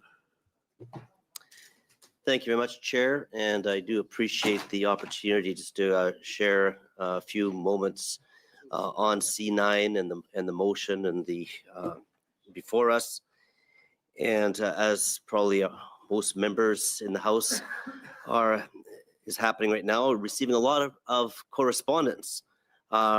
People that are very concerned about this bill, the impact upon their. Mr. Brock. Normally, and I generally refuse to point of order a colleague, and I hope he forgives me. We're all colleagues here, just for the record. Well, an internal colleague. Okay. All right. As opposed to external. Okay. An internal colleague, and I apologize. I apologize to Mr. Dalton for that purpose. But I have a proposal seeking unanimous consent that we take the first part of Ms. Latanzio's unanimous consent reference to the Minister of Justice appearing for 1 hour on December the 12th. I don't know if she mentioned a particular time. And then everything else that she had to say with respect to reporting back to the House without amendment would be satisfactory to our conservative team, and I would be seeking unanimous consent on that. No reference to C-9. Okay. We do not have unanimous consent, so Mr. Dalton, please proceed. Thank you. So as mentioned, receiving a lot of correspondence on this bill. A lot of people are very concerned. Canadians from coast to coast that are quite often, not really thinking about politics and about the impact upon their own lives as much as we might be wishing they were. They're writing they're saying, how is this going to impact me? And I would say I'm quite concerned about the bill before us. I know that's the reason why we have the motion. Just an important fact is that the government legislation already has the tools that it needs to prosecute those who promote hate and genocide. It already has the tools that it needs to prosecute those who promote hate and genocide. I see this bill as politics, surprise, and bad politics, and bad for Canadians. It's hard to believe that this legislation before us is here in Canada. We've been known as a country, as a beacon of freedom. People from all over the world have immigrated here. And this seems quite contrary to the values of freedom, of faith, of expression that we have had over generations. So this is an extremely important bill.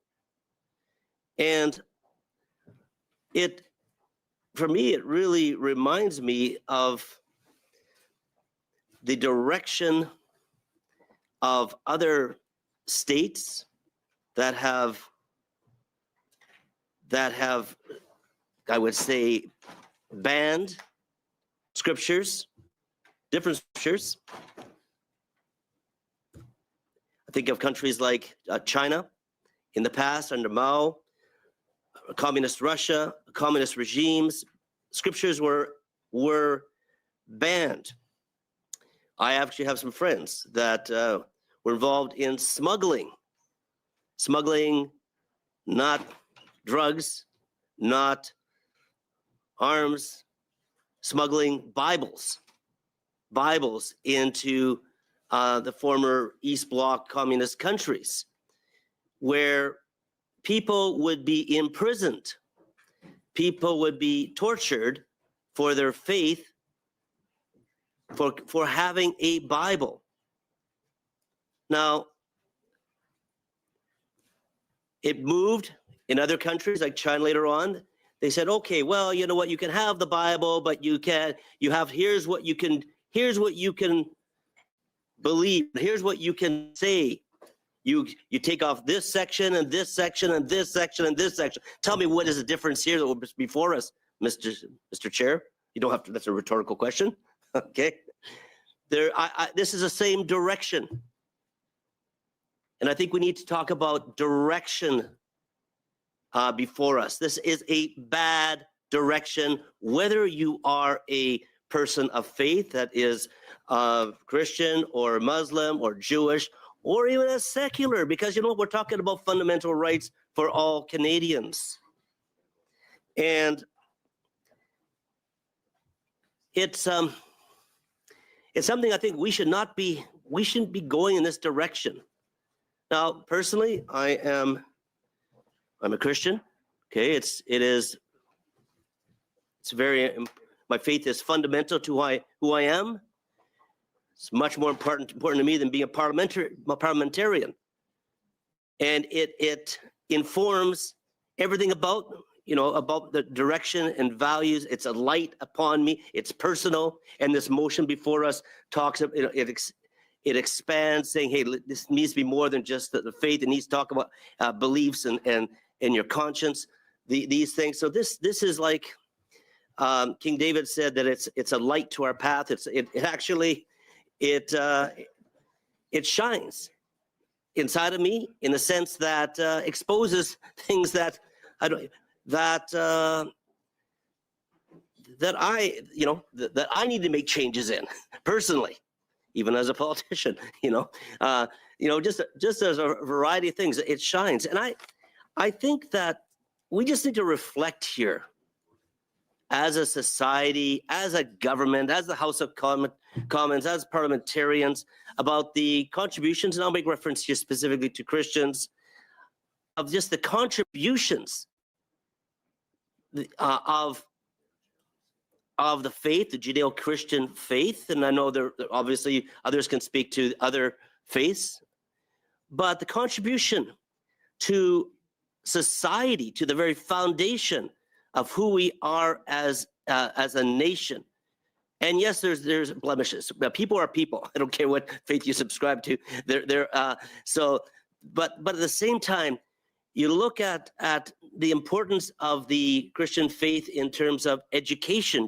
I was a teacher for many years and taught socialism and history and looked at medieval Europe and just the importance of for example, the monastic schools, where there was no education of the training of the system of our hospital system. Think of Red Cross, that comes from a faith background. Florence Nightingale. I think of Salvation Army. Probably the other members met with the Salvation Army when they're here on the Hill recently, talking about the influence that they've had, what the giving they've had as far as helping those that are in need, emergency services. It's amazing the work that they do. And from a secular, non-religious point of view, I think we all would say this is very commendable. But they're very clear. They say it comes from a faith position of service. And I think that what is core, and this is what the challenge that I would say Christians feel. I think Christians feel like they're a punching bag, and when what's so important to realize that so many of our perspective as a culture has come from a Christian foundation. Even equality, for example, of men and women, that was not something that has always been there. But in the scriptures, it talks about no such thing as man and woman in a sense, not in biological sense, but in terms of equality before God. So it's always been a source of equality. I would say even those that can say they might be feminists, some of that might come from even from a biblical perspective, in the sense that the equality, not subjugated under men, but equal. And that isn't everywhere. And so, and then I think about the whole issue of slavery. Christians involved in that. I think of Wilberforce in the British Parliament, decade after decade, bringing legislation in order to stop slavery, and finally successful. And there's a song we've all heard, I'm sure, you hear it with the bagpipes. What comes to mind? Amazing Grace. Amazing Grace, written by John Newton in the 1700s. He was a slave trader involved in trade and capturing slaves in Africa, or in the transportation from there to the New World, imprisoning them, shackling them, the terrible things. And what happened to his life? What happened to him? You read the song. What does it say? Amazing Grace, how sweet the sound. Sorry. That saved a wretch like me. And I guess I'm choked up, because it's not just him, it's me. It really is. We all need saving. That's why I'm concerned. Sorry, I just put that out there. It says, Amazing Grace, how sweet the sound that saved a wretch like me. I once was lost, but now I'm found. Was blind, but now I see. And you see the transformation of his life. The transformation of his life from someone that is that position as a slave trader, as an evil person, and able to be transformed. And that's the message, I would say, of Jesus Christ, of the Bible. And that's the difference that made in me personally, and I'm speaking personally. There's a verse I said this verse was made very much alive to me. I was in the military, I was in my uniform, and a verse that you probably may be familiar with. And the verse is what? The verse says, for God so loved the world that he gave his only son, that's Jesus Christ, that whoever believes in him won't perish but everlasting life. And that can just roll off. But to me, it struck, and I saw, you know what? He didn't just die for the world, he died for me. And it wasn't say, well, because I was doing this bad or that terrible. It was more maybe my attitude of selfishness, everything around me. And I guess that motivated me and motivates Christians and people of faith to realize that, I'm here not to give, just to give and under my own, just accumulating wealth and accumulating experiences, but I'm here to serve our community, our country. And I think that we're all here for that, right? We're here to serve our country. We're here to serve people. And that's what the word minister, you heard the cabinet minister, we're there to minister, to serve. And so that touched me in my life. It transformed me when I was still an adolescent, and has been directional in my whole entire life. And I can understand that, you look at the scriptures, and the scriptures are written over, we're talking 3,000, 4,000 years, like a long time. And in a lot of different cultures, and we can look back and say, well, this here doesn't fit in and that doesn't fit in, but there's cultural, there's generational, there's a lot of things, and it really does come together. And again, as a Christian, I would say this, that it says that it's summed up in all one word. And it says God is love. In 1 John, it talks about that God is love, not just filling up, but his whole heart. His whole heart, even in his regulations, even the rules, everything he has for mankind, even the structures, is out of love. And Christians, there's Old Testament and New Testament, don't just we believe it's a whole, but Christ does clarify it right there. He says, you've heard it said, an eye for an eye. But I say to you what? If someone slaps you on the cheek, turn to him the other cheek. And if someone persecutes you, then don't return evil, but return good for evil. And so I'm saying that's transformative. That's transformative. And for us as politicians with our laws, with C-9 to say, well, this has to, take this out, take this in. There's actually a lot of correction within the scriptures itself, not correction, but Christ explains a lot of that. And so I guess what I'm saying here, members of the committee, thank you for your patience and not making your interventions during this time. Which I know, just to take some thought and realize, let's pull back on this. Let's just pull back on this. And with my colleague friends from Quebec, I get it. My mom is French Canadian. I've lived in Quebec, and je sais l'influence de l'Église. And I know what has been the influence of the church for centuries, and I also know that it was difficult.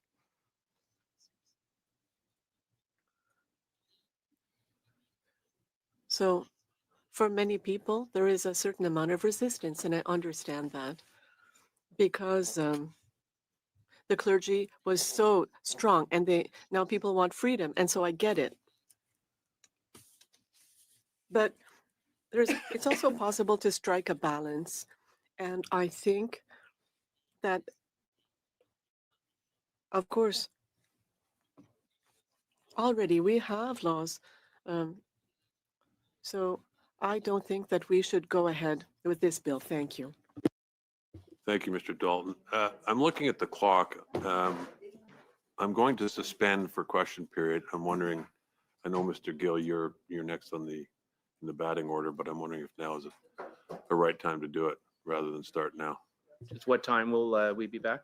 I think there's votes after, so as soon as either QP or the votes are done. So 15 minutes after the final vote. whatever the last of those Understood. events is. Okay. All right. We'll suspend. Okay. You like? Yeah. I mean, if you can do it in 5 minutes, that's up to you. I'll try Okay. for 5, maximum Well, 10. trying is different than doing. So I don't think anybody here has been this anxious to get the question period in a long time. So, but go ahead, please. All right, I'll give you 5 minutes and then I got to suspend. Okay. Thank you, Chair, for giving me the opportunity to speak on Bill C-9 and the sub-amendments by Mr. Brock. Let me begin with the obvious. Hate is harmful, it is corrosive, it has no place in Canada. Anyone who has served in uniform, as I had nearly for 3 decades, has seen the damage it inflicts on families and entire communities. But here's the part that doesn't fit on a podium or a press release. You can't fight hate with slogans. You fight it with clarity, enforceable tools, and legislation that respects both public safety and the Charter of Rights and Freedoms. And that is where Bill C-9 falls short. Police leadership, the Canadian Association of Chiefs of Police, has endorsed this bill. They believe it clarifies thresholds and streamlines prosecutions. That's fine. That's the lane they have chosen, and I think it's misguided. But what does the rank and file say? The men and women actually responding to the calls at 2 in the morning, they're telling a different story. And frankly, those who work the front lines often understand the operational realities far more than those issuing the press releases. Here are the concerns that they raise consistently, privately, and with far more candor than you'll ever hear at a podium. First, they say, we already have the tools, we just don't use them. Officers point to the criminal code, which I've used many times, and it covers intimidation, harassment, threats, mischief, incitement. These laws exist, they work, but they're underused, mainly because leadership is afraid of political blowback. Secondly, their complaint is that definitions in this bill are too fuzzy. Frontline officers know that one misread situation can turn their career into a headline. They don't want that. If the difference between a heated argument and a hate crime rests on vague language, they'll hesitate, and hesitation is the worst operational environment you can create for them. Third, the two is if command structure won't support charges under existing laws, why would they support new ones? That is not cynicism, that is their lived experience, and was mine. Removing the Attorney General sign-off puts everything on us. That's their complaint. Without that oversight, the constable becomes the choke point and the political lightning rod as well. And finally, this bill risks policing feelings instead of conduct. I can tell you from experience, officers are trained to respond to behavior, not interpret emotional or ideological content in the heat of the moment. These concerns matter. They matter because if officers don't feel confident using a law, it won't be used. And if vaguely drafted legislation is used poorly, it becomes a flashpoint that damages community trust for years. Now let's talk about the communities this bill claims to protect, not the ones in the press releases, but the real communities. Faith-based organizations, churches, mosques, gurdwaras, synagogues have raised serious concerns. Many of them fear the law's ambiguity could unintentionally criminalize the wrong conduct or chill religious teaching and cultural expression that has never been and should never be criminal. Civil liberties groups have issued the same warning. The Charter protects freedom of expression, assembly, religion, and conscience. And when legislation uses broad language, those freedoms become vulnerable to selective or uneven enforcement. This is not a theoretical risk. This is Canada in 2025. Communities are more polarized, economic pressures are higher, institutional trust is weaker, and yes, government policies over the last 10 years have exacerbated those divisions. Rising affordability pressures, social fragmentation, and eroding public trust in institutions creates the perfect conditions for resentment, anger, and eventually hate to grow. You cannot legislate away the root causes of hate. You have to address them. We have to address them. And Bill C-9 does nothing to address the root causes. It broadens offenses, removes safeguards, and tests the limits of charter rights, all without fixing the underlying cultural and enforcement gaps inside policing itself. And here's the real consequence. If this bill is applied unevenly, if one community feels targeted or another feels ignored, tensions get worse. Trust erodes further, and the very hate we're trying to combat gains more oxygen. That is the danger of poorly drafted law in a fragile environment, which we are living in. And so, yes, we absolutely need to fight hate, but we need to do it with a clear, enforceable laws, proper training, proper resourcing, and the courage to use the existing tools we have. We need to address the social and economic conditions that fuel hate, and we need legislation that does not compromise the freedoms that define this country. Mr. Chair, Canadians deserve safety and freedom, not one at the expense of the other. Bill C-9, as drafted, does not strike that balance. The sub-amendment proposed by Mr. Brock is necessary to correct the severe imbalance of this legislation. The sub-amendments are fundamental to our society and our country. Thank you, Mr. Speaker, or Chair. Much, Mr. Gill. Okay, we'll suspend now until 15 minutes after QP or votes, whichever is later. Was that 5 minutes?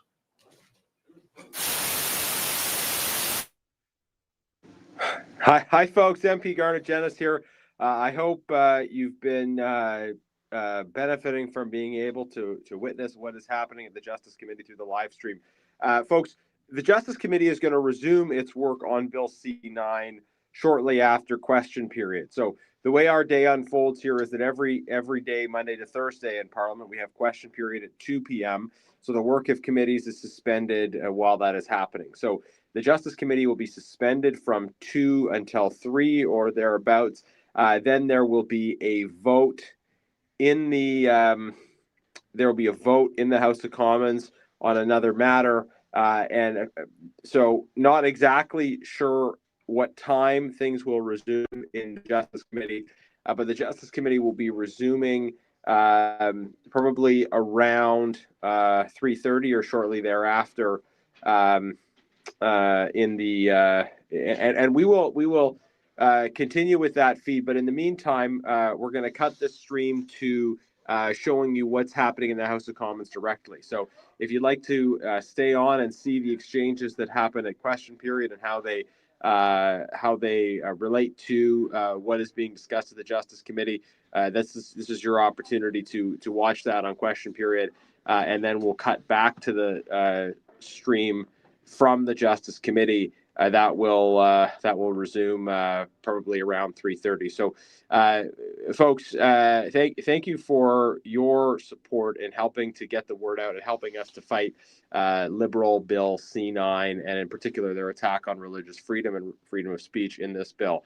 This is a Liberal bill that would strip away protections for religious freedom and create circumstances in which someone could be prosecuted simply for sharing from a religious text that was part of their faith.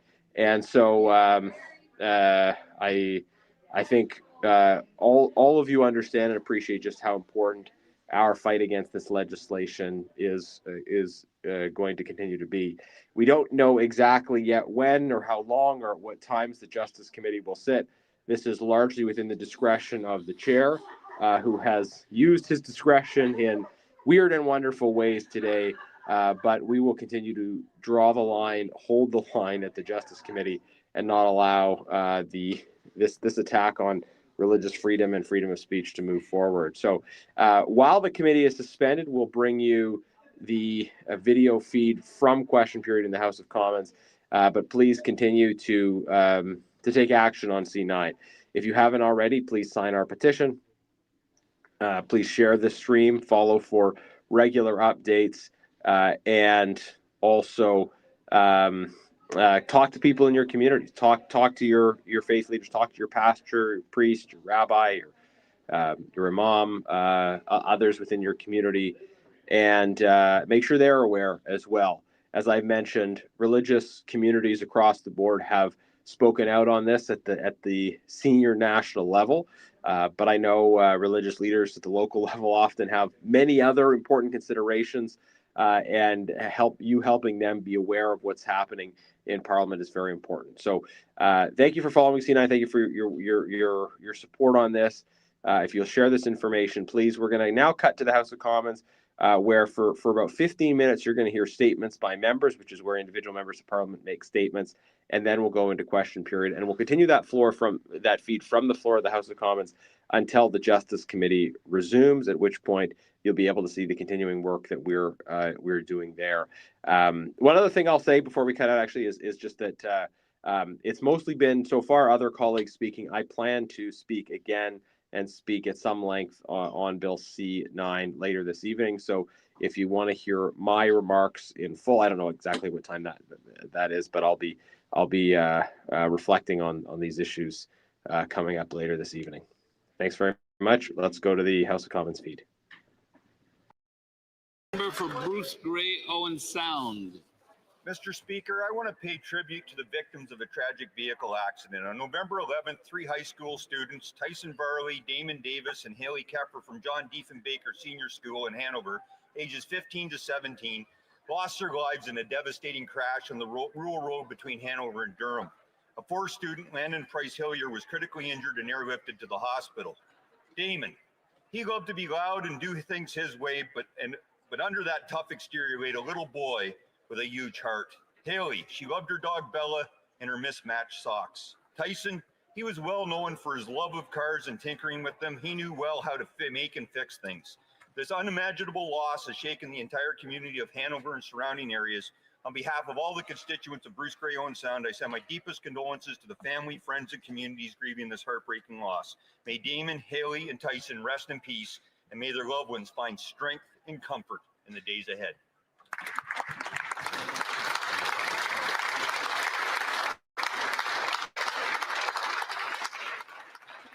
The honourable member for South Surrey White Rock.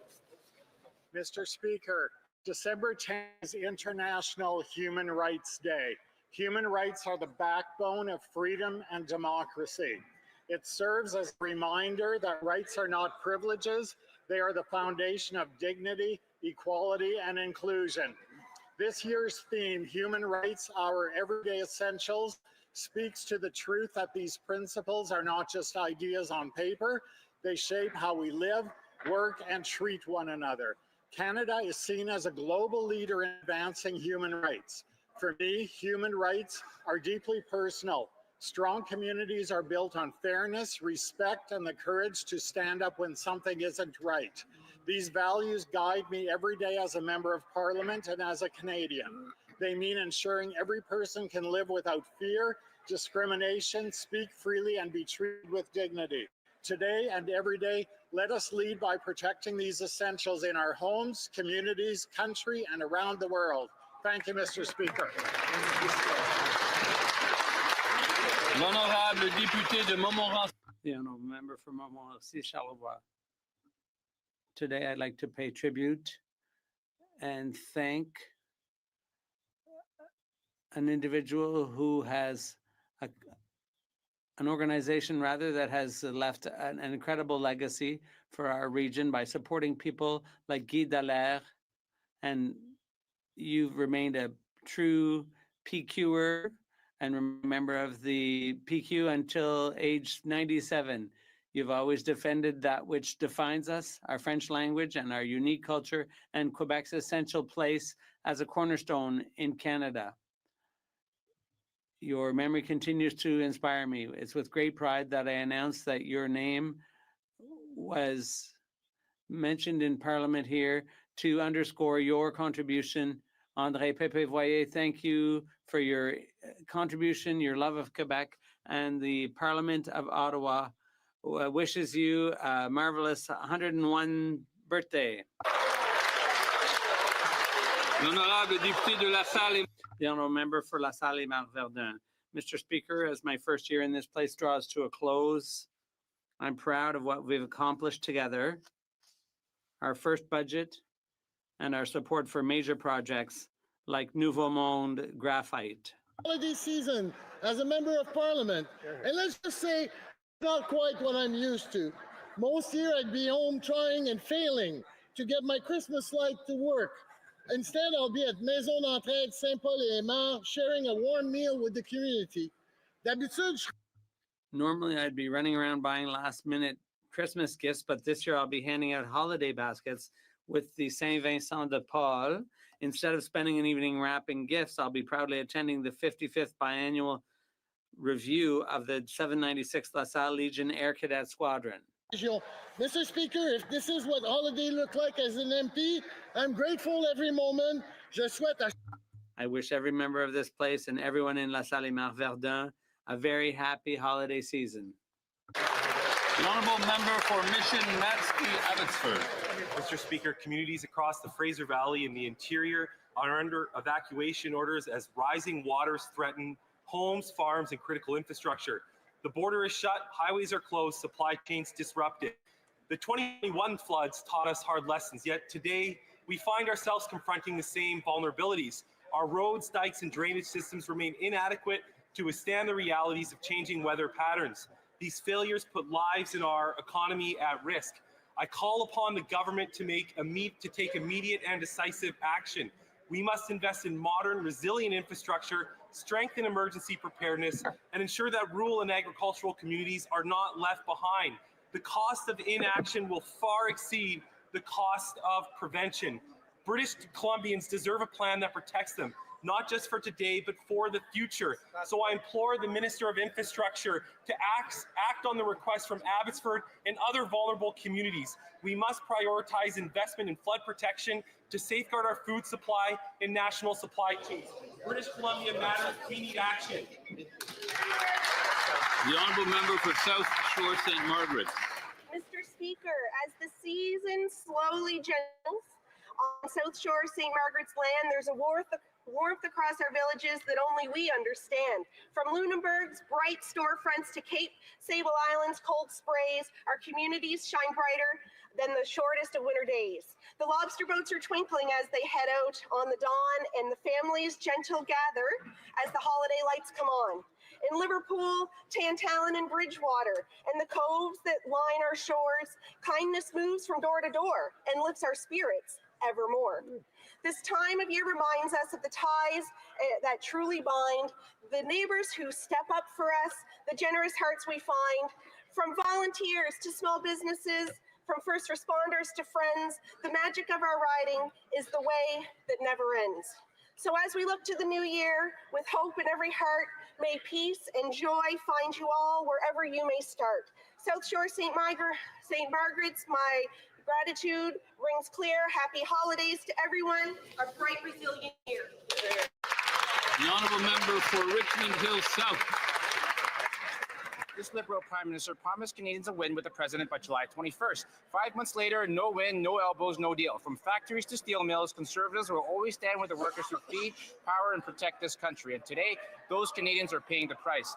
Back in May, the Prime Minister said Canadians should judge him by the price of the grocery store. Well, food bank usage doubled, grocery bills doubled, and 86% of families are cutting back on meat just to get by.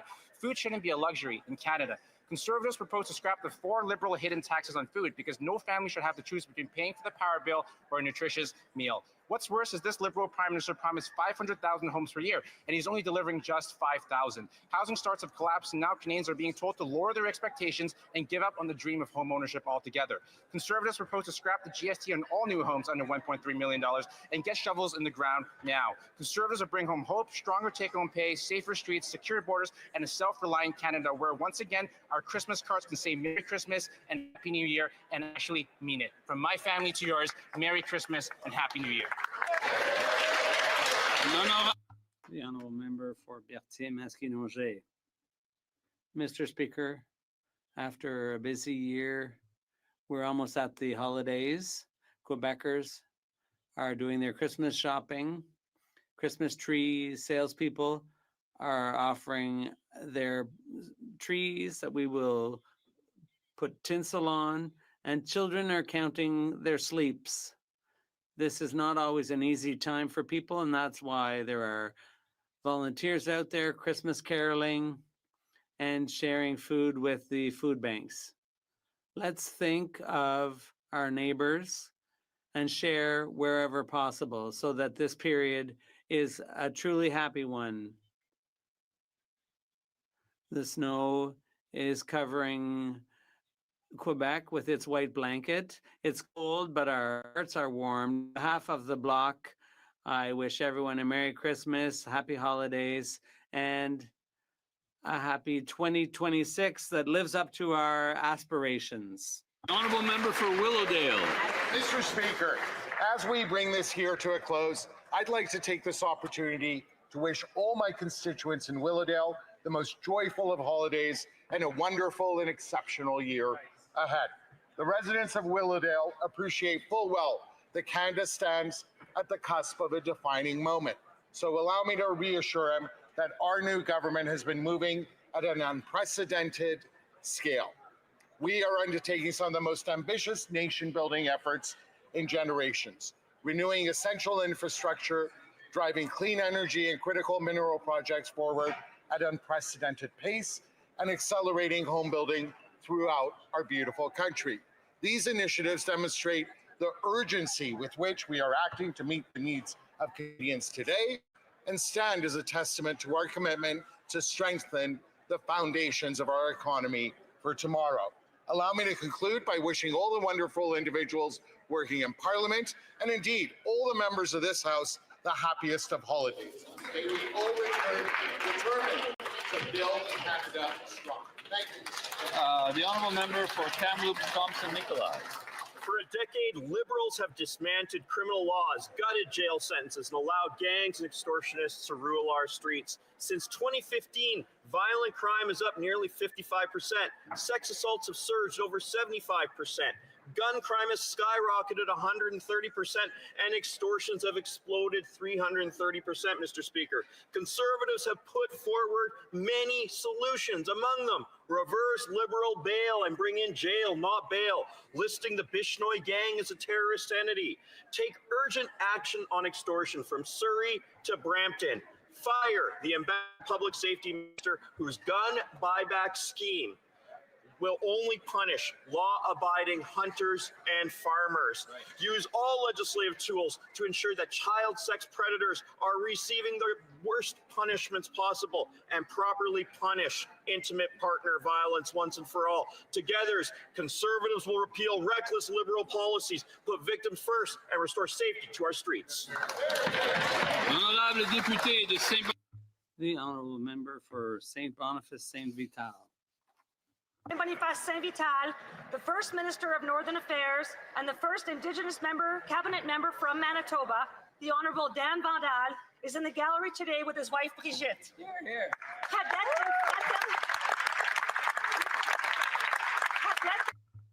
The youngest of 8 children, Dan dropped out of high school to become a top professional boxer in Canada.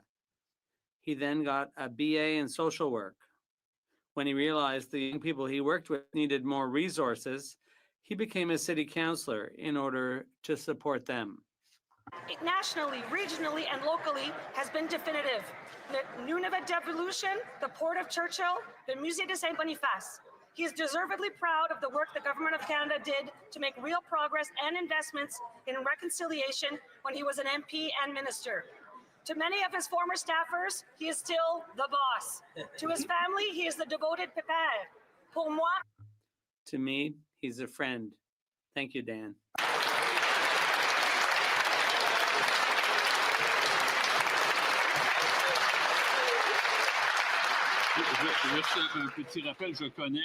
Just a reminder. I know the person we're talking about, but we're not allowed to refer to the presence in the galleries of any particular individual. For Calgary Nose Hill. Canada's immigration system used to be the envy of the world, and like much else, the Liberals broke it. Public support for immigration has collapsed as too many newcomers, too fast, made housing unaffordable, healthcare unavailable, and youth jobs impossible to find.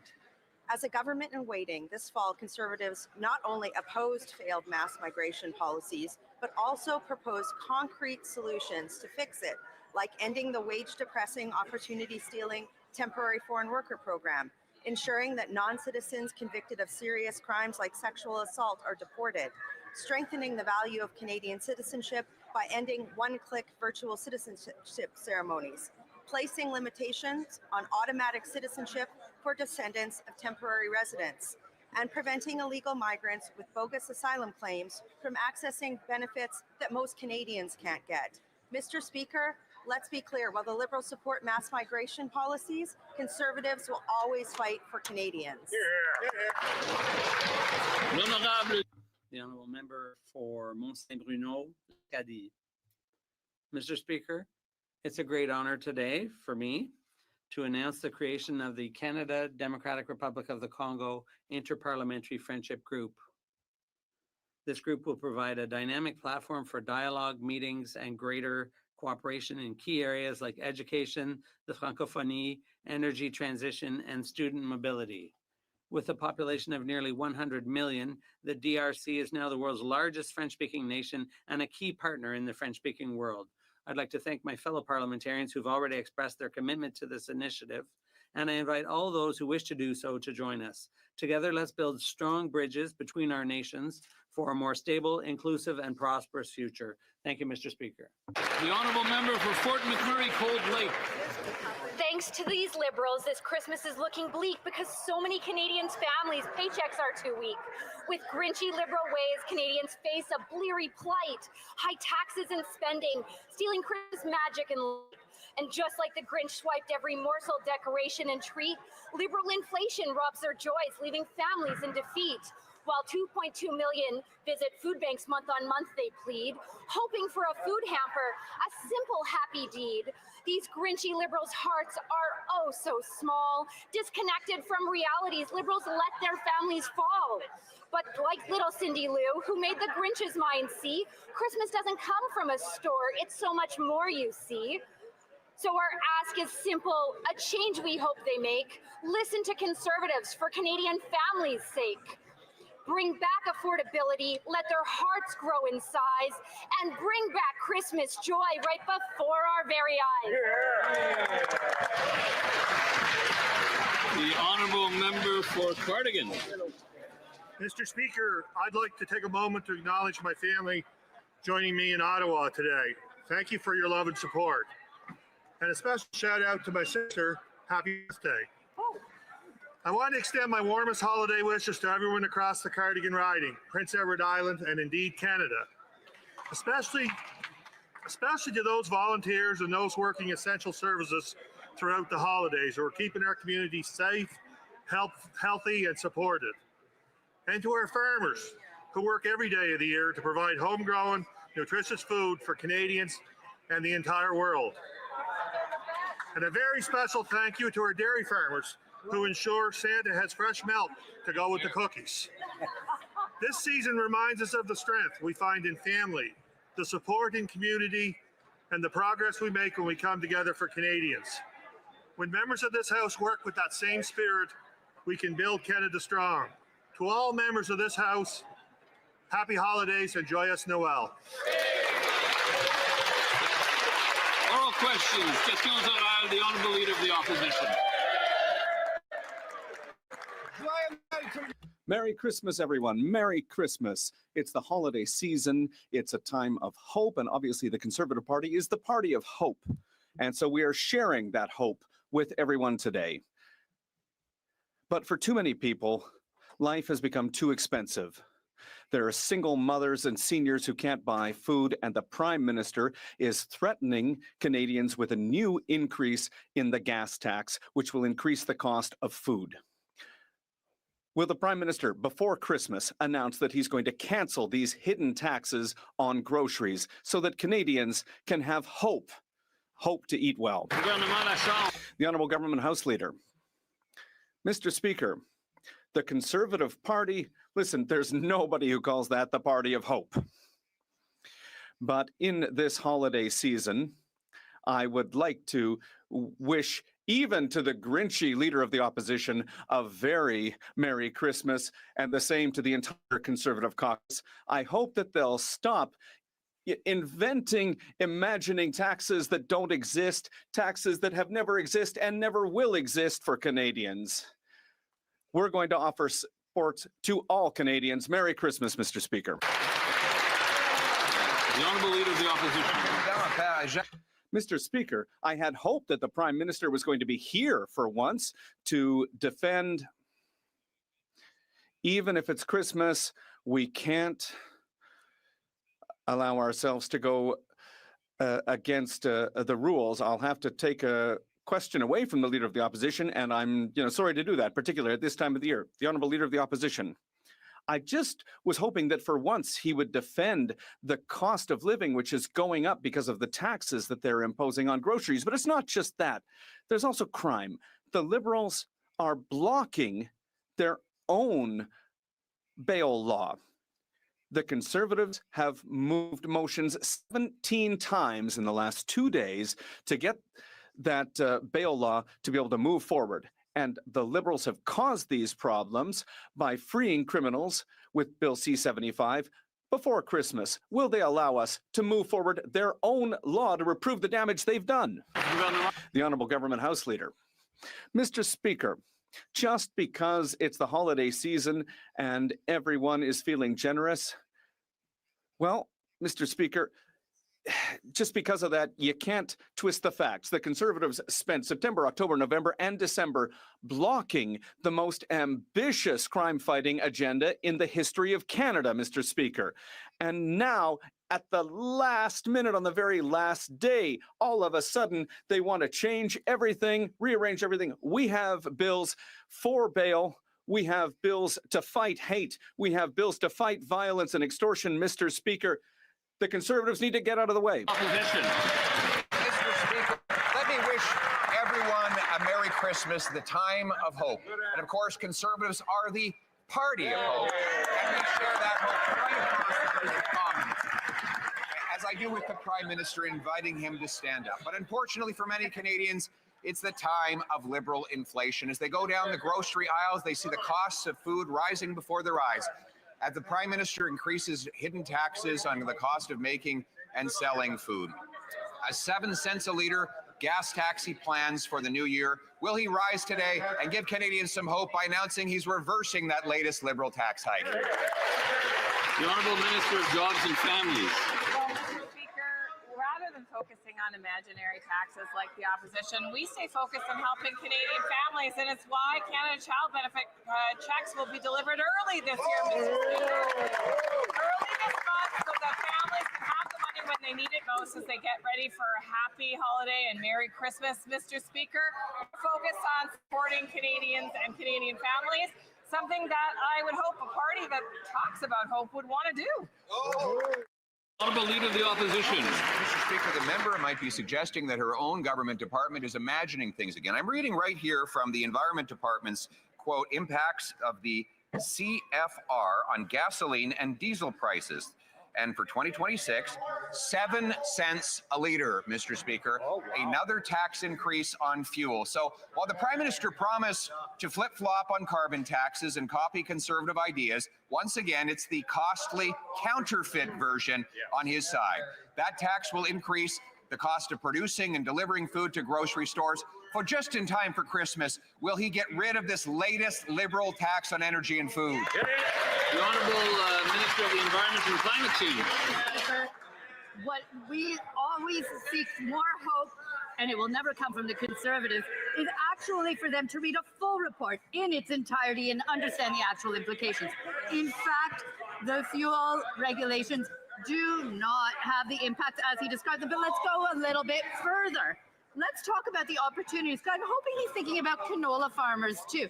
The regulation reduces emissions, but it creates opportunities for canola farmers. They have actually specifically said it is not a tax. And once more, it spurs innovation, creates opportunities. That's what we're about. That's what hope is about. The Honourable Leader of the Opposition. Mr. Speaker, it's very telling that the Prime Minister is not prepared to stand up and defend his own tax. But just to prove that it's another counterfeit, the Liberals say that a tax on the diesel farmers use is going to help farmers, just like releasing criminals, they say, will reduce crime. Mr. Speaker, Conservatives have been fighting to end Liberal bail for a very long time. The Liberals pretended to agree with us introducing a watered-down bail bill, but now they're blocking their own bill. Conservatives have moved 17 times to push the bail bill forward, and 17 times Liberals have blocked it, not 1 second of study at their own Justice Committee. Will they get out of the way so that we can scrap Liberal bail and bring safety by Christmas? The Honourable Government House Leader. Well, Mr. Speaker, that leader lives in a bit of a parallel universe if he thinks that we are the ones in the way of the most ambitious crime-fighting agenda that has been presented to this Parliament ever. Mr. Speaker, the Conservatives are blocking progress on bail reform. They are blocking progress on immigration reform. They are blocking progress against extortion, child pornography, against all manner of crimes, Mr. Speaker.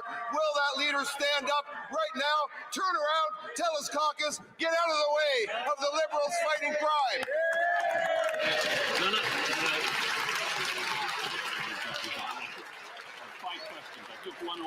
I took one question away because the Honourable Member broke a rule. We're now going to l'Honorable Député de Saint-Jean. The Honourable Member for Saint-Jean.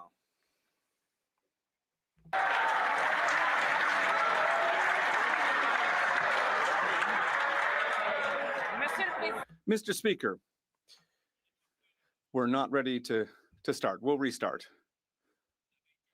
It was mentioned earlier when the rule was broken. The Honourable Member for Saint-Jean.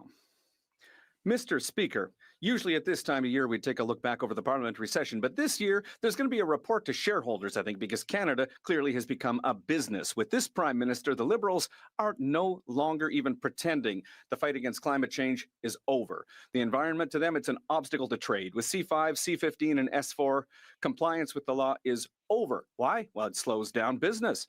So much for the Quebec difference. The Prime Minister launched an appeal against Bill 21 as quickly as he dropped his French classes. Did the Liberals realize that Quebecers did not vote for Canada Inc.?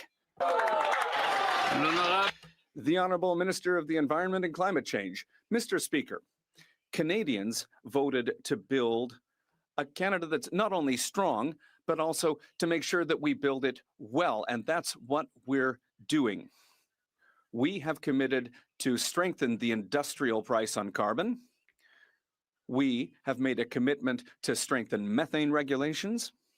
We have committed to continuing with clean electricity, particularly in Quebec, and that's going to continue. We will be doing the work that needs to be done. We are fighting climate change, and we are building a Canada strong. The Honourable Member for Saint-Jean. Mr. Speaker, the Liberals don't have a Prime Minister. They have a CEO. They're not listening to social priorities like healthcare, seniors, and Their CEO isn't listening to the ministers. They have to resign to be heard. And they're not listening to voters with their conservative budget. They're not listening to Quebecers who voted for them out of fear of Donald Trump. And their attitude now to their relationship with Washington, to quote the CEO, who cares? The only difference is that a CEO in a private company with a deficit like this, they'd be fired. Will the Liberals remind their CEO that he's in a democratic parliament? The Honourable Minister of Government Transformation. Thank you, Mr. Speaker. If my colleague wants to talk about a record, we could talk about 180,000 jobs created in the country over the last 3 months. We could talk about the employment rate that's been going down month over month. Major investments like just this week, $19 billion, Microsoft in Canada. We can also talk about inflation that's within in the Bank of Canada's targets. And what's the Bloc's record, Mr. Speaker? No asks for culture, no asks for the environment in the budget, and they even voted against the National School Food Program. They voted against investments in culture, Mr. Speaker. They voted against social programs for Quebec. The Honourable Member for Repentigny. Mr. Speaker, do you know what's generational in the Liberal record? Well, it's their betrayal of climate, their abandonment of all their green policies for an oil deal with Alberta. According to the former Environment Minister, it's a fire sale. Their shift to oil is going to sabotage any chance of achieving our greenhouse gas reduction targets over the long term. They're sacrificing all the efforts that older Quebecers have made, everything they've done for the climate, and they're telling younger people, well, you know, deal with the problems. When the Liberals talk about generational issues, is this the generational legacy they want to leave? The Honourable Secretary of State for Nature. Mr. Speaker, I don't think that we can talk about a betrayal. The strategy is changing, but the targets remain the same. We, as a country, are going to meet our goals. But we need to face the changing reality in the world today. We are modifying our strategies, but the vision remains the same, and that's building Canada, Mr. Speaker. Member for Calgary East. Before telling Canadians to judge them by grocery prices, the Prime Minister should have removed hidden food taxes, like the industrial carbon tax, the Liberal fuel standard, and the food packaging tax. The verdict's in, and it's very expensive. An average family of four will pay an extra $1,000 in grocery costs next year. In fact, weekly groceries have doubled under the Liberals from $160 a week to $340 a week. Do executives at Brookfield need to start lining up at food banks before this Prime Minister gives a damn about lowering food prices? The Honourable Secretary of State for Financial Institutions. Here we go with imaginary taxes again, Mr. Speaker. Mr. Speaker, if that leader actually cared about the economy, he wouldn't have spent the last 20 years in this House voting against it. On this side, we're not playing procedural games. We've been governing. We passed an historic budget to build our economy. They hid behind the curtains. The proof is in the pudding, Mr. Speaker. In the face of a trade war, our economy is growing. We've added 180,000 jobs in 3 months alone. I hope his heart grows 2 sizes big. He becomes more focused on affordability for Canadians. Let's get on with building the economy. Thanks, Mr. Speaker. The Honourable Member for Abbotsford South Langley. Speaker, the Liberals are failing Canadians on housing. They're breaking their promise of 500,000 new homes per year, and their fourth housing bureaucracy is a mess, with their independent budget watchdog confirming it will only build 5,000 homes per year. Buyers can't buy, sellers can't sell, and builders can't build. Yet the Liberals refuse to adopt our conservative plan to axe the GST on all new homes built under $1.3 million to boost building immediately. Why is that when the Liberals promise, things get more expensive every time and things stay same again and again? Great question. The Honourable Minister for Housing and Infrastructure. Thank you, Mr. Speaker. Well, I've got some good news to share with the House. Just this Monday, the Prime Minister and Mayor Sutcliffe announced a new partnership with the City of Ottawa. Excellent. 3,000 mixed-income affordable homes will be built across the city. And through this joint investment, the City of Ottawa will fast-track the construction of 2,000 units of mixed-income and affordable housing on federal lands. Build Canada Homes will be financing 1,000 affordable homes from the City of Ottawa's slate of projects. This is fantastic news, streamlining the approvals and getting homes built fast. The Honourable Member for Calgary Nose Hill. The Honourable Member for Calgary Nose Hill. The amount of space he takes up in your guys' head This is fall, really the something. Liberals voted against the most comprehensive immigration reforms in recent history, despite their promise to get immigration under control. Conservative proposals presented would have boosted wages and opportunities for Canadian youth by ending the temporary foreign worker program, ensuring non-citizens convicted of serious crimes like sexual assault are deported, and preventing illegal immigrants with bogus asylum claims from accessing benefits that Canadians don't get. Why is it that the more that the Liberals say they're going to change, the results are always higher costs, more crime, fewer homes, and more of the same? The Honourable Minister of Citizenship, Refugees, Immigration, Refugees and Citizenship. Thank you very much, Mr. Speaker. We have an immigration plan that is sustainable and strategic. This plan will attract the best international talent to build a strong economy. It will bring in high-level researchers to Canada. It will help us invest in recognizing foreign credentials, and it will also help us build Francophone and rural communities. We have bills C2 and C12 to protect our borders and strengthen our immigration system. I invite the opposition to support those measures. Honourable Member for Barrie South Innisfil. We found out today the Prime Minister's signature major projects office is directing Bay Street corporations, capital investors and banks to lend or second staff to the MPO, asking the companies to top up their pay. Here's how greasy this is. Banks, energy, mining companies, and Brookfield could end up with employees on the inside of the MPO, giving them the inside track and advice on projects they're working on, while these companies pay their salaries and provide lucrative bonuses. Under this scheme, just to spell this out, the Prime Minister's corporate buddies will be paying to have insiders work at the MPO. How is this ethical? The Honourable Minister responsible for Canada-US trade. Mr. Speaker, on this side of the House, we want to thank our friend for his excellent conspiracy theory work. Mr. Speaker, we think that only the Conservatives would be shocked, that quality women and men with experience in the private sector would step forward to work with a government that's going to build Canada strong, get major projects done. We're proud of the people that want to come forward and serve Canadians, and we regret that the Conservatives find that somehow a problem. The Honourable Member for Barrie South Innisfil. Prime Minister's Bay Street buddies that are sounding the alarm, Mr. Speaker. If you're on Bay Street and you want a mine built, no problem, because you can pay to send an employee to the Prime Minister's major projects office to help you. Want a reactor built? No problem, because you can pay to send an employee to the Prime Minister's major project office to help you.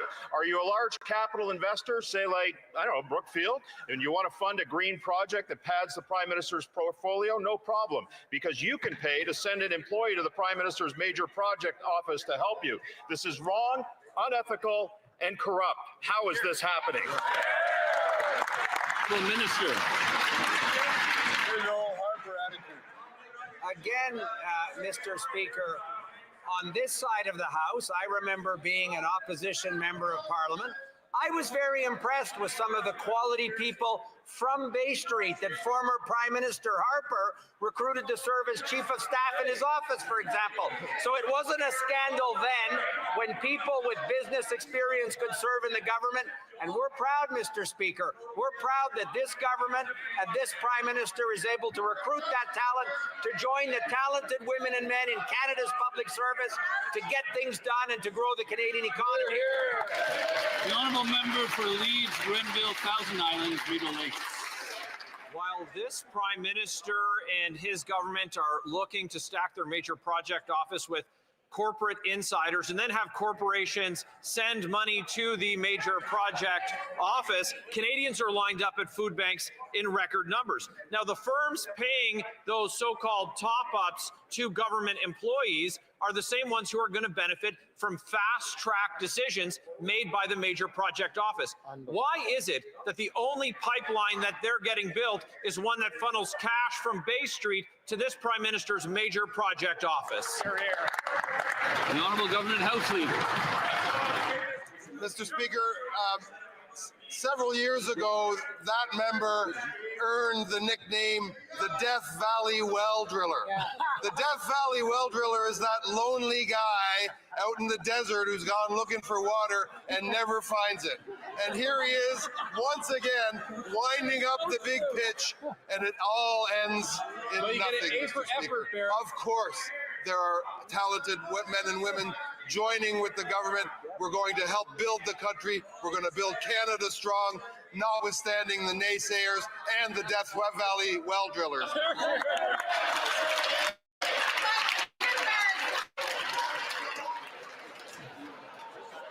The honourable member for Leeds, Grenville, Thousand Islands, Rideau Lakes. Mr. Speaker, we've seen the depths of the corruption from these Liberals, and we've seen it with these ministers, including those who sit in the front bench today, who've been found to have broken Canada's ethics laws. And this Prime Minister is the one who has the market cornered on shadow lobbying. And now it looks very much like he's inviting more of his Bay Street buddies to have the inside track and have Bay Street pay for access so that his government can fast track their projects. Canadians are lined up at food banks and Liberal insiders are lined up at the Prime Minister's front door. Why won't The Honourable Minister of Natural Resources. Mr. Speaker, it's easy to dream up conspiracies about everything when you've never built anything. When you've never built anything. We should be proud that good, hardworking people from the business community want to come to this government and work to build this country strong. The honourable member for Copenhagen, Kawawa Chikamak, Nitassinan. Mr. Speaker, for Quebecers, the approach of the holiday season is a time of generosity towards those less fortunate.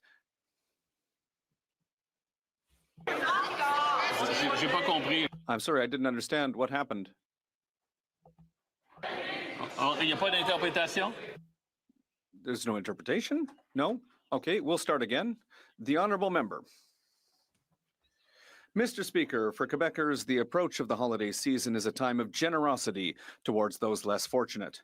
But for the Liberals, well, it's not so clear because they're cutting $25 million in Quebec for help for people experiencing homelessness. Last Thursday, the minister confirmed that he's ending the Encampment and Crisis Response Program as of March 31st. How? In the middle of winter, can the government announce cuts to the fight against homelessness when the crisis has never been so serious? The Honourable Minister of Health. Thank you, Mr. Speaker. I would just like to note to my colleague across the way that the Government of Canada has put in place the Canada Dental Plan, which is having a major impact on the lives of Canadians. 6 million Canadians are already covered by this program, including the most vulnerable. Many people are able to see dentists and dental hygienists for the first time in their lives. I would invite my colleague from across the way and all colleagues to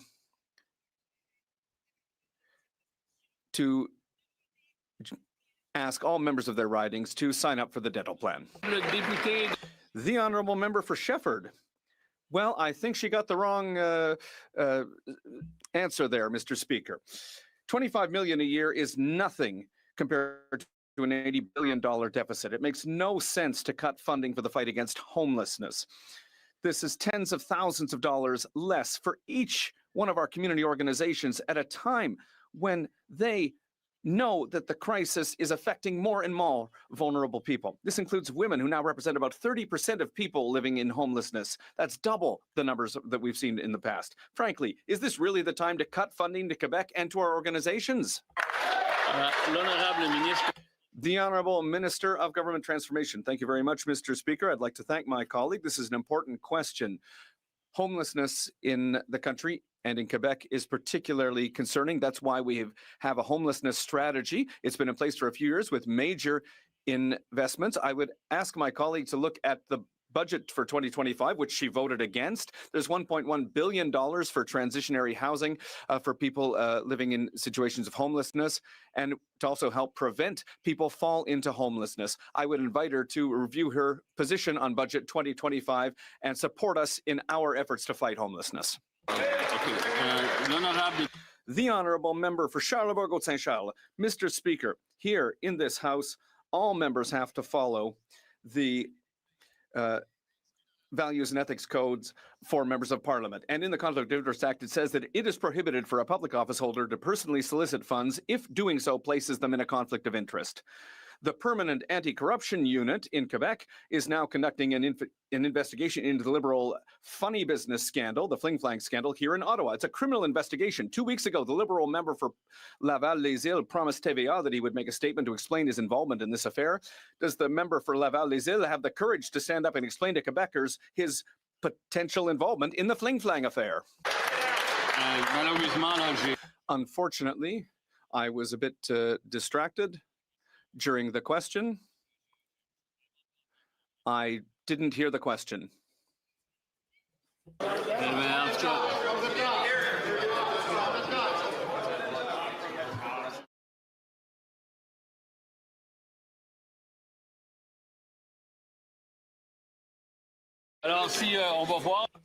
We'll see. I will listen again to the question this time.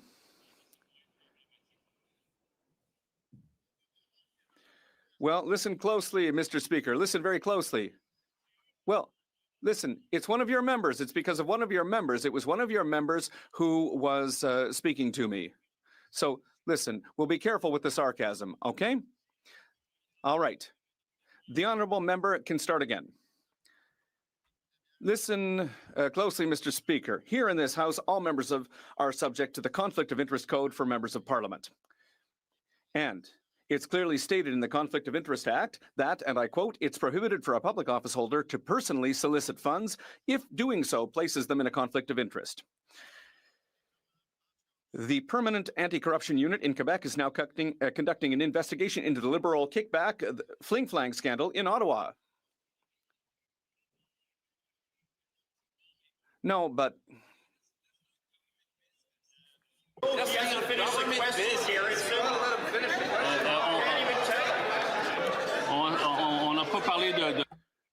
We haven't spoken about a member of the government, a member of cabinet. It doesn't appear to me to be relevant to the administration of the federal government, but I will let the government choose to respond if it wishes. The next question, the honourable member for Charlebourg-Haute-Saint-Charles. Well, right now, the Permanent Anti-Corruption Unit is studying the Liberal Fling Flang scandal in Ottawa.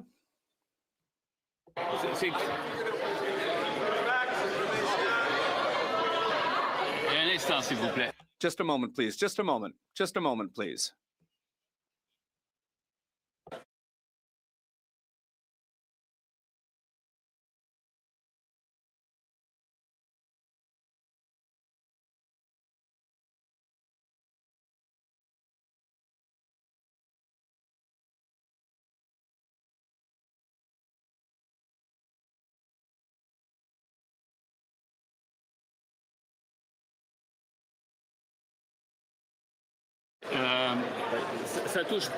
So this question doesn't affect the administration of the federal government. I'm not aware of what UPAC would be investigating in this case. If it's the same, it seems like it's the same question as the previous question. Mr. Speaker, I'll ask another question, Mr. Speaker, because the media is talking about this everywhere. The member for Laval-Les-Îles said to TVA that he would explain his involvement in this scandal, which is currently being studied by UPAC. But my question, Mr. Speaker, now is on the Prime Minister's decision to choose Mike Wiseman to become the next ambassador for Canada to the United States, knowing very well that Mike Wiseman has already said that he was the creator of the Century Initiative, which wants to see 100 million people in Canada in 2100. And he said that he didn't care what Quebec had to say about it. And Mr. Wiseman is against supply management. Can the Prime Minister change his mind and not appoint Mark Wiseman as ambassador? The Honourable Minister for Canada-US Relations. Mr. Speaker, for the fourth time, our colleague is lucky His question was in order this time, yet he has some challenges with the facts. He's talking about people who are not in the government, public policy that is not government policy. He knows very well that our government supports supply management. Under no circumstances will we negotiate supply management with the Americans. So despite what he's trying to do, we understand that the facts are still a bit loose here. Honorable député de Bellechasse-Lévis. The honourable member for Bellechasse-Lévis. Thank you, Mr. Speaker. Food banks are overflowing, but the Prime Minister seems to be living in another universe. While Canadians are struggling to put food on the table, this Liberal Prime Minister spent $736,000 taxpayer dollars on a private jet, Mr. Speaker, even though a perfectly good government plane was available for a third of the price. 86% of Canadians have to go without meat because they can no longer afford to buy it. When will he stop making us pay for his whims while the world goes hungry? The Honourable Minister. Thank you, Mr. Speaker. Those who live in another universe are Conservative MPs, like my colleague who voted against measures that help her constituents, like the dental plan for 20,000 people. There's also the childcare benefit that reduced poverty in young people by 38%. I would like her to come to my riding so we can talk about the positive impact these policies have had on Quebecers, and she's constantly voted against. The honourable member for Bellechasse-Lévis. Well, I will speak to him about the consequences of his policies. A 75-year-old senior in my riding spends more than half of her income on rent and medicine. Recently, this person found themselves in front of a grocery shelf thinking, I can't afford this, and she had to leave in tears. She said to a food bank, I'm ashamed, I've worked all my life and I never thought I'd have to ask for food assistance. That is the reality on the ground, Mr. Speaker. That's the reality of their policy. The Honourable Minister. Thank you very much, Mr. Speaker. Votes speak louder than what she has to say, because she voted against an increase of the guaranteed income supplement that helps the most vulnerable seniors. She voted against the childcare benefit, against the dental care plan, against a tax break for a tax reduction for 22 million Canadians. She voted against affordable housing. I'm sorry, Mr. Speaker, but in the next year, they should perhaps check themselves and see how they can help Canadians and Quebecers. Thank you, Mr. Speaker. For Winnipeg West. Mr. Speaker, the Early Learning Child Care Program is already providing families across Canada with thousands of dollars of savings each year. In my own province of Manitoba, the program saves families an average of $2,800 a year. Last month, the Minister of Jobs and Families announced an extension of child care agreements with Saskatchewan and Ontario, ensuring that families in those two provinces continue to have access to this incredible program. Could the Minister please update us on the status of the early learning and child care in Alberta? The Honourable Minister of Jobs and Families. Well, good news, Mr. Speaker, and just in time for Christmas, tomorrow we'll be signing the extension of the early learning and childcare agreement with Alberta. And now all provinces and territories have agreed to continue this important program. That means in Alberta, childcare costs have been reduced to $15 per day. It saves families on average $7,600 per year, Mr. Speaker. So that's money that families have to put on mortgages, to buy groceries, to save for their children's education, or even pay for hockey. Merry Christmas, Alberta. The Honourable Member for Brantford, Brant South, Six Nations. Mr. Speaker, Conservatives have asked the Liberals 17 times at the Justice Committee to start working on the bail bill. We moved 17 motions to get to bail, and 17 times the Liberals blocked it. They voted against our Jail Not Bail Act, they voted against our three strikes motion, and now they're blocking their own bill. At what point will this government stop voting against every single measure to finally scrap Liberal bail? Honourable Minister of Justice. Mr. Speaker, I'd remind the honourable member that what he calls Liberal bail is supported by the Canadian Police Association, the Ontario Police Association, the police chief in my community, and the police chief in his community. In fact, When his police chief showed up at committee, he urged all members, including the Conservative Party, to actually accelerate the process. He is citing revisionist history. If you go back and look at the tapes, you'll see that he and his colleagues spent the entire fall filibustering, talking about kittens and puppies, not crime and safety. Mr. Speaker, we are here to defend Canada's communities and the people who call them home. I wish the Conservatives would get out of the way and do something to promote public safety in this country. The honourable member for Brantford, Brant South, Six Nations. Perhaps this minister should actually show up at the Justice Committee and see what his colleagues are doing. We show up ready to fix the Liberals' broken bail system. But after more than 17 attempts to prioritize C-14, the answer from the Liberals is always no. It is clear this government is unwilling to take even modest steps towards keeping Canadians safe. And still today, they continue to block tougher bail measures at every turn. When will they stop obstructing so we can finally scrap Liberal bail once and for all, Mr. Speaker? The Honourable Minister of Justice. Mr. Speaker, after several months of obstruction and delay getting in the way of measures to improve public safety, my honourable colleague has finally realized that people are seeing that it is he and his colleagues who have been delaying and denying justice from advancing in this country. Right now, we have an opportunity not just to move forward on bail and sentencing reform, but he's actively delaying legislation that is meant to help communities who are seeing their synagogues defaced, who are seeing their mosques attacked, who are seeing communities face harassment and assault in our grocery stores and on our university campuses. We can combat hate and reform the bail system at the same time. I wish he, for once, would cooperate. The honourable member for Elgin, St. Thomas, London South. Speaker, it's difficult day in, day out, and see the Liberals claim to have the solutions for the problems they've created. For the last 48 hours, Liberals have rejected 17 attempts by Conservative members to advance critical bail reforms because they won't get off their desire to attack the religious freedoms of Canadians. Canadians want real reforms to bail, not Liberal obstruction. When will the Liberals get serious about real crime instead of thought crime? The Honourable Minister of Justice. Secretary of State for Combating Crime. Mr. Speaker, the member from Elgin St. Thomas, London South, has been the main culprit that's been filibustering all the crime bills in the Justice Committee this season, Mr. Speaker. He's been talking about cats and dogs when hate crimes have gone up over 70% in this country. And the reason we brought this bill was to help protect those worshippers, Mr. Speaker.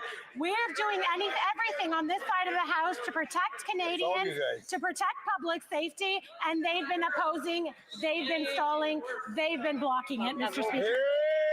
Elgin, St. Thomas, London South. I will not allow the Secretary of State to point fingers when the very communities she's claiming to be speaking for have been the ones to cry. You're not going to allow it?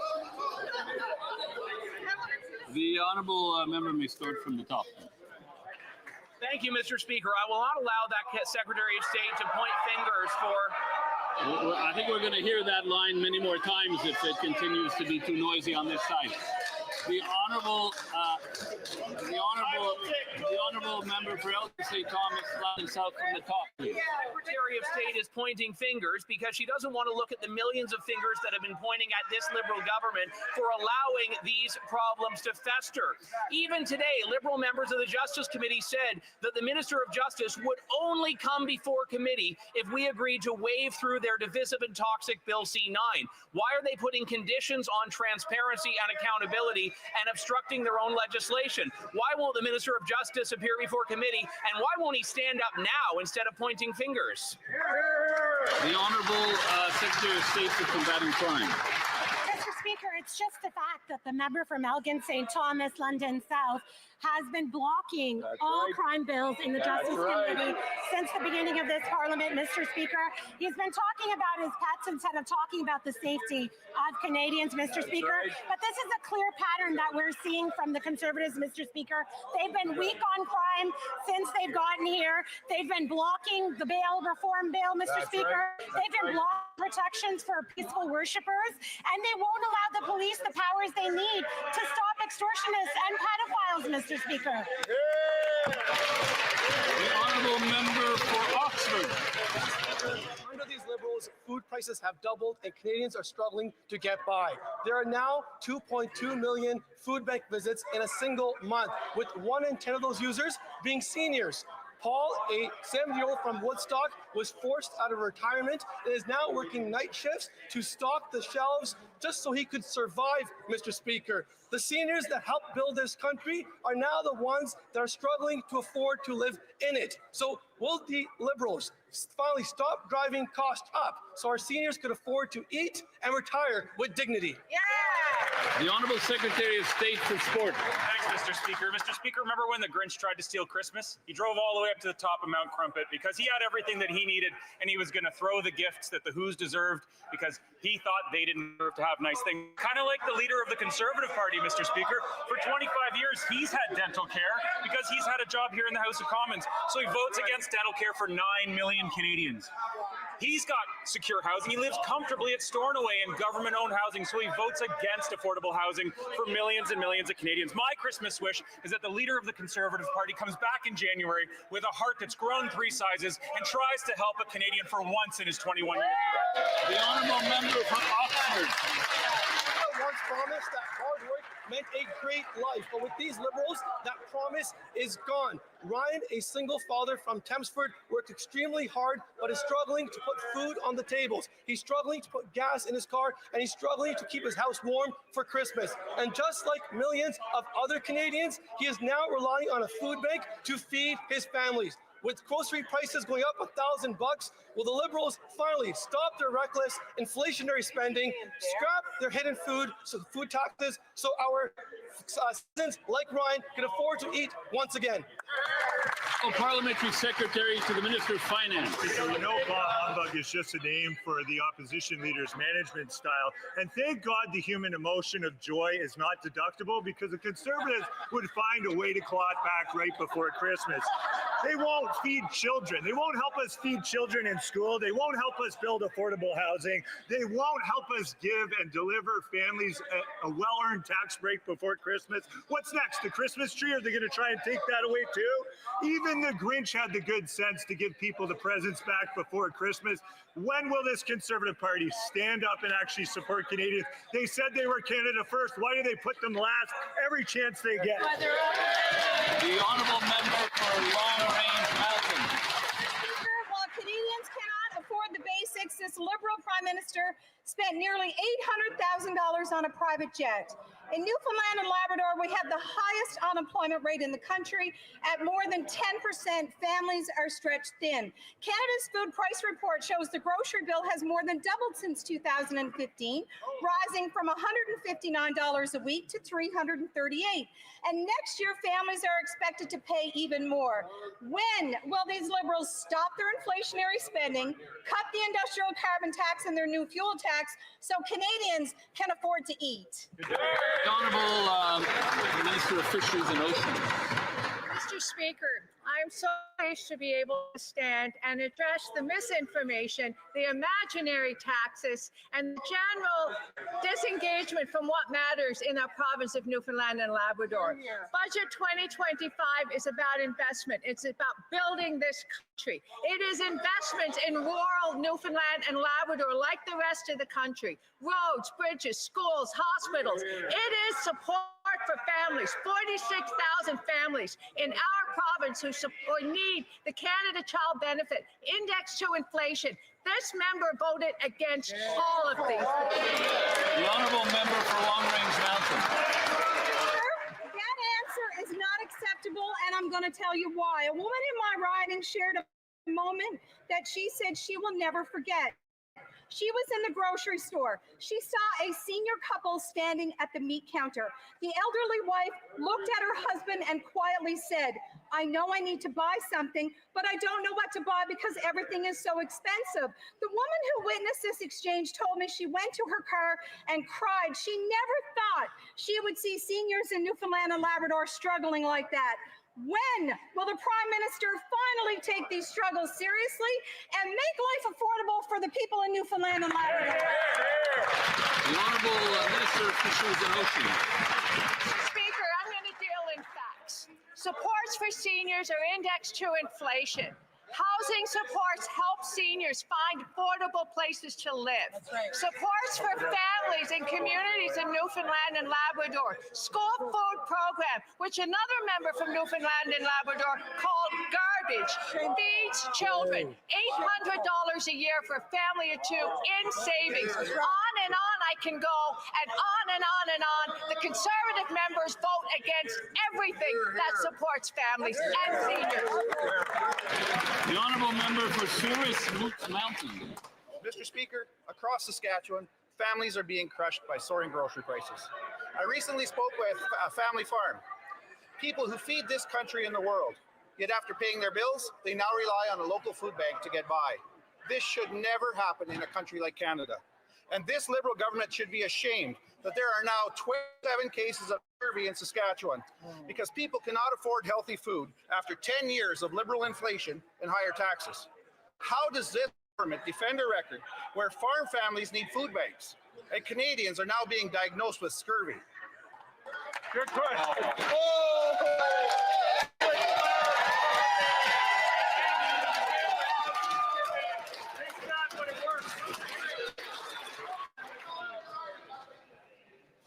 Okay, let's see if we can listen to the entire answer without making any noise. The Honourable Secretary of State for Rural Development.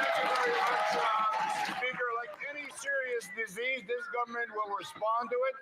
We will work, Mr. Speaker, with all the officials involved, including the provincial reports. But I want to say to our House Leader, he has a very kind heart. He said, at some of your interventions as answering the last questions, be kind, he said. So I'm going to say, I wish you all the gift of greater tolerance for all people. In the new year, I wish the Conservatives place the priorities of Canada above your own political agenda. And this new year... The Honourable Secretary of State knows that he must address the House through the chair. The Honourable Member for Pierrefonds-Dollard. Mr. Speaker, in the Great North and Arctic, families face some of the highest costs of living for housing and basic necessities. In just a few months, our new government has announced several affordability measures for Canadians as well as in the North.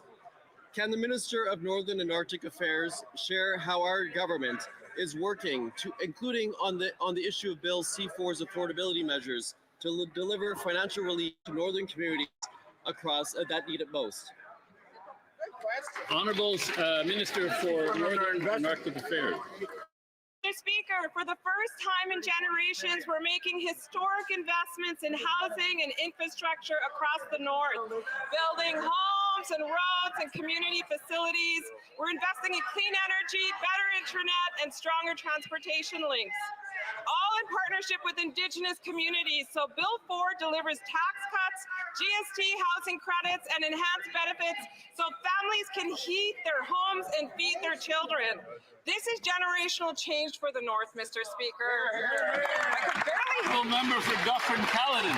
Yesterday at committee, the finance minister condescendingly said he was a lawyer and he'd be happy to explain the Stellantis contract. Well, Mr. Speaker, you don't have to be a lawyer or even an accountant to know that 4,475 jobs is less than 8,000 jobs. These guys, these incompetent Liberals, signed a contract with Stellantis that was going to pay them billions of dollars, and it guaranteed 4,400 jobs when Stellantis at the time had 8,000 jobs. This allowed Stellantis to fire 3,000 workers and ship the jobs down to the United States. How do they explain this unbelievable level of incompetence? Honourable Parliamentary Secretary to the Minister of Industry. Thank you, Mr. Speaker. We signed that deal on behalf of this government for every worker, every employee, every member of that community. And Stellantis broke that deal. So we, in our opinion, they are in default. We are going to get that money back or the jobs are coming back, period. The Honourable Member for Dufferin-Caledon. Yeah, except when Stellantis was at committee, they said they're not in default of the contract. So they're probably relying on the section in the contract that said they would guarantee 4,475 jobs, when at the time the company had 8,000 jobs. 4,475 jobs is 3,500 less than 8,000. I know that's hard for these Liberals to comprehend, and that's why they feel like when they fired 3,000 workers, they're not in default. And guess who benefits again from this? Donald Trump in America, where all those jobs went, along with a $13 billion investment from Stellantis. What? The Honourable Parliamentary Secretary to the Minister of Industry. Thank you, Mr. Speaker. Instead of repeating Stellantis talking points and talking points from south of the border, perhaps the party on the other side should be joining with us to agree that the company is in default, and they should be joining us in encouraging the company to come to the table and either return those jobs or give our money back, period.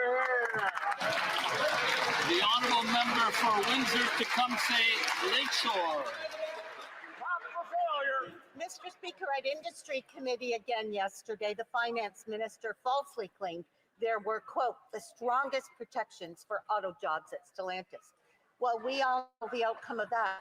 3,000 job losses in Brampton and $13 billion of investment by Stellantis in the United States. The contract was so badly written that the job numbers were only, quote, aspirational with no penalties. How can the Liberals claim they're supporting auto workers when there are zero job guarantees in the contract?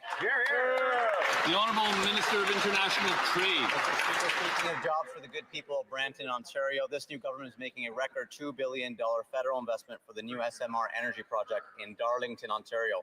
This will create 18,000 new jobs. Our energy sector is world-renowned. We'll continue to open doors for new exports around the world. Thank you, Mr. Speaker. The Honourable Member for Mississauga East Cooksville.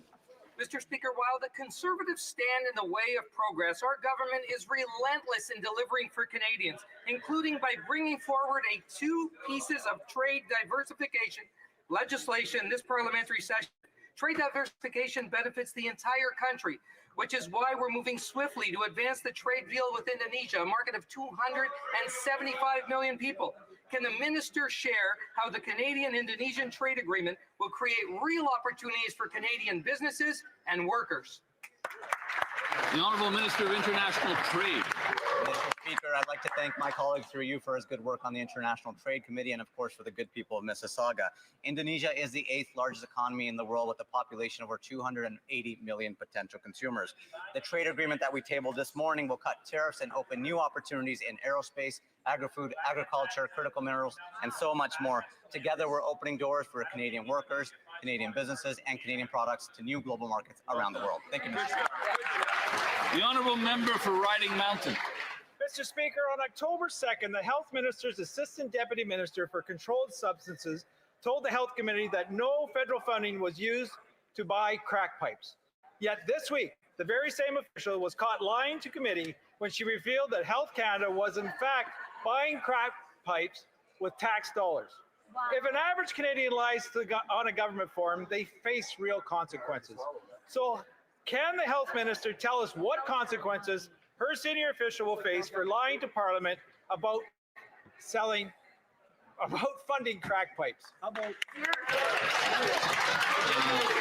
L'honorable ministre de la Santé. Monsieur le Président, mon collègue de l'opposition. My colleague across the way knows full well that we don't fund any publicly served crack pipes.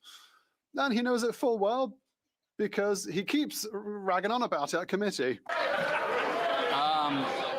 The honourable member for Nunavut.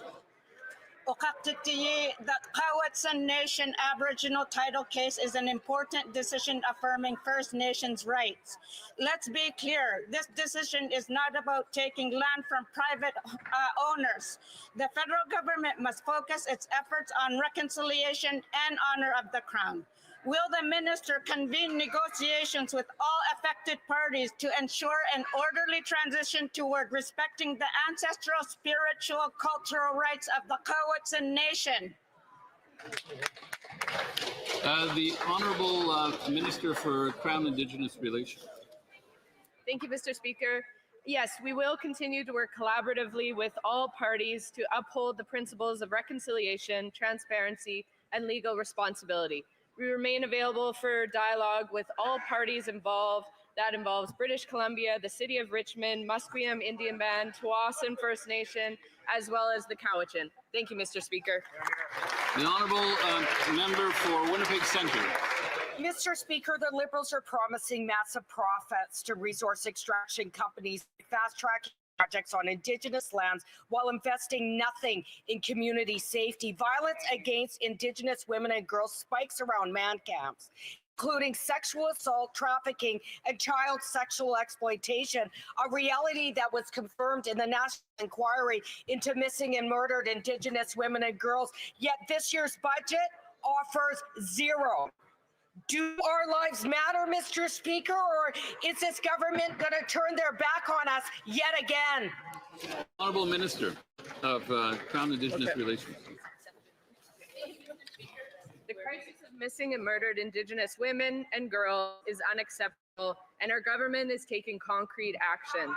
Through the National Action Plan and the federal pathway, we are funding new shelters and safe spaces, supporting Indigenous-led safety programs, improving policing standards, and advancing culturally grounded services for families and survivors. We know progress must be faster. We will continue working directly with Indigenous partners to implement the calls for justice and deliver real, measurable change. This is our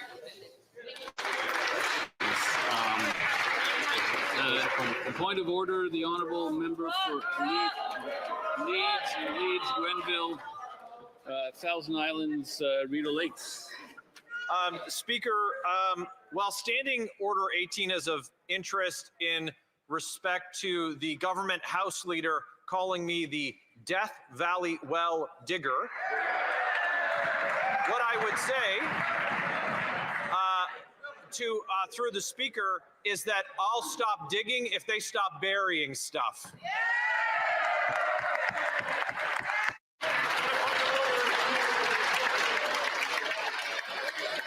The Honourable Government House Leader. Mr. Speaker, for the record, it is Death Valley well driller. I think this is debate. L'honorable député de Berthier-Masquinongé. The honourable member for Berthier-Masquinongé. Thank you. I have a point of order, Mr. Speaker. With all due respect, regarding the Conservative Party questions that were refused earlier. First of all, Mr. Speaker, again, with all due respect, I believe that questions can be legitimate if they are raising concerns about people that have previously been members in this House. May I speak? May I? Yes, we have to listen to what the member says. We have to listen to the reasoning behind the point of order. The honourable member for Berthier-Masquinongé. Thank you. Let me start again, Mr. Speaker. If we raise questions about people who have been previous members here or federal employees, so without accusing anyone, we believe that it is fully legitimate for members of the Bloc Québécois to raise these questions here in this House, especially because the UPAC is currently carrying out an inquiry. And if that inquiry were to lead to the conclusion that federal members were involved, I think that could be relevant, the results of the anti-corruption unit's investigation in Quebec. That's the first thing. Now, the next thing, if I can get the attention of the House, please. The honourable member for Berthier-Masquinongé. Yes, I would like the member to continue so I can follow his logic. I will now move on to my second point. Members of the Bloc Québécois tried in good faith to clarify that point. And we had questions about this, and we wanted to know whether relevant answers could be provided. Well, on the second point, I have already made a ruling on that. I did that earlier this week. The questions need to be in order, but I don't have any control on the answers provided. That is according to the practices of this House. Yes, again, with all due respect, I think we should reconsider that, because in the standing orders, it is stated that answers must be related to the question. but that's not always the case, and that doesn't make sense to me. In my opinion, if limits are being placed on this side, they should be placed on the other side as well. Or we allow these relevant questions to be asked. Well, I already ruled on the second aspect, and on the first aspect, well, in my personal opinion, and I will reflect on this issue, but the member's interpretation of this matter is so broad that almost anything could be included in this category of being relevant to the federal administration. So I don't know if I agree with that interpretation, but I will think about it. The Honorable Minister of Government Transformation. Thank you, Mr. Speaker. With regard to the first point, I would like to make a modest suggestion. There will be provincial elections in 2026. If the member wishes to run... No, that is not a point of order.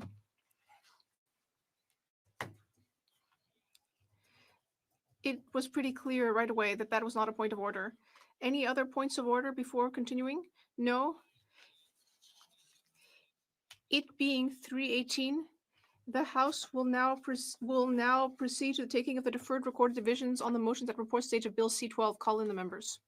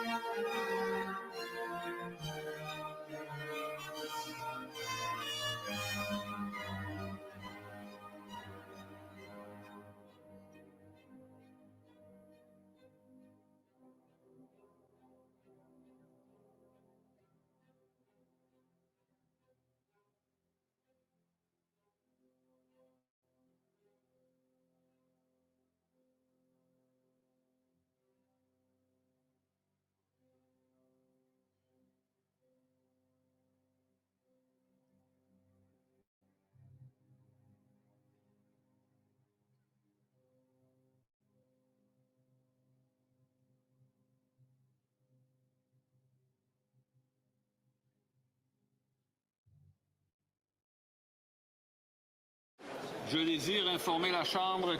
I would like to inform the House that the electronic voting period has ended. If members were not able to vote due to technical difficulties, they may now use the raise hand function, and the chair will recognize them. Ne voyant aucune main. Seeing no raised hand, the table will now compile the results of the vote. Yeas pour 147, 147. Nays contre 188, 188. I declare motion number 1 defeated. The question is on motion number 2.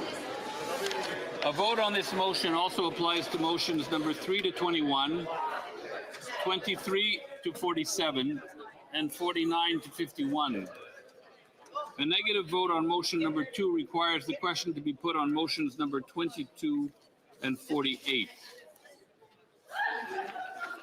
Ms. May, seconded by Ms. Kwan, moved that Bill C-12 be amended by deleting clause 28. The Honorable Chief Government Whip. Thank you, Mr. Speaker. I believe if you seek it, you'll find consent to apply the results from the last vote to this one with Liberal members voting nay. Here, here. The Opposition Whip. Thank you, Mr. Speaker. Conservatives agree to apply the vote with Conservatives voting no. L'Honorable Whip du Bloc québécois. The Honorable Bloc Québécois Whip. The Bloc Québécois agrees to apply the vote. We will be voting nay. Member for Vancouver Kingsway. Mr. Speaker, New Democrats agree to apply the results of the last vote to the current vote, with New Democrats voting yes. The Honourable Member for Saanich Gulf Islands. Merci, Monsieur le Président. Thank you, Mr. Speaker. The Green Party also agrees to apply the results of the vote. The Green Party votes yay. The table will now compile the results of the vote.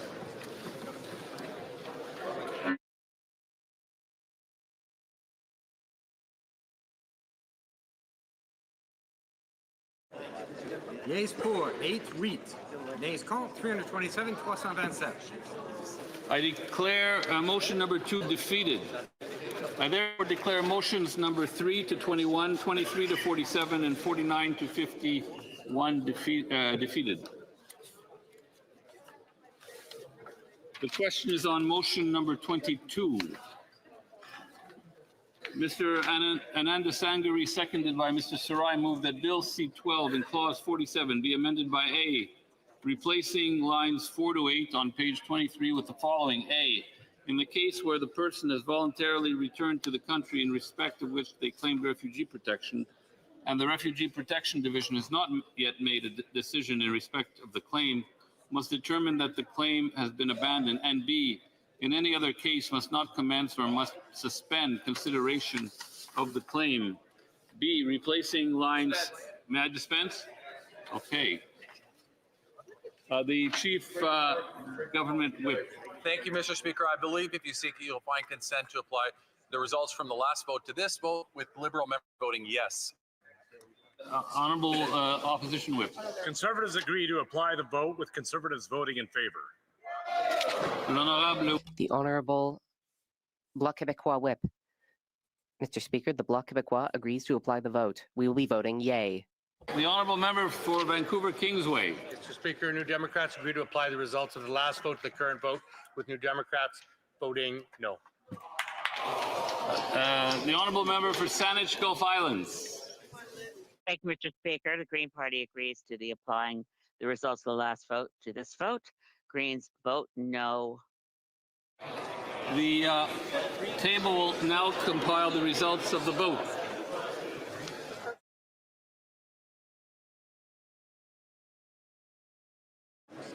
Yeas pour 327, 327. Nays contre 8, 8. I declare the motion carried. The question is on motion number 48.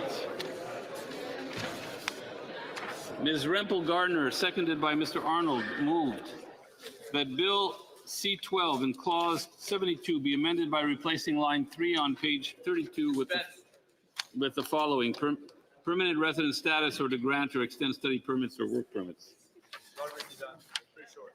The Honourable Chief Government Whip. Thank you, Mr. Speaker. I believe if you seek it, you'll find consent to apply the results from the last vote to this vote, with Liberal members voting yay. The whip of the official opposition. Conservatives agree to apply the vote with Conservatives voting in favor. L'honorable whip. The Honorable Bloc Québécois whip. Thank you, Mr. Speaker. The Bloc Québécois agrees to apply the vote. We will be voting yay. The honourable member for Vancouver Kingsway. Mr. Speaker, New Democrats agree to apply the results of the last vote to the current vote, with New Democrats voting nay. The honourable member for Sandwich Gulf Islands. Thank you, Mr. Speaker. Agreeing to apply the results of the last vote to this vote, with the Green Party voting no. Le bureau va maintenant. The table will now compile the results of the vote.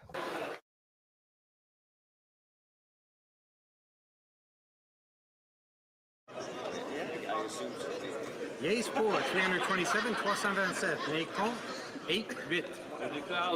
La motion numéro. I declare motion number 48 carried. Mr. Anand Sangari, seconded by Ms. McKnight, moves that Bill C-12, an act respecting certain measures relating to the security of Canada's borders and the integrity of the Canadian immigration system and respecting other related security measures as amended, be concurred in at report stage with further amendments. On division, agreed. I therefore declare the motion carried. When shall the bill be read a third time? At the next sitting of the House.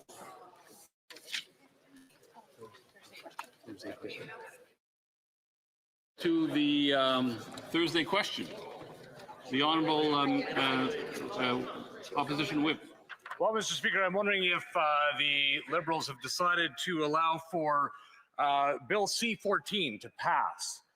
We have in many occasions, 17 over the last number of hours, asked for the Liberals to expedite C-14 to allow for consideration of this bill. The Liberals continue to obstruct this bill, putting forward limitations on religious freedom in Bill C-9. Conservatives will continue to oppose those measures, but would like to ensure the safety and security of all Canadians by providing what we believe is a counterfeit version of what Canadians are demanding in terms of fixing Liberal bail, but we believe that the provisions at least would provide some level of protection. Will the House Leader give us an update as to when that might happen? Mr. Speaker, well, I'm on my feet. It is now the Christmas season, and this may be my last opportunity to stand in this House and thank all members for their dedication and support to their constituents. And as they return home, we hope that they'll have a safe holiday season. I do want to thank, Mr. Speaker, the pages who have dedicated hours to this House, to our service.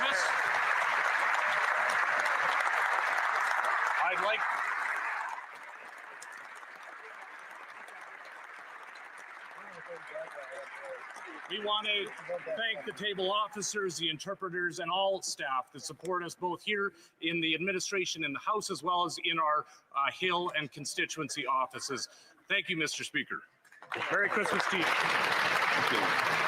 The Honourable Government House Leader. Well, Mr. Speaker, I want to thank my colleague, the Chief Opposition Whip, for at least the festive part of that statement. And I will absolutely accept from him if he would like to stand and propose that Bill C-14 be read at all stages and passed. We will absolutely support that on this side of the House. But before discussing the business of the House, Mr. Speaker, I'd like to join with my honourable colleague to take this opportunity to thank all members of Parliament and their staff who work hard every day for Canadians, whether here in the House of Commons or in their ridings. I would also like to thank and wish a very happy holiday season, de très joyeuses fêtes et un joyeux. Happy holidays and Merry Christmas to all those who help us here on Parliament, here every day. Les interprètes, the interpreter, the PPS, and I must say, Mr. Speaker, if you'll allow me, many of whom are resident in my own riding of Gatineau, which I continue to be very, very proud to represent in this House. Et sur ce, Monsieur le Président, il y a eu... And there has been consultation amongst the party, and the House will give its unanimous consent to the following motion. That, notwithstanding any standing order or usual practice of the House, A, Bill C-4, an act respecting certain affordability measures for Canadians and other measure, be deemed read a third time and passed on division, and that the opposition from the member for Sandwich Gulf Islands be noted. B, Bill C-13, an act to implement the protocol on the accession of the United Kingdom of Great Britain and Northern Ireland to the Comprehensive and Progressive Agreement for Trans-Pacific Partnership be read a second time on division and referred to the Standing Committee on International Trade.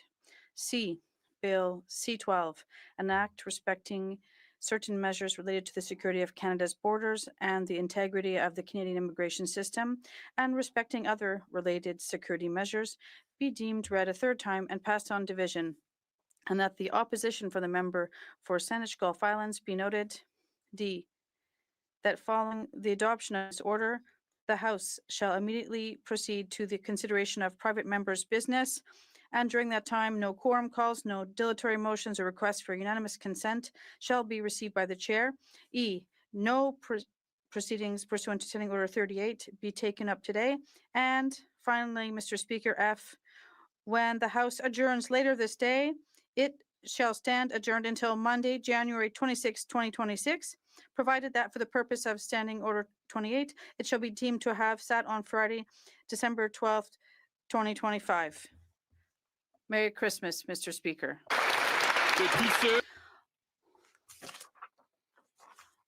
All those opposed to the honourable member moving the motion, please say nay. D'accord. Agreed. The House has heard the motion. All those who are opposed to the motion, please say nay. Adopté. Carried. L'honorable. The honourable member for Berthier-Masquinongé. Thank you very much, Mr. Speaker. On behalf of the Bloc, we're going to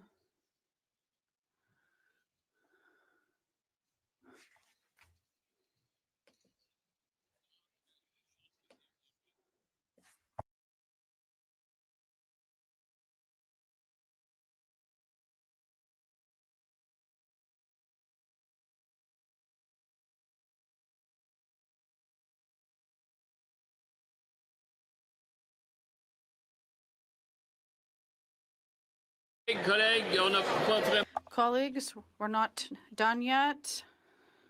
Je demanderai. I would ask colleagues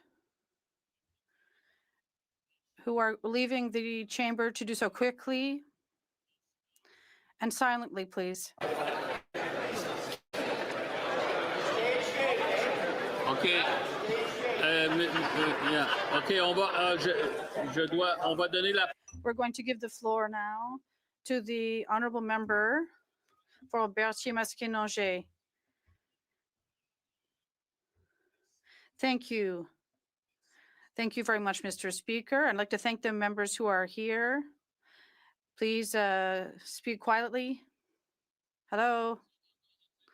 They are still chatting with colleagues, but it is time now to continue with House proceedings. The honourable member for Berthier-Masquinongé. Thank you, Mr. Speaker.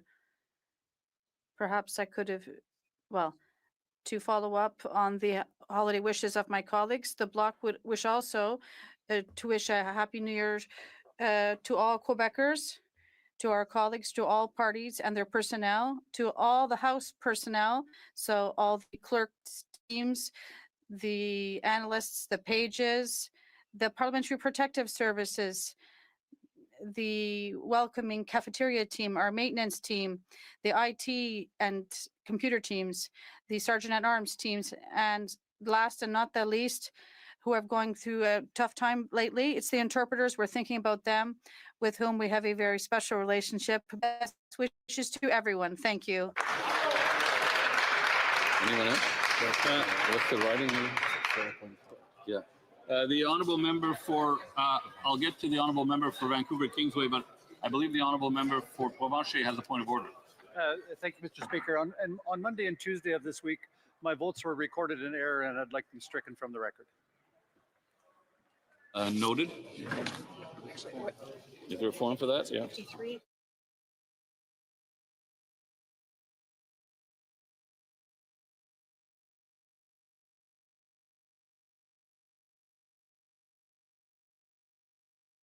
To thank the honourable member for Provencher. Pursuant to Standing Order 45 and in line with precedents of members inadvertently voting when they should not have, I wish to inform the House that a corrigendum will be published in today's journals and that the results of divisions number 53, 54, and 55 in the journals of December 8th and 9th, 2025, as well as the other records, will thereafter be corrected by removing the members' votes. The honourable member for Vancouver Kingsway. Thank you, Mr. Speaker. On behalf of the New Democratic Caucus and my colleagues, I would also like to extend our best wishes this holiday season to all members of the House, all of the staff on the Hill, and I can't do better than my colleague from the Bloc, who I think enumerated all of the very many people who every day not only make this place work, but provide such a foundational support for Canadian democracy. So on behalf, I wish everybody a Merry Christmas, best of the holiday season to everybody, and have a safe and happy holidays. Thank you. The honourable member for Saanich Gulf Islands. Thank you, Mr. Speaker. Merci, Monsieur le Président. Thank you, Mr. Speaker. Party of Canada and moi-même comme chef. And myself as leader, I wish everyone the best wishes for the season, for this holiday season. Joyeux Noël. Merry Christmas. Happy Hanukkah. And to everyone, whether you have a faith, and I do a profound faith, and look forward to celebrating the birth of our Lord Jesus Christ, I also recognize that people of no faith, different faiths, are all bound together here in this place by our common love of country and our commitment to work for democracy, which is under threat all around the world this Christmas season. So to everyone, and particularly, everybody's mentioned already, our wonderful interpreters, our wonderful pages, the students who deserve to have a great Christmas at home with their families, and everyone of my dear friends here in this place, chaque député. Every member. Please be safe this holiday season. Come back. And when we resume Parliament, let's start with a spirit of shared commitment and cooperation. Merci, Monsieur le Président. Thank you, Mr. Speaker. Happy holidays. Merci. Thank you. Colleagues, before we adjourn, I would like to take a moment to thank all of the House of Commons personnel and wish them very happy holidays. Without their commitment and professionalism, it would be very difficult for the House to function on a daily basis. Keep our workplace clean and safe, to cafeteria, restaurant, and catering staff, to our parliamentary protective service, the bus drivers, interpreters, translators, pages, table officers, committee clerks, administrative staff, IT and communications professionals, research analysts and Library of Parliament staff, protocol officers and exchange officers, and everyone else who is here to serve Parliament. I thank you from the bottom of my heart. Please know that your work matters and that through your excellence, you make the House of Commons work in the service of Canada's parliamentary democracy. I hope that the next weeks will give the opportunity to rest a bit and to spend wonderful time with your loved ones. Parliament take time over the coming weeks to reconnect with their constituents back in their ridings. I hope that you will also take the time to reconnect to what is most important to you. Ainsi, nous serons de retour à la fin. We'll be back to the House at the end of January, refreshed and ready to get back to work for Parliament and Canadians. I wish you all very happy holidays. Holiday, and we will see you back on January 26th. Merci à tous. Thank you, everyone. I wish to inform the House that the volume of earpieces will now be reset. It being 3:50, the House will now proceed to the consideration of private members' business as listed on today's order paper. Private members' business, resuming consideration at second reading of Bill C-234, Living Donor Recognition Medal Act. Resuming debate, the honourable member for Newmarket, Aurora. Thank you, Mr. Speaker. I rise today to speak to a private member's bill brought forward by my colleague, the member for Edmonton Manning. His bill proposes something simple: a national medal of recognition for every living organ donor in Canada to raise awareness and education about the power of living donation. My family has lived with the cruelty of Alport syndrome, a genetic disease that steals kidney function. Generation after generation, it has been a quiet, constant shadow of our family. I grew up with adults speaking in hushed tones about test results, doctor's appointments, and the next person whose kidneys were beginning to fail. When I was a little girl, my dear grandmother, Magdalena Villavicencio, died on my bed.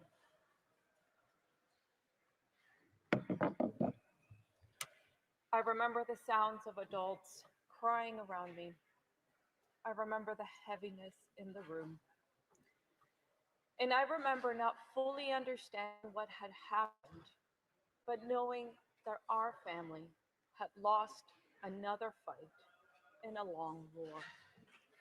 My uncle, Jose Gabriel Cobeña, died too. And now my cousins, the next generation, have been fighting the same battle. Both brothers needed transplants as teenagers. The eldest received a kidney from his father, but the father only had one to give. And so the younger brother, at 19 years old, had no donor match. There is nothing more frightening than waiting to see whether someone you love will live or die. Nothing. Death appeared close, and with each passing day, even closer. And then something extraordinary happened. My brother, you got it. Oh, this is Sandra.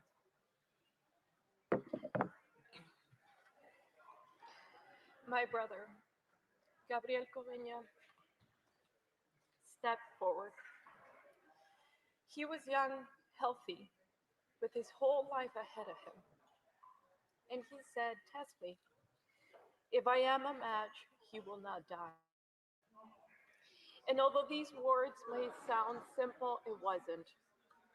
My cousin was in Ecuador in a very delicate state, so weak he couldn't travel. If this transplant was going to happen, it would have to be in a public hospital where there is no hot water, no toilet seats, no modern comforts, just faith and the courage that only God puts into the hearts of ordinary people. My brother walked into the surgery knowing the risks were high. He walked in knowing the complications were common. He walked in knowing that in that hospital, donating a kidney could very well be a death sentence. But he did it anyway. For 4 hours, we waited. 4 hours of pure agony, praying with every breath that God would guide the surgeon's hands. Praying that both young men, my brother and my cousin, would come out alive.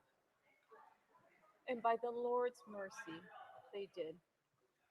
My cousin recovered. He finished university, and in this past summer, he got married. My brother, my brave, selfless brother. Give him a future he would have never had. He too got married and has two handsome young sons. And so when I speak about this bill, I speak with the deepest of convictions because my father, Gilmer Cobeña, who donated his kidney to his mother, is a hero. My brother, Gabriel Cobeña, is a hero. The sponsor of this bill, the member for Edmonton Manning, who donated part of his liver to his son, Tyler, is a hero. And every Canadian who has given an organ so that someone else can live is a hero. This medal is about recognizing that among us walk women and men who have offered a part of their own body so that another human being might get one more sunrise, one more breath, one more chance at life. This bill simply allows Canada to say, we see you, we honor you, you are the best of us. This is a moment for every Canadian to feel proud of this House because together, across all parties, we are standing in unity to support this private member's bill, reflecting our shared commitment to the people we serve. Thank you. Resuming debate, reprise de débat, l'honorable député. The honourable member for Honoré Mercier. Mr. Speaker, I'd like to congratulate my colleague for her wonderful speech. Mr. Speaker, Quebec lost one of its biggest photojournalists, Jacques Nadeau. For more than 30 years, he has expressed Quebec society through his camera with great sensibility. I also lost a friend. For years, Jacques and I often discussed when we went to the gym in the morning. We had conversations about politics, and I found that he had great warmth, and I will miss that. So I offer my sincere condolences to his family, to his spouse, his loved ones, and all of the journalistic community. Thank you, Jacques. Mr. Speaker, I also rise today to support Bill C-234, an act to establish and award a living donor recognition medal. This bill recognizes the courage, generosity, and profound humanity of Canadians who choose to donate an organ during their lifetime. It creates a national distinction to honor those who have made what the preamble calls rightly the gift of life. Selfless acts a person can undertake. It is not compelled. It offers no material reward, and it often is carried with medical risk. Living donors step forward not for recognition, not for reward, but because they believe in the value of another human life. As the bill notes, they often do so at personal risk and with no expectation of reward. Their actions save lives and strengthen our communities by reminding us of the compassion and solidarity that define Canada at its best. These are not small virtues. They are very qualities that strengthen our social fabric. When a Canadian chooses to donate an organ, they are also saving a life. They're also helping families stay whole and reminding communities across the country of what is possible when people act with kindness. Their actions inspire us. They set an example for all of us in this House and for all Canadians, especially my colleague from Edmonton. Monsieur le Président. Mr. Speaker, Canadians are rightly proud of those who perform these acts of extraordinary generosity. But pride alone is not enough. Bill C-234 proposes a formal mechanism, a national honorary distinction, to ensure that their contributions are publicly recognized and celebrated. This is a thoughtful and meaningful initiative, and I would like to thank the sponsor of this bill for introducing legislation that shines a light on the silent heroes amongst us. Selon le registre canadien. Mr. Speaker, according to the Kai-Hai Organ Donor Registry, in 2023, 50,000 Canadians were living with terminal kidney failure. And of those individuals, around 30,000 were under dialysis, while many had received a kidney transplant. More than 4,000 Canadians are waiting for an organ transplant, and 71% of them were waiting for kidneys. These are not just statistics. These are real people, our neighbors, friends, and loved ones. 2024, 691 Canadians were removed from the transplant wait lists. Every year, hundreds of patients waiting on a life-saving organ transplant are removed from waiting lists due to declining health or due to the development of other health issues. Unfortunately, many Canadians also die while waiting for a transplant. It's a sad reality. Every one of those lives lost is a stark reminder of the urgency of this issue. Dialysis, while life-sustaining, is not a long-term solution. The 5-year survival rate for dialysis patients is only 45%, compared to 92% for kidney transplant recipients. A transplant not only doubles life expectancy, but dramatically improves quality of life.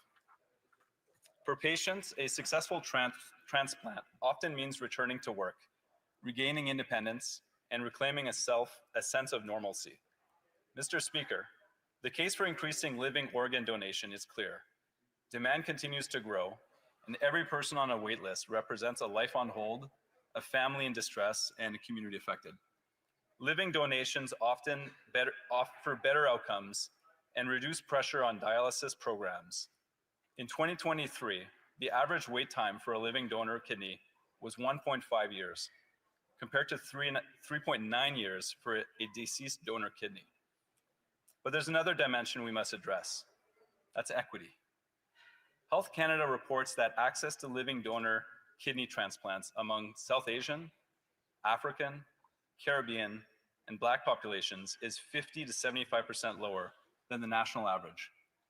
This disparity underscores the need for targeted awareness and culturally sensitive outreach. While living donation is not a complete solution, where we can recognize the impact of living donors, we can help catalyze change by raising awareness and inspiring action. La reconnaissance a de l'importance. Recognition is important. It is not only symbolic, it is also transformative when we celebrate the stories of donors. We debunk myths and fears around organ donation, and we make it accessible and concrete. Inspiration leads to action. Sharing the stories of donors leads to a narrative. It enables other people to consider donation. Encouragement also leads to change. As awareness rises, participation will also rise. To increase the pool of donors means that we can save more lives. Recognition, whether through public distinctions or personal gratitude, is a deep affirmation of a donor's generosity. And the recognition shows these donors, as well as the country, that their good action is important. Lines remains committed to supporting patients, families, and donors. They work closely with provincial and territorial partners, national organizations such as the Canadian Blood Services and the Canadian Society for Transplantation, clinicians, researchers, and also Indigenous communities, all with a patient-centered approach. In 2024, Health Canada launched the Pan-Canadian Governance Framework for organ donation and transplantation. As part of this, Health Canada advocated for the creation of Patient Advocate Advisory Committee, providing an independent platform for those who lived experience to inform policy and improve systems. These efforts ensure that the voices of patients, of families, and donors are heard and respected. Stakeholders consistently emphasize the importance of recognizing living donors. Organizations such as the Kidney Foundation of Canada and countless individuals with lived experience have told us that recognition really matters. It validates their sacrifice and encourages others to follow their example. Trop de Canadiens ont un besoin urgent de greffe d'organes. Too many Canadians are in urgent need of these vital organ transplants. Every week, around 4 people die while waiting for a transplant. Increasing the number of living donors is a crucial step in order to save lives and improve quality of life. And recognizing these donors can have a real impact. Mr. Speaker, I would invite all members to consider the profound impact of living donors. Together, we can build a system that will not only save lives, but which will also celebrate the generosity of living donors. Thank you. Resuming debate, the case de débat, the honourable member for Riding Mountain. Thank you, Mr. Speaker. It's an honor to rise today to speak about the important piece of legislation, Bill C-234. First, I'd like to take a moment to recognize my friend, Conservative colleague, and the member of Edmonton Manning as the sponsor of this bill. His hard work, dedication, and personal experience with living organ donation is truly inspiring. This bill supports a low-cost solution that can have a huge impact for Canadians. I believe that Bill C-234 can be supported by all parties in this House, by all Canadians. Mr. Speaker, every Canadian has their own personal experience with health. Regardless of age, sex, culture, or background, our health and well-being determine how well we live our lives. Every day, our actions directly affect our health, from taking daily vitamins to watching our diet or making some time for exercise. We take actions because our health impacts our quality of life. At the end of the day, we all have to have is our health. While many Canadians are fortunate to lead healthy lives, there are many who struggle with health challenges. Unfortunately, we all know friends, family members, neighbors who have spent months or even years facing serious health issues, fighting terminal illness or chronic disease. Here in Canada, we must recognize that our healthcare system is broken. Right now, 6.5 million Canadians don't have access to a family doctor. Canada is short at least 23,000 doctors and 60,000 registered nurses. Healthcare workers are burnt out from millions of hours of overtime. Emergency rooms are closing across the country. And a recent report by Canadian Institute for Health Information revealed that between April 2024 and March 2025, there were more than 16 million unscheduled emergency department visits in Canada. 16 million, Mr. Speaker. That's up from almost 15.5 million in the previous year. It's a harsh reality, but we must recognize that Canadians are literally dying as they wait for care. But not all Canadians are waiting in the same line. Some Canadians have needs that cannot be met with a doctor's appointment or getting a prescription. This brings me to the key component of Bill C-234. Right now, there are 4,700 Canadians on a wait list to receive a life-saving organ transplant. A common misunderstanding is that life-saving organs come from deceased donors, but that's not true. Canadians may not realize how living organ donation works. Living organ donors have and continue to bravely step up and give all or part of their own organ for those who need it. Part of this process depends on availability of organs, which is based on medical compatibility between the donor and the recipient. That means, depending on the organ, the donor organ must match the blood type, tissue type, and the size to ensure it's accepted by the body of the recipient. After this donation, these heroes would then recover and continue on with their lives. Bill C-234 seeks to formally recognize those brave living organ donors by recognizing this priceless gift they gave. Bill C-234 establishes the formal presentation of a medal by a representative of the Crown, a senator, or a member of Parliament. The legislation honors those individuals who have donated one or more organs here in Canada. Unfortunately, Canada's organ donation rate is low. Having a formal process of recognition would shed light on this problem and encourage more people to give. We know there are 4,700 people currently on the transplant wait list, and each of their lives is at risk. They could be our family, our friends, or our neighbors. Anyone, regardless of their health, can suddenly require an organ.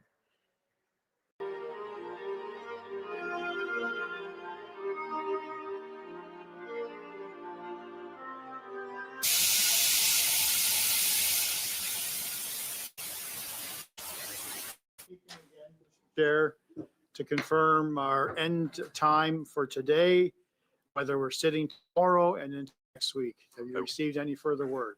I'm still working on the final details, but I will commit to giving you an answer within the hour. Okay. It's 10 after 4, yeah. All right. Thank you. On all three issues?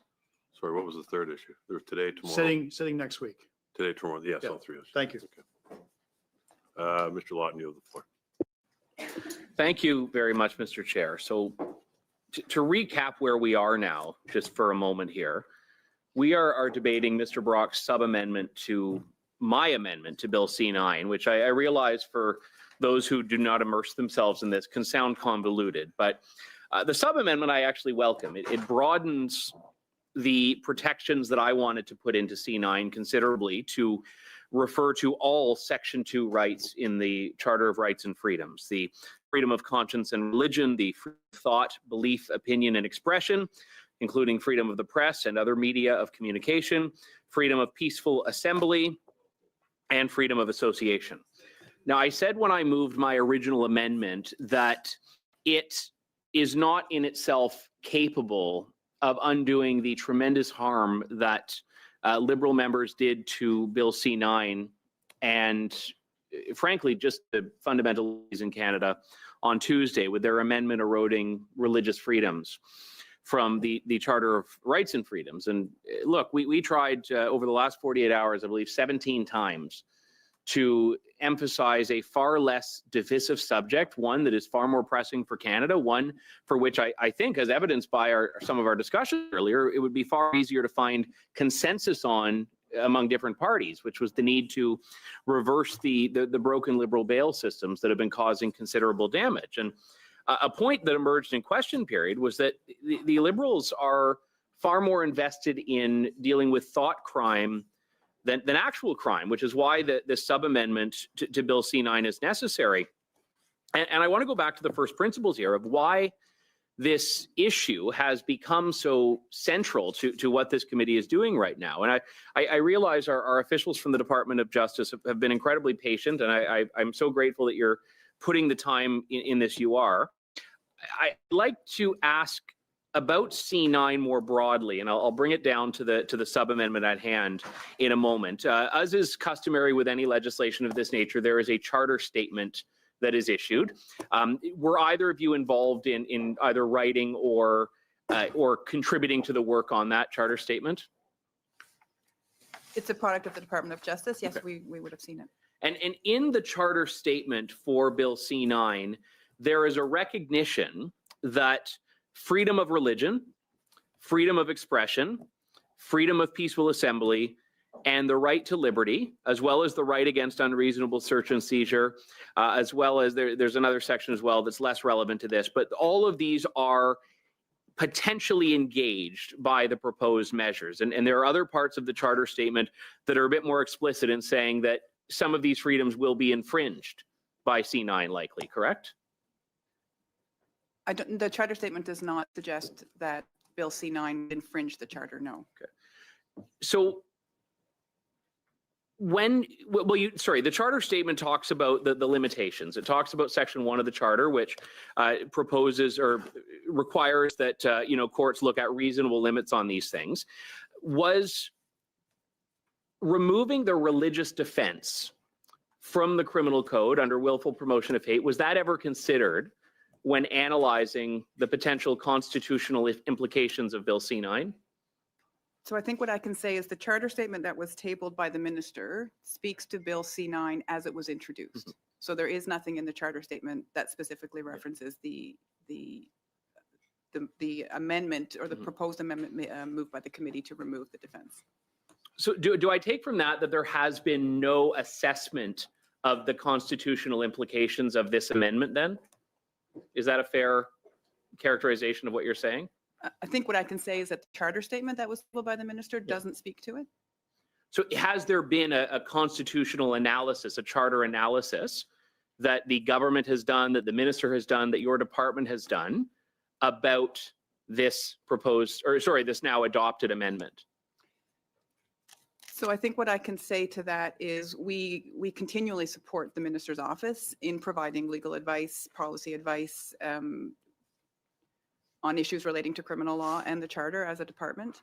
It's the issue of the religious exemption, the good faith religious exemption defense is something that the department is well aware of and has been engaged on for years as the issue comes and goes. I can't speak to any more detail about what would have been in the advice, but it's certainly something that we are aware of. So you use the word exemption in your description of it. Does the word exemption appear in the criminal code anywhere for relating to the religious defense? Sorry, I don't think it appears specifically related to the religious defense. It is sometimes a word that we use interchangeably, but maybe I use it incorrectly to describe that. Yeah. Not a problem. Thank you. So in the charter statement that your department tabled, there is actually a section, if I can find it here, and this is specifically when dealing with a different section of the criminal code, but it talks about some of the defenses that exist in criminal law, and it specifically talks about the religious defense.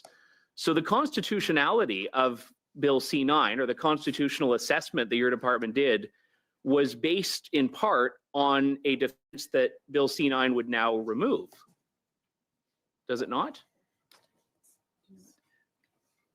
If I could ask for you to refer specifically to the page so I can help Mr. Lawton. Yeah, I can do that. So I'm looking under, this is again, the new hate propaganda offense section of the charter statement. I'm looking at the HTML. I don't have page numbers here, but it talks specifically about the bill would clarify that no person shall be convicted of this offense. And again, I can see this is 319, but it's the principles I'm getting at here. If the display of a symbol was for a legitimate purpose, including a legitimate purpose related to journalism, religion, education, or art. So your assessment of Bill C-9 and some of the constitutional implications are tempered by the fact that this religious defense exists in the criminal code. So thank you for the question. So the charter assessment does, the charter statement, I should say, provides considerations that support consistency with Section 2B. And it does identify the two defenses, reinforce the understanding that the offense does not catch symbols for legitimate purposes. So it helps to clarify the scope of the offense, which in itself would preclude, again, legitimate purpose. So if a bill is amended, as happens through clause by clause consideration, there are some amendments that can fundamentally alter the assessment that's been provided ahead of time. How does that account for how we as lawmakers are supposed to rely on this when assessing whether we could be potentially passing an unconstitutional law? As a matter of practice, the department does not update the charter statement. The charter statement accompanies the bill as introduced. Okay. I appreciate that. Now, I know that the Public Service Alliance of Canada, which represents many employees of the federal government, including some employees of the Department of Justice, has joined an open letter that, alongside, I believe, nearly 24 other organizations, calling for C-9 to be withdrawn. And some of the concerns that have been raised here, and we've discussed a lot of them, is that we are going to see unchecked expansion of police authority. We are going to see a direct threat to charter rights and public accountability, the criminalization of dissent through vague and subjective criteria. Now, this is not at all a shot across the bow at our witnesses who have been here. I'm speaking generally about some of the stakeholders who have signed this letter, but even employees of the federal government have rang the alarm about the dangers of Bill C-9. And I find it interesting, even as this issue has come up in question period the last few days, the Minister of Justice does not want to talk about C-9. He does not want to respond to it. It took him 8 days to address the report that the Liberals were considering passing this amendment. We had absolute silence from Liberal members of this committee, with one small exception, a small intervention from Minister Fraser's parliamentary secretary when the amendment from the Bloc Québécois was debated. And we have now been for hours and hours debating an amendment that I tabled, and now Mr. Brock's sub-amendment, to try to at least mitigate this harm, to mitigate this assault on religious freedom, and include in Bill C-9 language affirming the importance of protecting, as I put it, religious freedom and freedom of expression, and as Mr. Brock puts it, all Section 2 charter freedoms. This morning, we had at one time, I believe, 6 members of the committee from the Liberals, 6 attendees at committee were Liberals, in addition to you, Mr. Chair. And in the time that we've been debating this since 8:30 this morning, and correct me if I'm wrong, Mr. Clerk or Mr. Chair, but not one single Liberal has added themselves to the speaking list, has intervened to make any substantive arguments. That is incorrect. I can tell you that. Who has made a substantive intervention? Oh, there are some No, on you there said now? added their name to the speaker Okay, list. Yes. good. Sorry, I apologize. Not one single Liberal member has intervened on a substantive point about this. And I take from that discussing the fundamental freedoms engaged by Bill C-9 is not a topic of interest. Point of order. Yes, Ms. Dillon. I bet The it won't member be. cannot make assumptions about what people are thinking or not thinking. He cannot dictate to how somebody can speak, cannot speak, That's not a what point they of have order. to say, how they should say it. No, that's what they're doing. It's been hours we've been listening to it. They said it this morning as well. Liberals have not been speaking up, and you guys are really, anyways, through the chair, Thank they you. are really embarrassing themselves. I'll give an example of that kind This of is debate. embarrassment. This This is morning, debate. no, That's no, not no, a point of it's order. a point of order. It's Actually, not a point of order. there's a point of order there. I'm going to get to my point of order right now.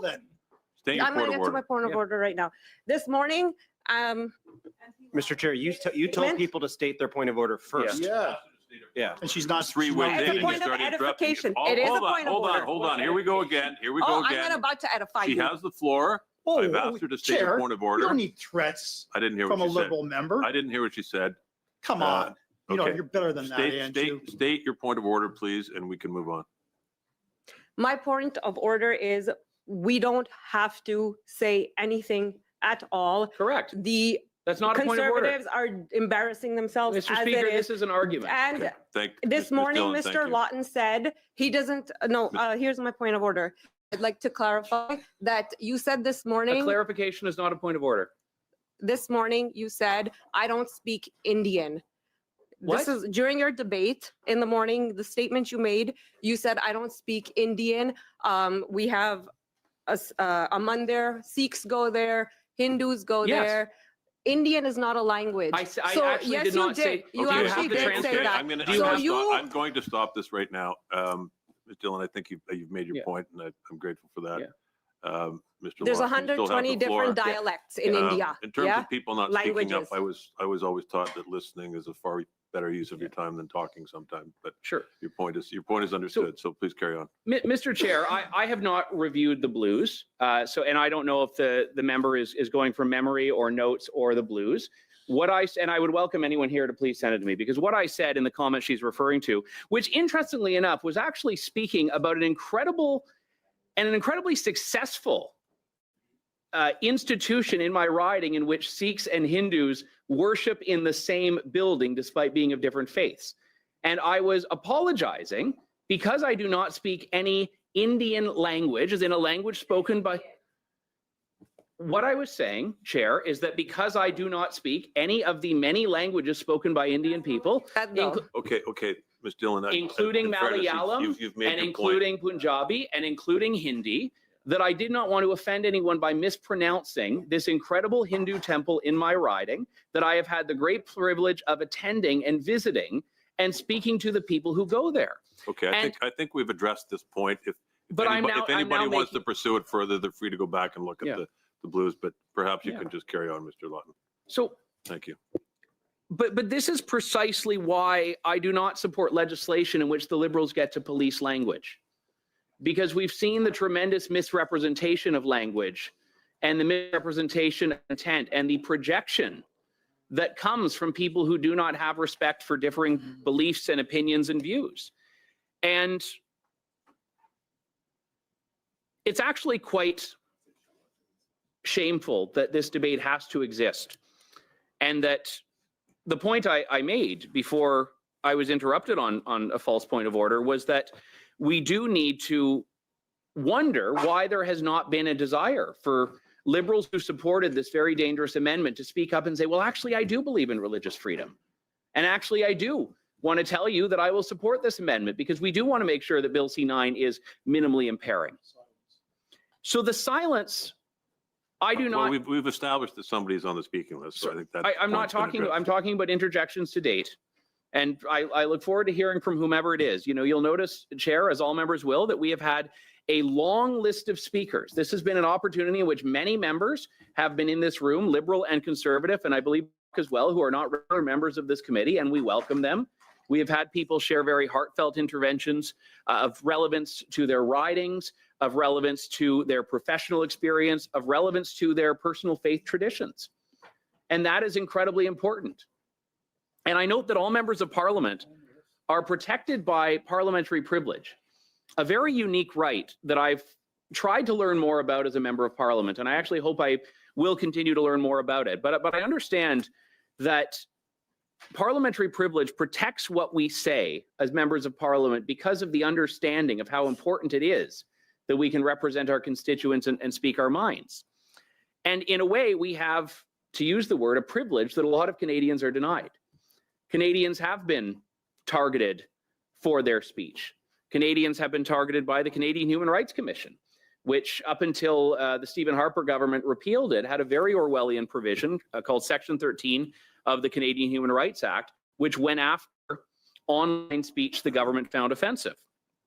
And that's why I was so piqued by this when Minister Fraser, in his only appearance at this committee to date in this Parliament, acknowledged that there is going to be an online application of Bill C-9. This will police what people say and post on the internet. And that is, to me, an incredibly chilling concept. And again, the Liberal government has leaned on, in its defense of adopting this amendment and removing the religious defense from the criminal code, they've leaned on this idea that, well, it's never been successfully used. Mr. Baber made the point incredibly effectively earlier that law sends a signal. Law sends a signal. What is on the law, what is on the books versus what is not on the books sends a message of what type of speech is acceptable and what type of speech is not. People who have reached out to me from my community and across the country, who have come from markedly less free countries than Canada, have talked about how the threat of prosecution is the greatest tool of censorship. The threat of prosecution is the tool because it prevents people from speaking something. It leads to a self-imposed censorship where debate has been chilled, even without the state having to lay a single charge.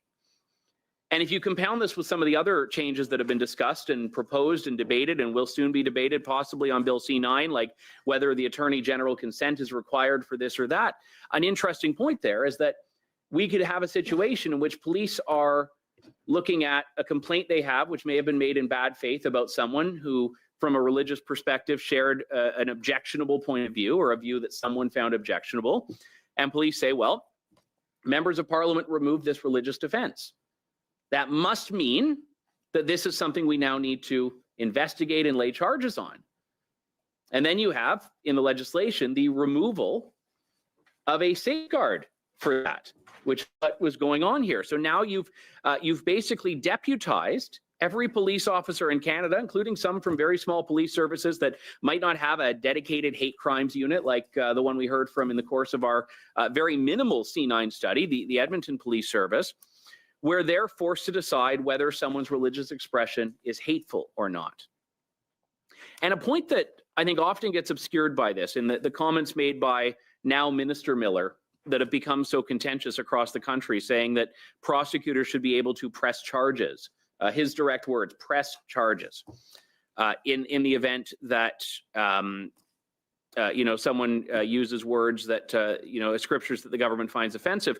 The point that I would raise there is that he was saying under the existing law, there is no way to quote in good faith, as the religious defense requires. There is no way to quote in good faith those scriptures. So the Liberals believe that quoting scripture is already illegal, possibly, which is why we take so seriously this effort. And look, we have brought this up time and time again, and I'm hoping that in the few hours that we have been in question period and suspended and whatnot, that we can let cooler heads prevail here, because our belief is that thought crime is not a priority for the Government of Canada, and should not be, I should say. Certainly should not be a priority for the Justice Committee when we have so many other pressing issues to deal with. I note that we have our study on bail, which I do not believe, to my knowledge, has been completed, and we have bail legislation that's been put towards us. So I move, understanding that the passage of time may change perspectives on this, and there have been side conversations, that we proceed to consideration of Bill C-14, the Bail and Sentencing Reform Act. You're seeking unanimous consent to see if you can move? I would love Is to that- see unanimous is that- consent, Is that but what you're asking? Because otherwise you just can't move the motion. well, We're debating a motion. You can't introduce a new motion. You can seek well, unanimous that's a consent. diligent, proceeding to is a No, dilatory We've been motion. through this several times today. Can't- Okay, sorry, I apologize, Chair. I would like to seek unanimous consent for this. Do we have unanimous consent for Mr.? No. Okay. All right. Thank you, Mr. Lawton. Are you, is that, okay, thank you. I All right, suppose Mr. so. Mr. Brock, you're next. Yeah, so if, I don't know if the chair has any further information about timing, but I literally could talk the clock out.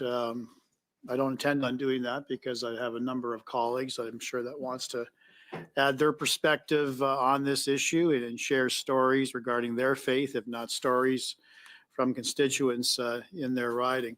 But I think I'll start by, we've heard a number of times the comments, the derogatory negative comments from Mark Miller, now Minister Miller, in the role of a chair, which is largely supposed to be independent and impartial, had to weigh in. And quite frankly, to my colleague, Mr. Lawton's point, has been the only clear direction that anyone has received from the Liberal Party that they're actually supportive of the Bloc Amendment.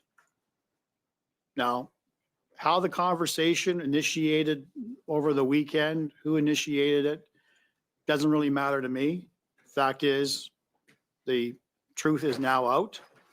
And the Liberal Party, who produced a piece of legislation where this issue was never an issue, that largely the number of witnesses that we heard who gave testimony and were examined by members at this committee, by and large, with the exception of my Bloc colleague, never really focused squarely on the issue of removal of the religious defense, not exemption, defense. But yet here we are with a telegraphing of a message from the Liberal Party, the governing party, that they're prepared to do that. And I suspect, until someone tells me otherwise, I suspect that was the only path they saw to get Bill C-9 passed back in the House, ultimately into the Senate, and to receive royal assent. So I want to put on the record the exact words from Mark Miller, because all of us have used various versions just based on memory or certain passages from newspaper articles. I took the opportunity of checking the blues, and I do have the actual transcript. Mark Miller says, "I'll use chair's prerogative to ask a follow-up question of Mr. Ross. For those who don't remember Mr. Ross, Derek Ross testified as the executive director of the Christian Legal Fellowship." Mark Miller says, "As despicable and as unlawful as the statements made by Mr. Charkouhi are and would be if they were stated again, we don't know why the prosecution chose not to continue with the charges. Perhaps this is to Monsieur Fortin's point. I want to dig a bit into the concept of good faith, Mr. Ross. In Leviticus, Deuteronomy, and Romans, there are passages with clear hatred towards, for examples, homosexuals. I don't understand how the concept of good faith could be invoked if someone were literally invoking a passage from, in this case, the Bible, though there are other religious texts that say the same thing. How do we somehow constitute this as being said in good faith? Clearly, there are situations in these texts where statements are hateful. I'll repeat that again. Clearly, there are situations in these texts in reference to the Christian Holy Bible and other holy texts, where statements are hateful. They should not be used to invoke or be a defense.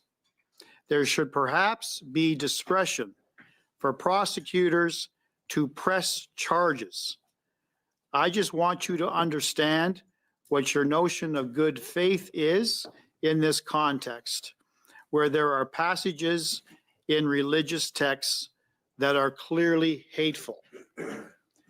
That incendiary statement by the then chair of the Justice Committee ignited a firestorm across this country, with faith leaders, constituents flooding our inbox, flooding our mail service with concerns right across this country.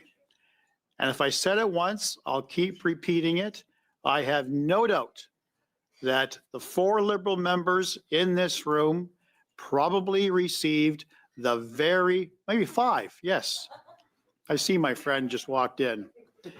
The 5 members would have received the same level of volume.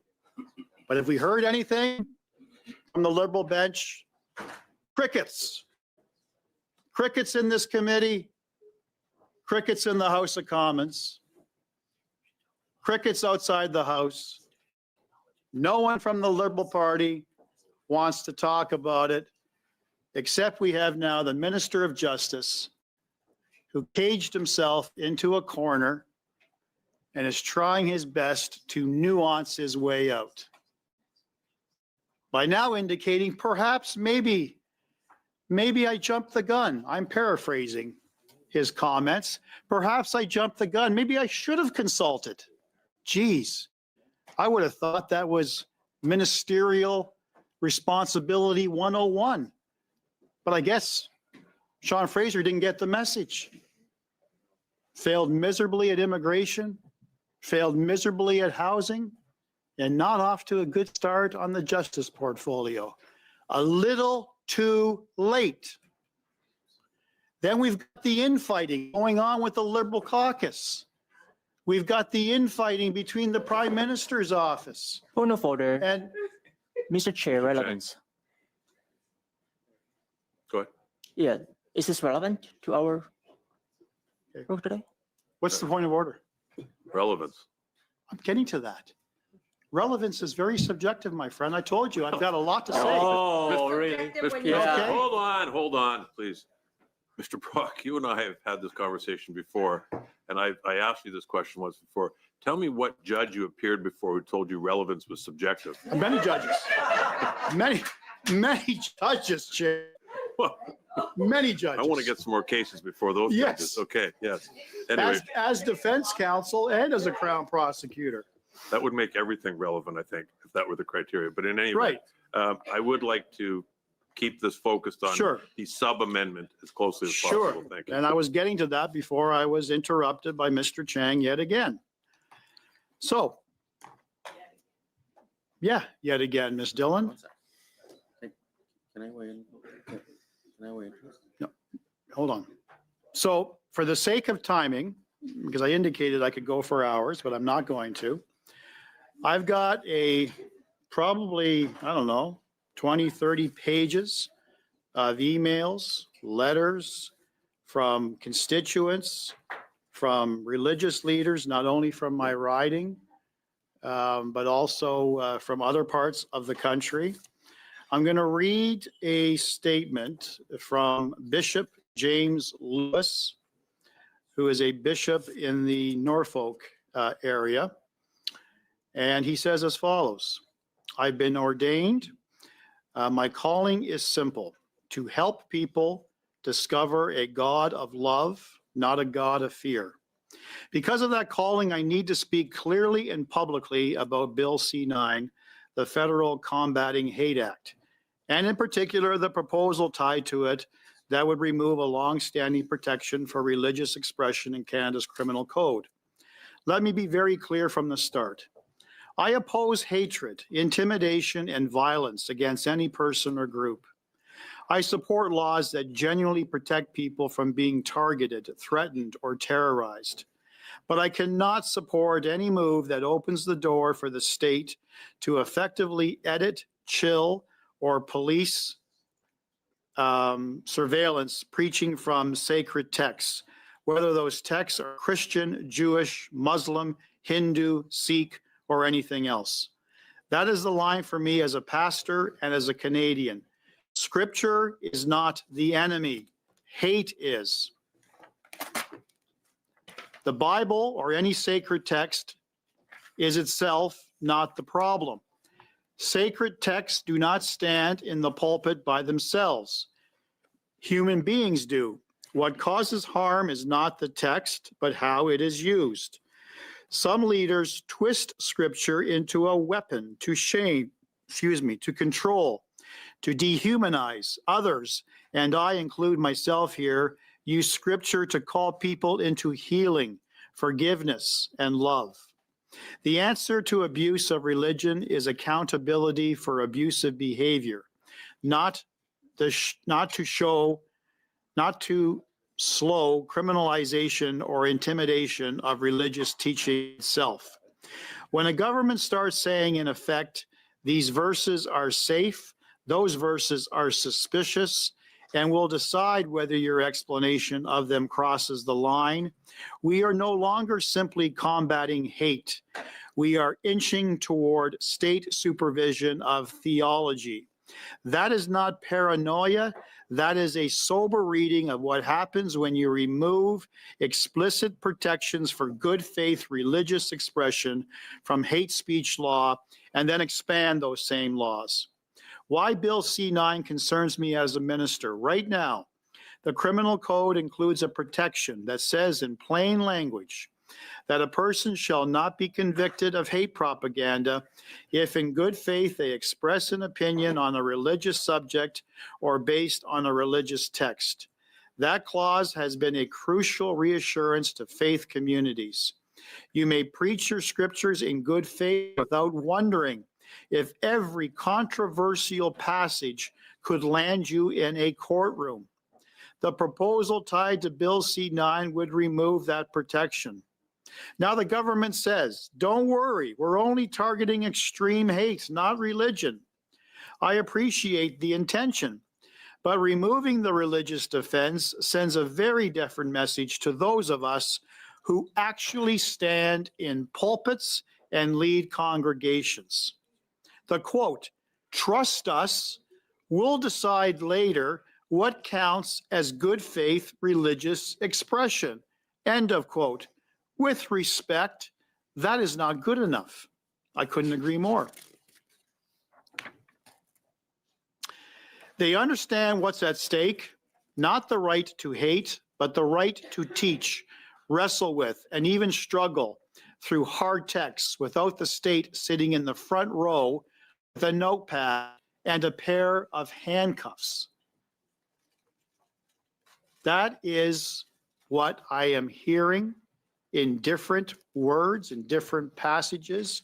That is the impact at what this Liberal government is prepared to do to secure enough votes to get C-9 passed. The Charter is not a decoration, the Bishop says. Canada's Charter of Rights and Freedom is not a wall plaque for courthouses. It is supposed to mean something in real life. Freedom of religion under 2 sub A means more than silently believing in your head. It includes the freedom to manifest, teach, and to practice that belief. Freedom of expression under 2B means more than the right to say only what the government currently finds acceptable or comfortable. Yes, the courts have already said there can be narrow limits on expression where there is extreme, dehumanizing hate. I accept that. I am not asking for a free pass to incite violence or to vilify human beings made in the image of God. But when Parliament strips out an explicit protection that was designed to keep hate speech laws from crossing into the sanctuary, it is tilting the balance away from freedom and toward fear. That is the wrong direction for a free and democratic society. What I stand for as a pastor, let me say this personally. In my ministry, I teach from the Bible and other spiritual texts. I preach a God of love, not a God of fear. I refuse to dehumanize anyone, regardless of their race, gender, sexual orientation, or belief system. I challenge behavior and systems that are rooted in fear, division, and ego, but I do not deny the divine spark in any person. I do not need a criminal code exemption to love people, but I do need a free pulpit to speak honestly about God, sin, grace, forgiveness, and transformation, even when that makes people uncomfortable. This is not healthy for Canada. It is not healthy for democracy, and it is absolutely not healthy for the spiritual life of this nation. What am I asking for? I am not writing this to stir up rage. I am writing this to stir up clarity and courage. I respectfully call on members of Parliament to oppose any amendment that removes the criminal code protection of good faith religious expression, and to ensure that any law combating hate is narrow, precise, and clearly separated from sincere theological teaching. Fellow faith leaders, pastors, priests, imams, rabbis, and others to speak up together, not as rivals, but as guardians of shared freedom. We may differ profoundly on theology, but we are united in saying the state must not become the referee of our scriptures. Everyday Canadians of goodwill, whether you are religious, spiritual, or secular, to recognize that freedom of religion and freedom of expression are your freedoms too. When one group's freedom is quietly weakened, everyone's freedom gets a little thinner. A final word. I will continue to preach love. I will continue to teach forgiveness. I will continue to invite people into a deeper walk with a God who is not angry, but endlessly patient and kind. But I will also continue to say this. The government of Canada has no rightful authority to censor sacred texts or to intimidate sincere, good faith preaching of them, so long as those teachings do not cross the clear line into dehumanizing hatred or violence. My prayer is that our leaders will have the wisdom to protect both the dignity and safety of every person in this country and the freedom of conscience, religion, and expression that keeps our society truly free. Sincerely, the Bishop. I could not have summed up my overall approach to this debate more clearer than that. And I truly, truly hope that the Liberal members at this committee and the Justice Minister takes note. At this time, Chair, I wish to seek unanimous consent that we prioritize Bill C-14 immediately. Do we have unanimous consent? No, we do not. Okay, thank you. Thank you, Mr. Brock. Ms. Cronus. Point of order. Over to you. Point of order. Mr. Lawton, yes.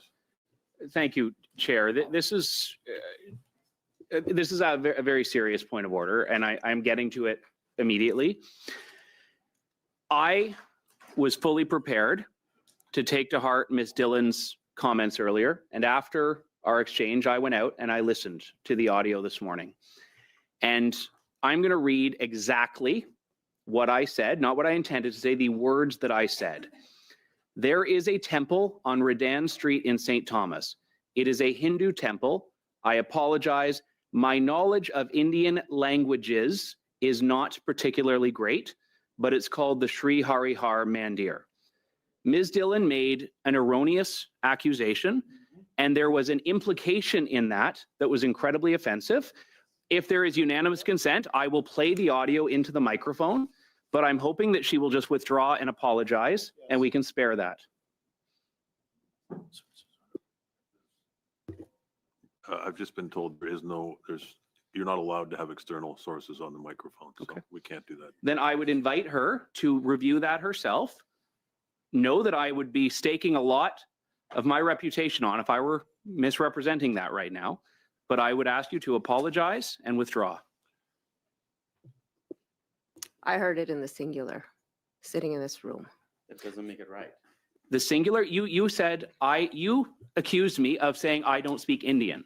You didn't That's even what you acknowledge said. that I used the word language, let alone languages. You didn't say, you said Indian. I said, my knowledge of Indian languages is not particularly great. Can I I heard you just, say can I language. perhaps try to find a solution here? Perhaps we suspend for 15 seconds so she can listen to it and then apologize, Chair. Well, no, just hear me out Yeah. first. Sometimes people hear things or think they hear things. Sometimes, there's a misunderstanding. Okay, you know what, let's, I've got the floor, Mr. Barber, so I would appreciate you respecting that. I don't think anybody in this committee, regardless of the temperature that's risen over the last few days here, has intended to accuse anybody of anything like that. I'm assuming all right, you know what, if I was getting it ready for the suspension. okay, that was a little cute maybe, but okay. I'm hoping we can chalk this up to a misunderstanding, because I will agree with you, Mr. Lawton. At the end of the day, our reputations are our most important asset. So if Miss Dillon thinks she heard it that way, I suspect that's the reason she said what she said earlier. If the record reflects differently, I think we can find a compromise and just move past this. That's what I'm hoping, without getting into a big kerfuffle about it. But I'm prepared to suspend for a moment. Thank you.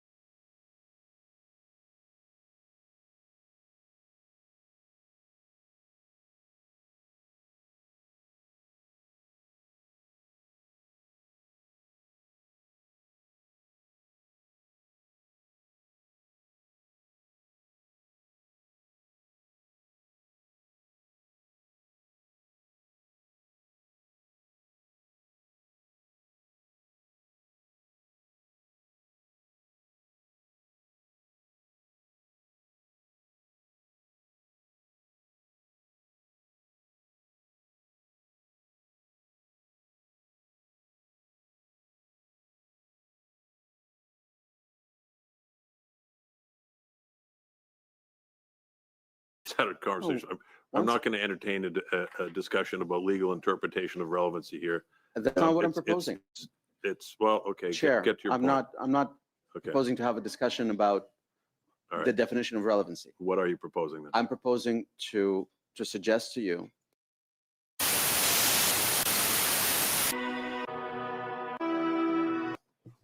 Point of order, Chair. Sorry, Mr. Lawton, point of order. Yeah. Oh, yes, sorry. Yeah. Ms. Dillon. Yes, so I'd like to withdraw my comment upon further clarification. At the time I had heard Indian language, but I withdraw my comment. Thank you. Thank you very much. Thank you, Mr. Lawton. point of order. And hope we can continue with C9 clause by clause. Thank you. Point of order, Mr. Chair. Yes, Mr. Bauer. Okay, so I want to make sure that there is no precedent set further to an exchange you had Mr. with Bauer, Mr. Brock. you and I just had a conversation. I'm not going to entertain a discussion about legal interpretation of relevancy here. That's not what I'm It's- proposing. It's well, okay. Chair, Get to your I'm point. not Okay. proposing to have a discussion about All right. the definition of relevancy. What are you proposing then? I'm proposing to suggest to you that what is relevant to this committee is considerably wider than what you've just interpreted with Mr. Brock. Please allow me. That's an entirely different issue than the one Mr. Brock and I were talking So- about. one second. So it's not a point of order relevant. You raised a point of order relevant to the discussion Mr. Brock and I had. That's an entirely different subject.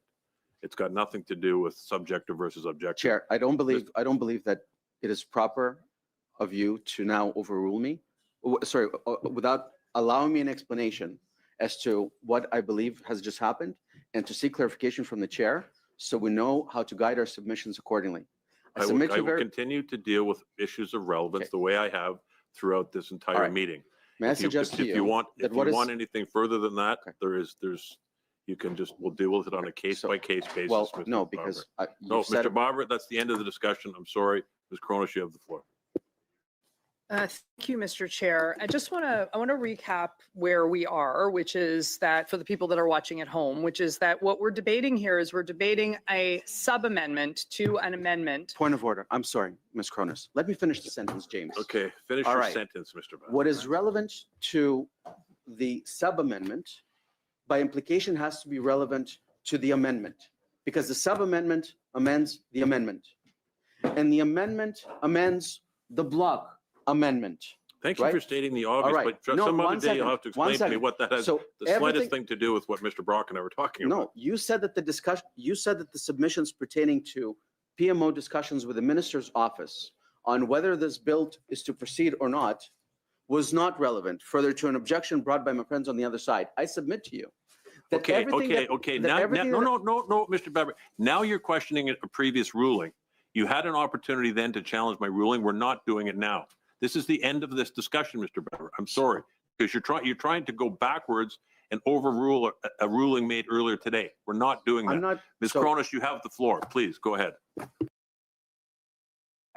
Thank you, Mr. Chair. So I just want to situate my questions within the amendment, which, as my colleague just pointed out, we have a sub-amendment to an amendment to an amendment. And what that comes down to is that we have an amendment that has removed the good faith defense from a section of the criminal code that deals with hate speech and that deals with hate speech.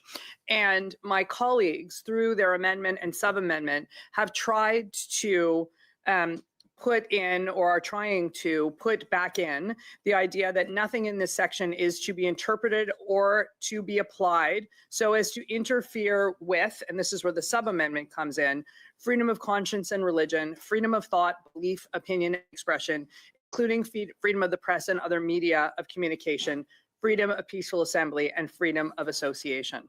So while I was waiting for my turn to speak, I did get an email, a message from one of my constituents who is very concerned about the fact both that people could go to jail and could be criminally charged under these provisions in a different way than they're currently in a different way, just because when you change law, there has to be meaning to it. So presumably there's some form of change.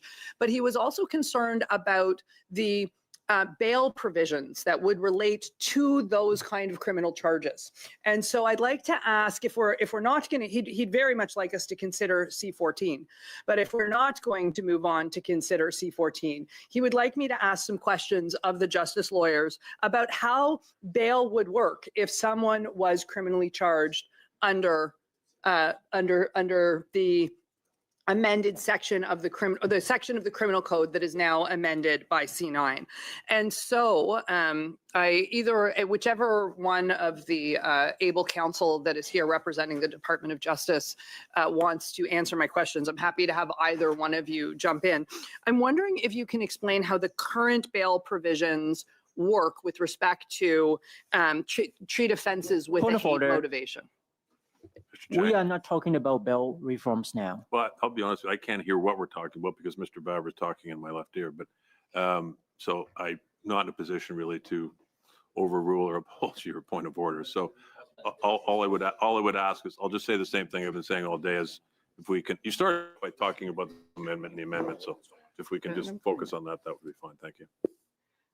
Well, we know the Liberals don't want to talk about bail, but members of my community very much want me to ask about it. And they want me to ask about it specifically with respect to the offenses that are being modified by these amendments and by this law. And so it is completely relevant because it's important for people to know, for people in our communities and for Canadians to know what the consequences of the changes to this legislation might be. So I'll ask the experts again. Can you share with us how bail works for hate-motivated offenses currently?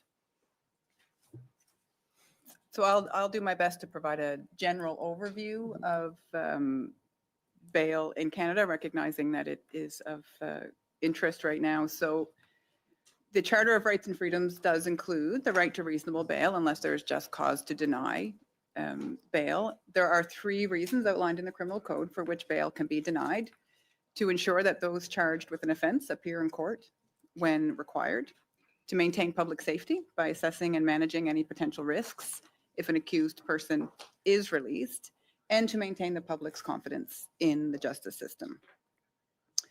There are 2 minor amendments proposed in Bill C-9 to add the proposed intimidation offence to the bail provisions that would require a justice to consider whether or not to order a firearms prohibition if someone came before the bail court for that offence, as well as requiring a justice to consider electronic monitoring or a non-communication order, again, for the intimidation offence. Those are the proposals that are in Bill C-9 that would respond to bail. Thank you. Thank you very much for that answer. Can you tell me how Bill C-14 would change those provisions? So I'm not here to speak to Bill Two things. C-14. I'm really having trouble hearing you. There's discussions going on every which way I turn. Sorry. To my left and to my right. So if people could. So let me repeat the Yeah, question, if I could hear especially the since I question. really should have asked it through the chair. So through the chair, I'm wondering if counsel for the Department of Justice can tell us how Bill C-14 would change the bail provision she just described. Point of order. Sorry, is this related to Bill C-9 or C-14? Well, no, it is related to C-9, Mr. Chair, because what's happening here is C-9 is going to make some changes to the bail provisions. And so C-14 is going to make further changes to those bail provisions. And I realize that my Liberal colleagues do not want to study C-14, but that doesn't change the fact that members of my community have questions about how C-14 will impact Bill C-9. Bill C-9 does not make any changes. There's no proposed changes to the bail provision. Actually, I just asked the question and got the answer. And because Look, again, I'm not trying to stop you or prevent you from asking questions. I was having trouble hearing. All I heard you talk about was C-14. If it's in the context of Bill C-9. So then I'll just, go ahead, that's fine. if you'll just allow me to establish the relevance, Mr. Chair. Bill C-9 amends the criminal code, and that means that people can get arrested.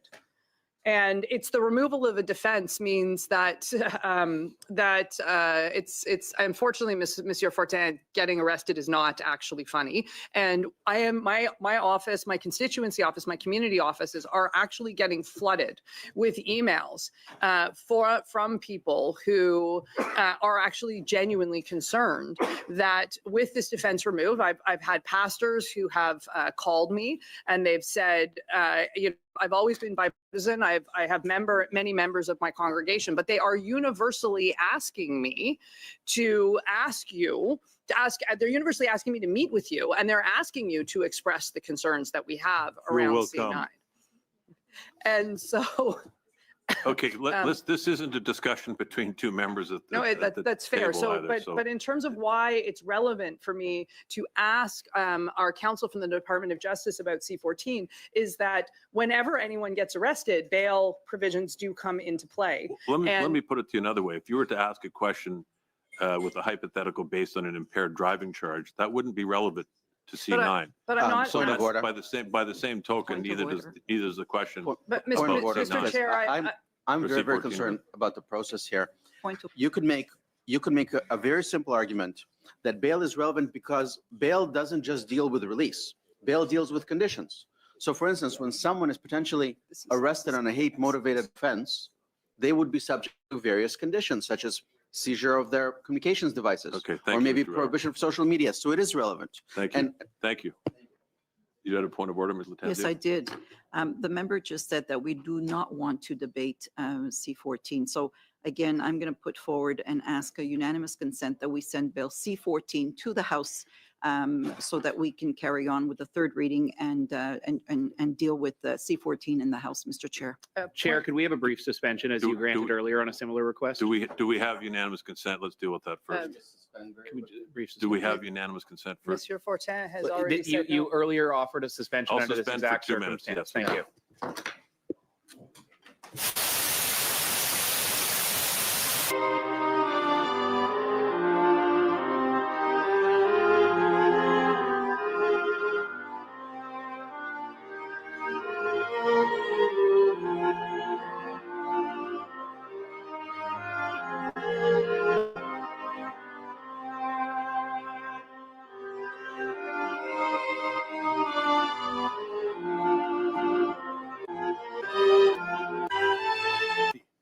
More than happy to send C-14 back to the House because it is a priority for Canadians. So that's unanimous It's a consent? priority for stakeholders. Mr. Brock. The answer is a yes. So we have unanimous consent? Well, from the Conservatives, you do. No. Okay. All right, so we don't have unanimous consent. Okay. I promised Mr. Brock that I would give him an answer with respect to timing within the next hour, and I have 1 minute left. So being a man true to my word, I'm telling you now that I'm suspending the meeting, and I will see you in January. All right, well, folks, the Liberals are all over the place again, but that's the end of our stream today because the chair has suspended the meeting and he has confirmed that the committee will not return until January. So Bill C-9, unless something changes, Bill C-9 will not pass this year, but these debates will likely continue in the new year. So please keep spreading the word, keep talking to friends and family, and keep getting the word out about this Liberal attack on freedom of speech and freedom of expression. The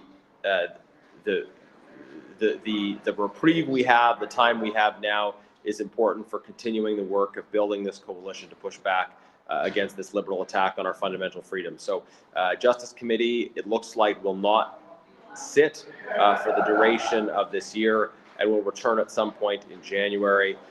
So we have a brief reprieve, but the work must continue because by all indication, the Liberals remain intent on pushing their extreme agenda on C-9 through, but we've got a couple of weeks now to get to work, to push out the information, and to do the job we need to do. Thanks, everybody. Please follow, stay plugged in, so we can keep you updated on what's happening in Canada's Parliament, especially on Bill C-9. And we'll see you over the next few weeks, but certainly back with the Justice Committee in the new year. Merry Christmas.